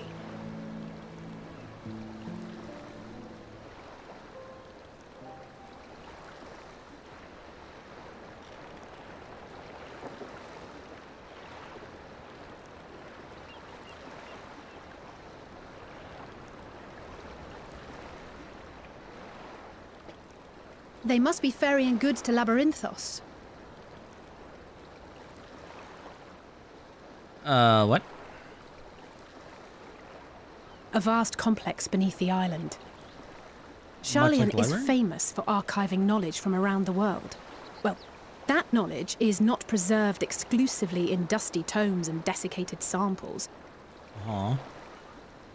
Our living library, comprised of all manner of flora and fauna, is housed and studied within that underground facility. Sounds big. Still, that did seem to be an unusually large shipment. When I lived here, it was rare to even see such cargo transported by boat.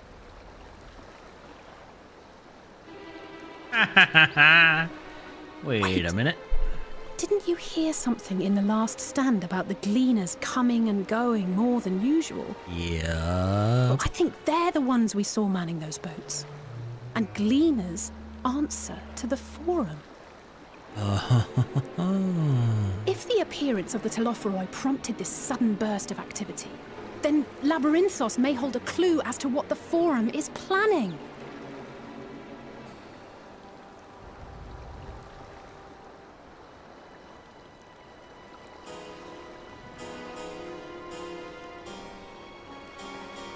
And there we have it.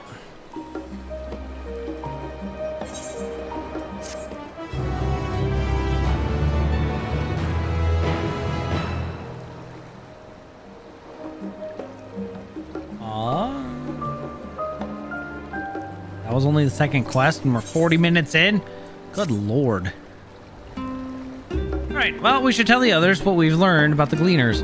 Go on and head back to Numenon, and I'll join you in a moment. Master Dickon will want his cups back. So thoughtful.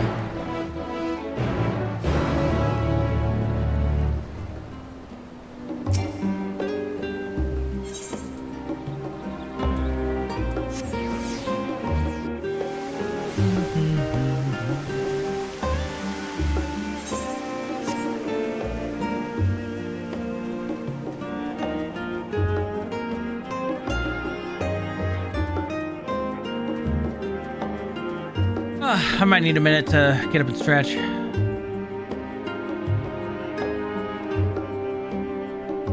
All right, everybody, take 5 real quick. Get up, stretch, walk around. We'll be back, and then we'll continue. I'm not falling asleep. I need to drop my eyes because they're getting real dry and stuff. So.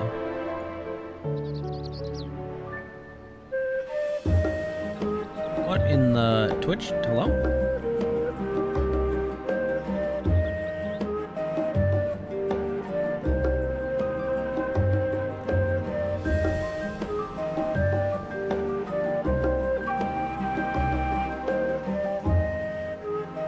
Okay, we're back.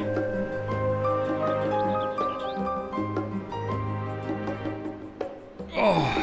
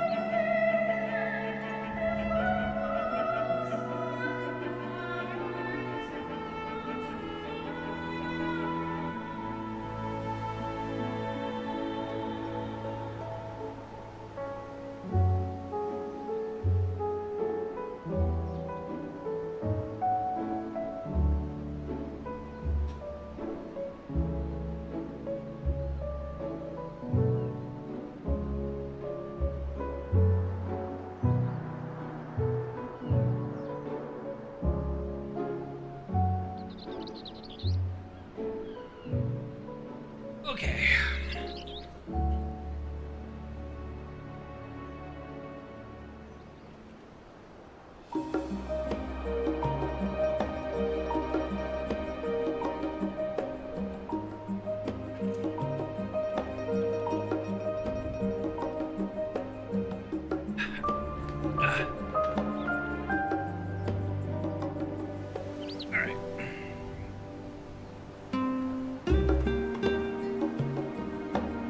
Hello, everybody. Welcome back.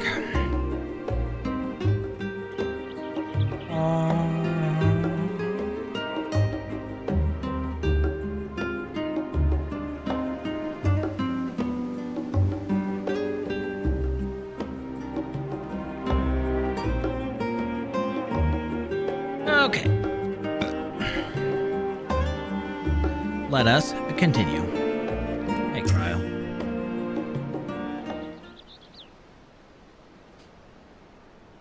Welcome back, EB.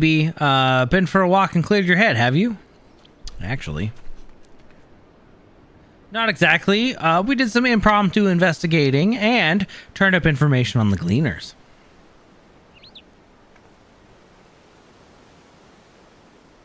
They've been busy.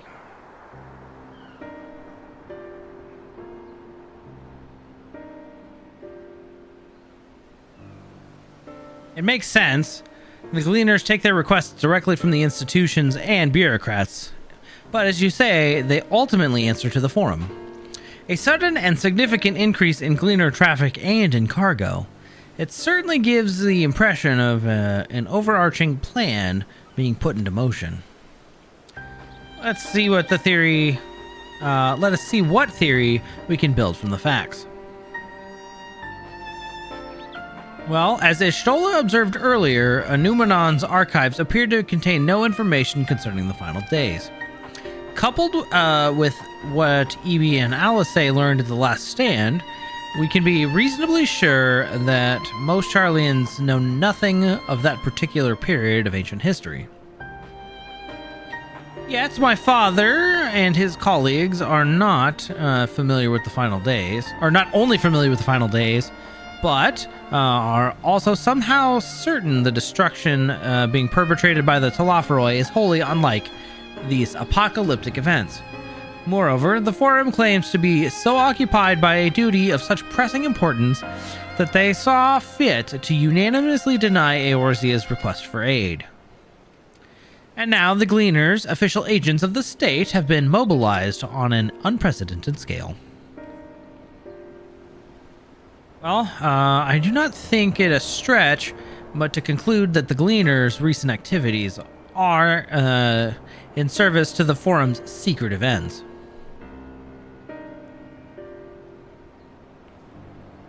In which case, our next course of action seems obvious. We visit Labyrinthos and assess the situation for ourselves, and if we're lucky, the Gleaners will be far more receptive to our questions. What should we expect to find down there? Oh, I would hate to spoil the surprise. As for myself, there are a few more subjects I would like to research. I may join you later, but feel free to leave behind your borrowed books on your way. I'll see to it that each is returned to its proper place. That'd be a great help. Thank you, Raha.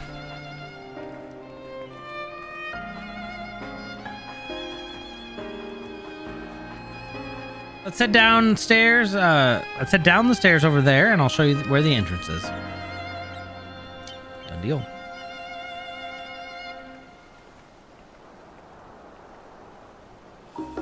Right. Okay, so let's see. So, yes. The twins have been banned from their home, and we are currently figuring out why their father, one, was such a dick. Two, basically, everybody in the forum denied the help to request from Eorzea to help, right? For the calamity and like the Telophoroi, all the towers and everything. They're like, we don't participate in any war or anything. But on the same hand, they're sending out a bunch of these people called Gleaners that basically go out and buy a bunch of books and like knowledge and things. They basically hoard a bunch of stuff that could be lost in a calamity, a tragedy, or a war and bring it back. So what seems to be happening is that they are way more active than ever before, and so it's a little fishy. So we're trying to figure out what the hell is going on. Ready? Labyrinthos is not too far from here, but you may find the path a bit disorienting. So I'll take the lead and stay close.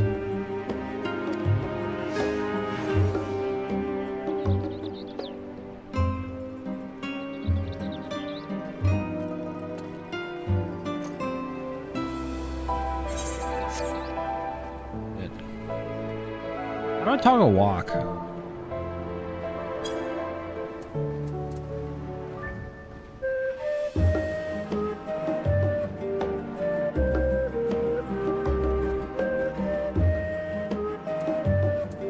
Get the emotes at least.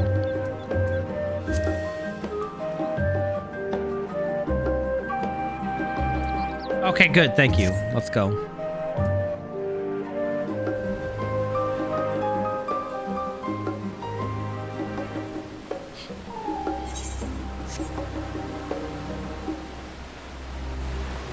I'm right behind you.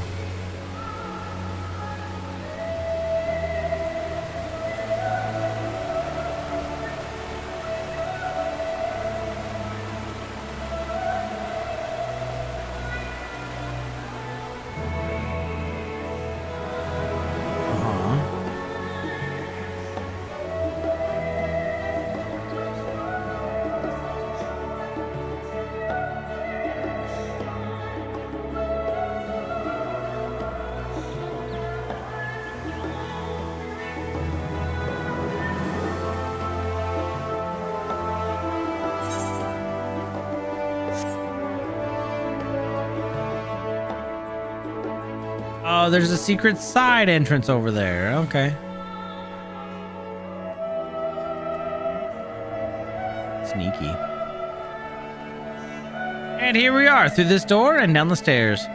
You did remember to attune to the shard back there, didn't you?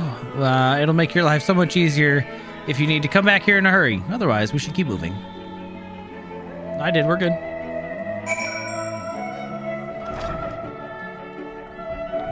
And we descend into chaos. Madness, even.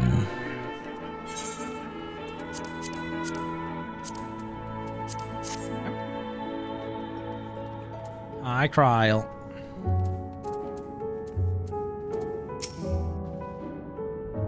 We're all here now, yes? I've taken the liberty of securing permissions for our group's descent. Right, everyone onto the lift and down we go. Okay.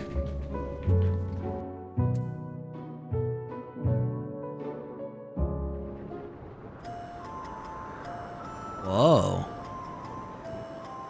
Deep beneath the scholar's city shines a false sun within a fabricated sky. In any age exist those who consider the floor an extension of their bookshelves, and this vault's architects surely belonged to that special breed. What? If the stack grows too high, start a new one. If no room remains, then make more rooms. A simple solution at first, and then bit by bit, a profound transformation. Oh. Knowledge buried beneath knowledge, a growing, creeping labyrinth from which there is no escape.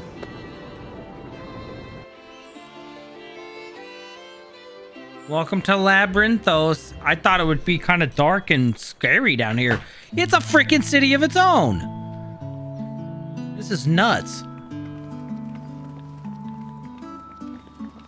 Holy crap.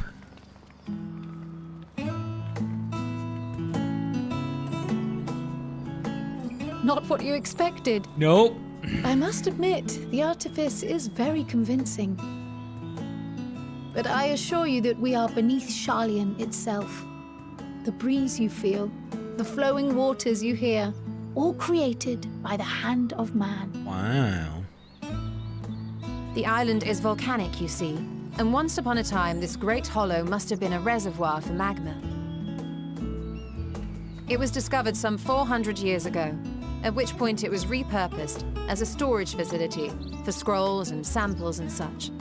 Renovations have continued, with nigh on no interruption to this day, with the lower levels still undergoing expansion. Jeez.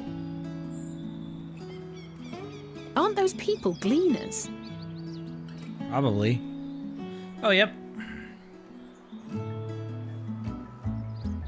Aye, judging by their dress. They are said to work alone as a rule, but 'twould seem that rule is being enthusiastically broken today. It may be as you suspected, that they are engaged in a task apart from the norm.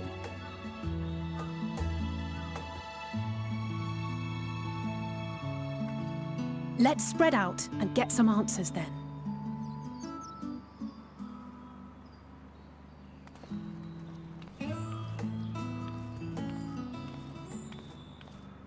Ugh. You okay, Kryl?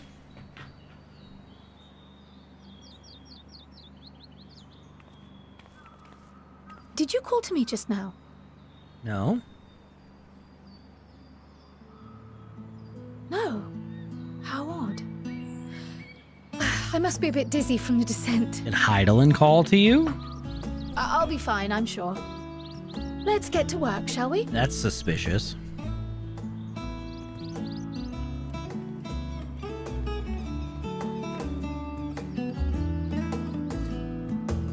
Oh. What the heck? Don't mind if I do. Wait. Uh-oh. I was gonna hit your ride. Okay.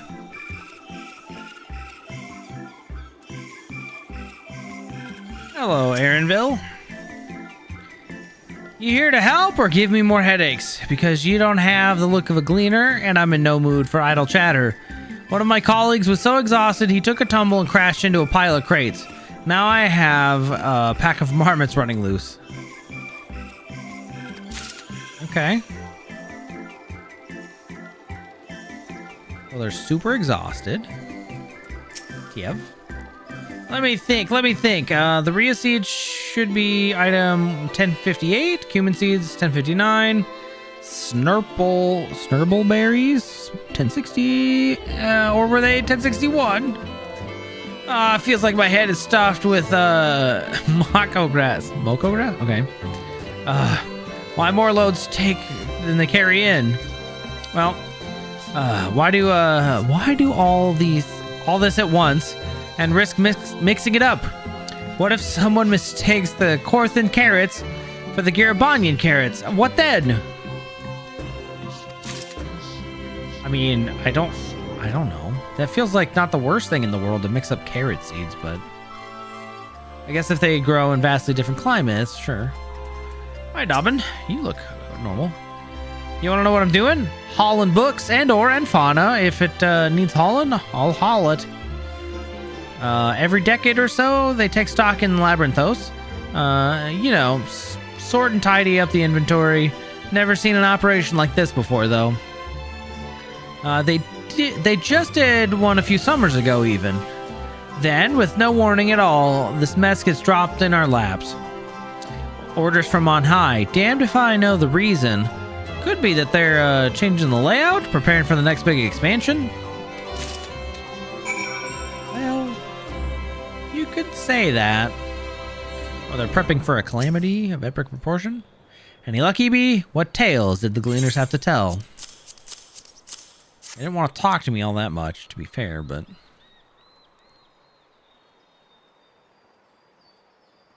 So this grand operation began without warning, and for every item they bring in, they're sending more inventory somewhere else. That would explain the haggard faces. Well, we were right. The Forum is definitely up to something, and they're turning Labyrinthos upside down in the process.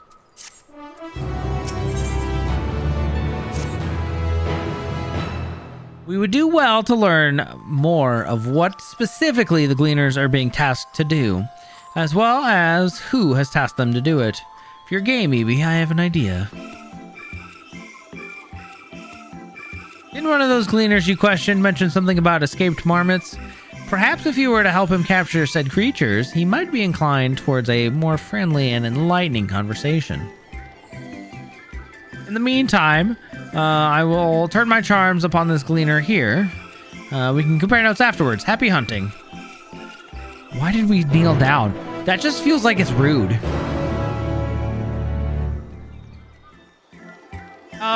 It's a little bit of corruption, right? It's basically the Levier dad's fault. You wish to help me find my marmots? I've nothing suitable to pay you for your services, but if you're offering out of the goodness of your heart, I'd welcome the assistance. The name's Aaronville, friend, specialist in the collection of live specimens. That said, capture these Naxian marmots is a trial I've no desire to repeat. Grizzled mice, they call them. For mercy, there are no other marmot species on this tier at present, so there should be no mistaking our little fugitives. If you happen to catch any stuff them back in the sack, gently, of course. Where to begin, you wonder? Well, I've not seen any scampering around here, so we'll need to widen our search into the surrounding forest. Be on your guard. There are beasts that won't hesitate to prey on you. Or our marmot. I'll search the trees to the west. The eastern part is all yours. Good luck. That's fun. Yeah, so that's basically a robot. It looks like Astrobot a little bit. They're little keepers, like little helpers. They were in the library too, oddly enough. Yeah.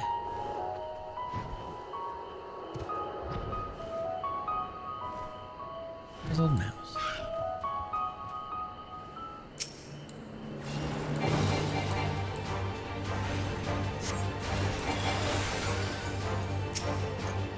right, buddy. Oh, nope. I guess we're not done.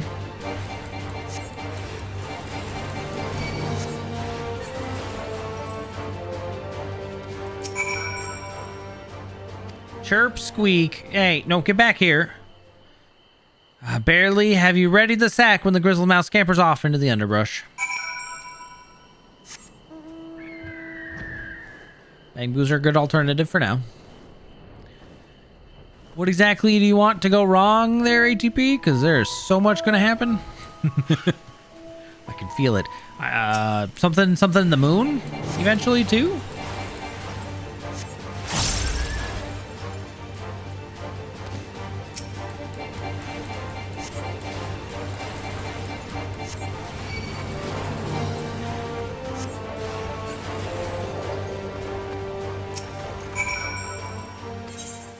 Please get in the sack. I want to keep you safe. Dang it. Ugh.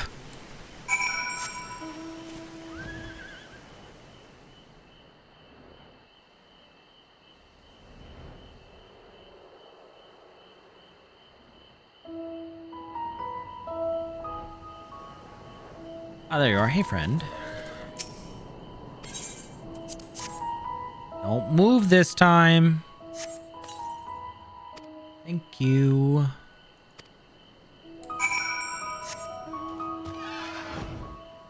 How many rodents did he lose?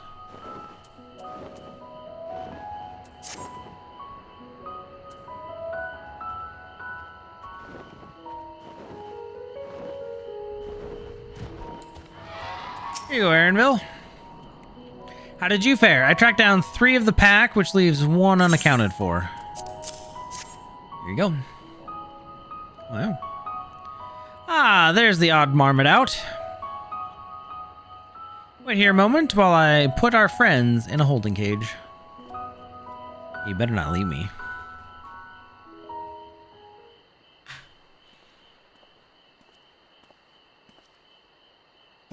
Thankfully, the marmots seem to be unharmed. They've held up well in isolation, but it's much too soon to release them into the habitat. It's a good thing we were able to recapture them so swiftly. You have my thanks. Well, who tasked you to capture them in the first place? Why, the authority in charge of Labyrinthos, now and in perpetuity. The same officials who've asked us to work day and night of late. The honorable members of the forum. Who else? Suitable for consumption and easy to breed. Those were the 2 conditions I was given for the stock I was instructed to procure.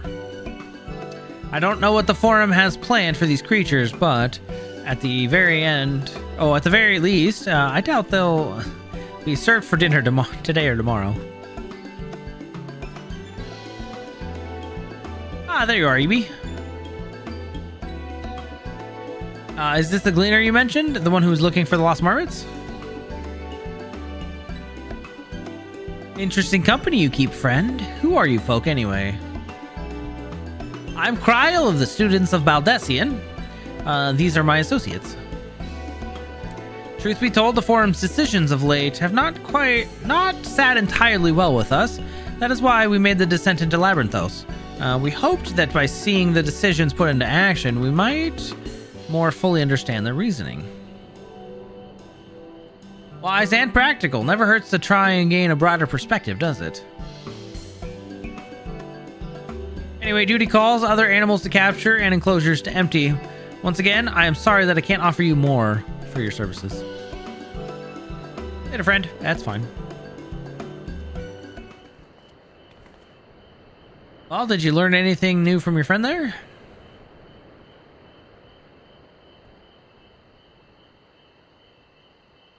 So we've confirmed that the order for this ambitious operation did indeed come directly from the forum. However, the Gleaners have not been informed of its purpose. Well, I can say that fits with everything we've heard thus far. We've also discovered when the operation was begun, the forum contacted the Gleaners' guild ship and put their people to do this great work some 4 days after the Talaferoi made their chilling declaration. As seasoned travelers, the Gleaners kept abreast of news from every corner of the world out of necessity. Thus, I am inclined to trust that their calendar of events is accurate. Altogether, it gives the distinct impression that this undertaking was sudden and unexpected development. Yet, I find it hard to believe that such a comprehensive restructuring of Labyrinthos and its archives could have been planned in such a brief window. Nay, this was the plan long in the making. They were but waiting for the right time to put it into effect. And the Talaferoy's declaration was what set it all in motion? Well, it seems likely, but let us not leap to conclusions just yet. For the moment, I would suggest that we conduct a wider investigation of Labyrinthos. The more facilities we visit, the more pieces of the puzzle we stand to find. Well, in that case, how about we find the Archaon? Head of the Archaon? Sure. From there, we could reach the lower... Ooh. Cryo, what's wrong? I'm fine, truly. The sudden descent has left me with a bit of a headache, that's all. Nothing will stop me from soldiering on. Let's be about it then. Well, at least allow me to take the lead. I'm fairly certain I remember the way to the Archaon. We must follow the path to the east through the forest, where you were chasing after that mouse, or marmot, was it? Anyway, 'tis the trolls you need to watch out for. Did she just hear the sound?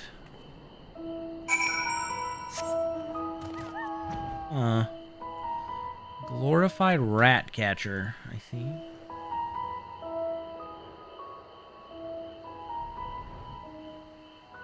Alright, we'll finish this one and then we'll basically start deeper into the maze, I guess. We'll probably like land here and call it a night though.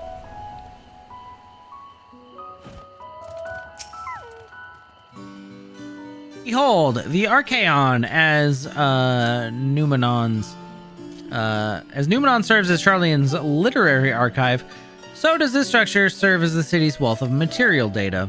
The archive too is similar, or the architecture too is similar. This building you see is merely the upper entrance, an access point to the vault carved into the cliffside itself. With those vast rooms are stored countless samples and specimens, as well as the detailed records which describe them. In a manner of speaking, the Archaon contains a physical history of Charlene's unwavering dedication to the accumulation of knowledge. These guys are freaking ridiculous. Well, we won't learn anything of value standing out here. Let us proceed into the main building and speak with the custodian.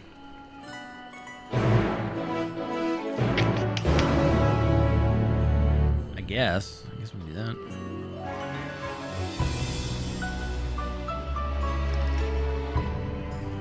So we're at an Aetheryte, and we have rested XP down here.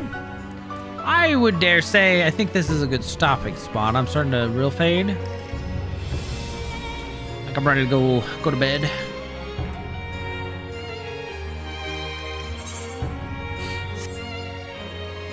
But 'tis been fun, and we will be on Thursday with more of this an hour earlier. At normal, meaning 7 Eastern. But yeah. Well, thanks for lurking and hanging out. Lurkers are always welcome. Thanks for chatting, those who were. And yeah. We'll continue this Thursday, and then Saturday you get Endwalker all week. It's great. And then eventually, hopefully by next week, we'll be all caught up with where we left off, which was still technically post-Endwalker, so we're not too far off, which is nice. And then we'll hopefully keep going into Dantro. Yeah. Anyways, I'm going to go to bed. Have a wonderful evening. Let me hit the button, and then... Up, did it? Up, nope. Oh, hold on. I wanted to play it over again. Play it there. There we go. Fixed it. We're good. Exit. Cool. Put her down. Hold on. Part of the final days, though, is they were hearing some... They heard the Earth or the star as they call it, right? The planet, crying out in like pain or something as things started to like descend. So that was one thing that seemed new, which is interesting.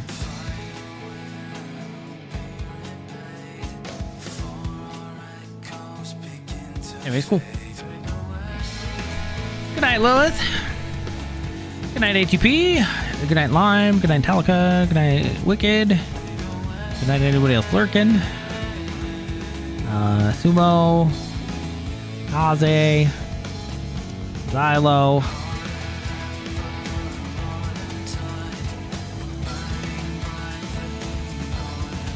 Waifu has gone to bed, so.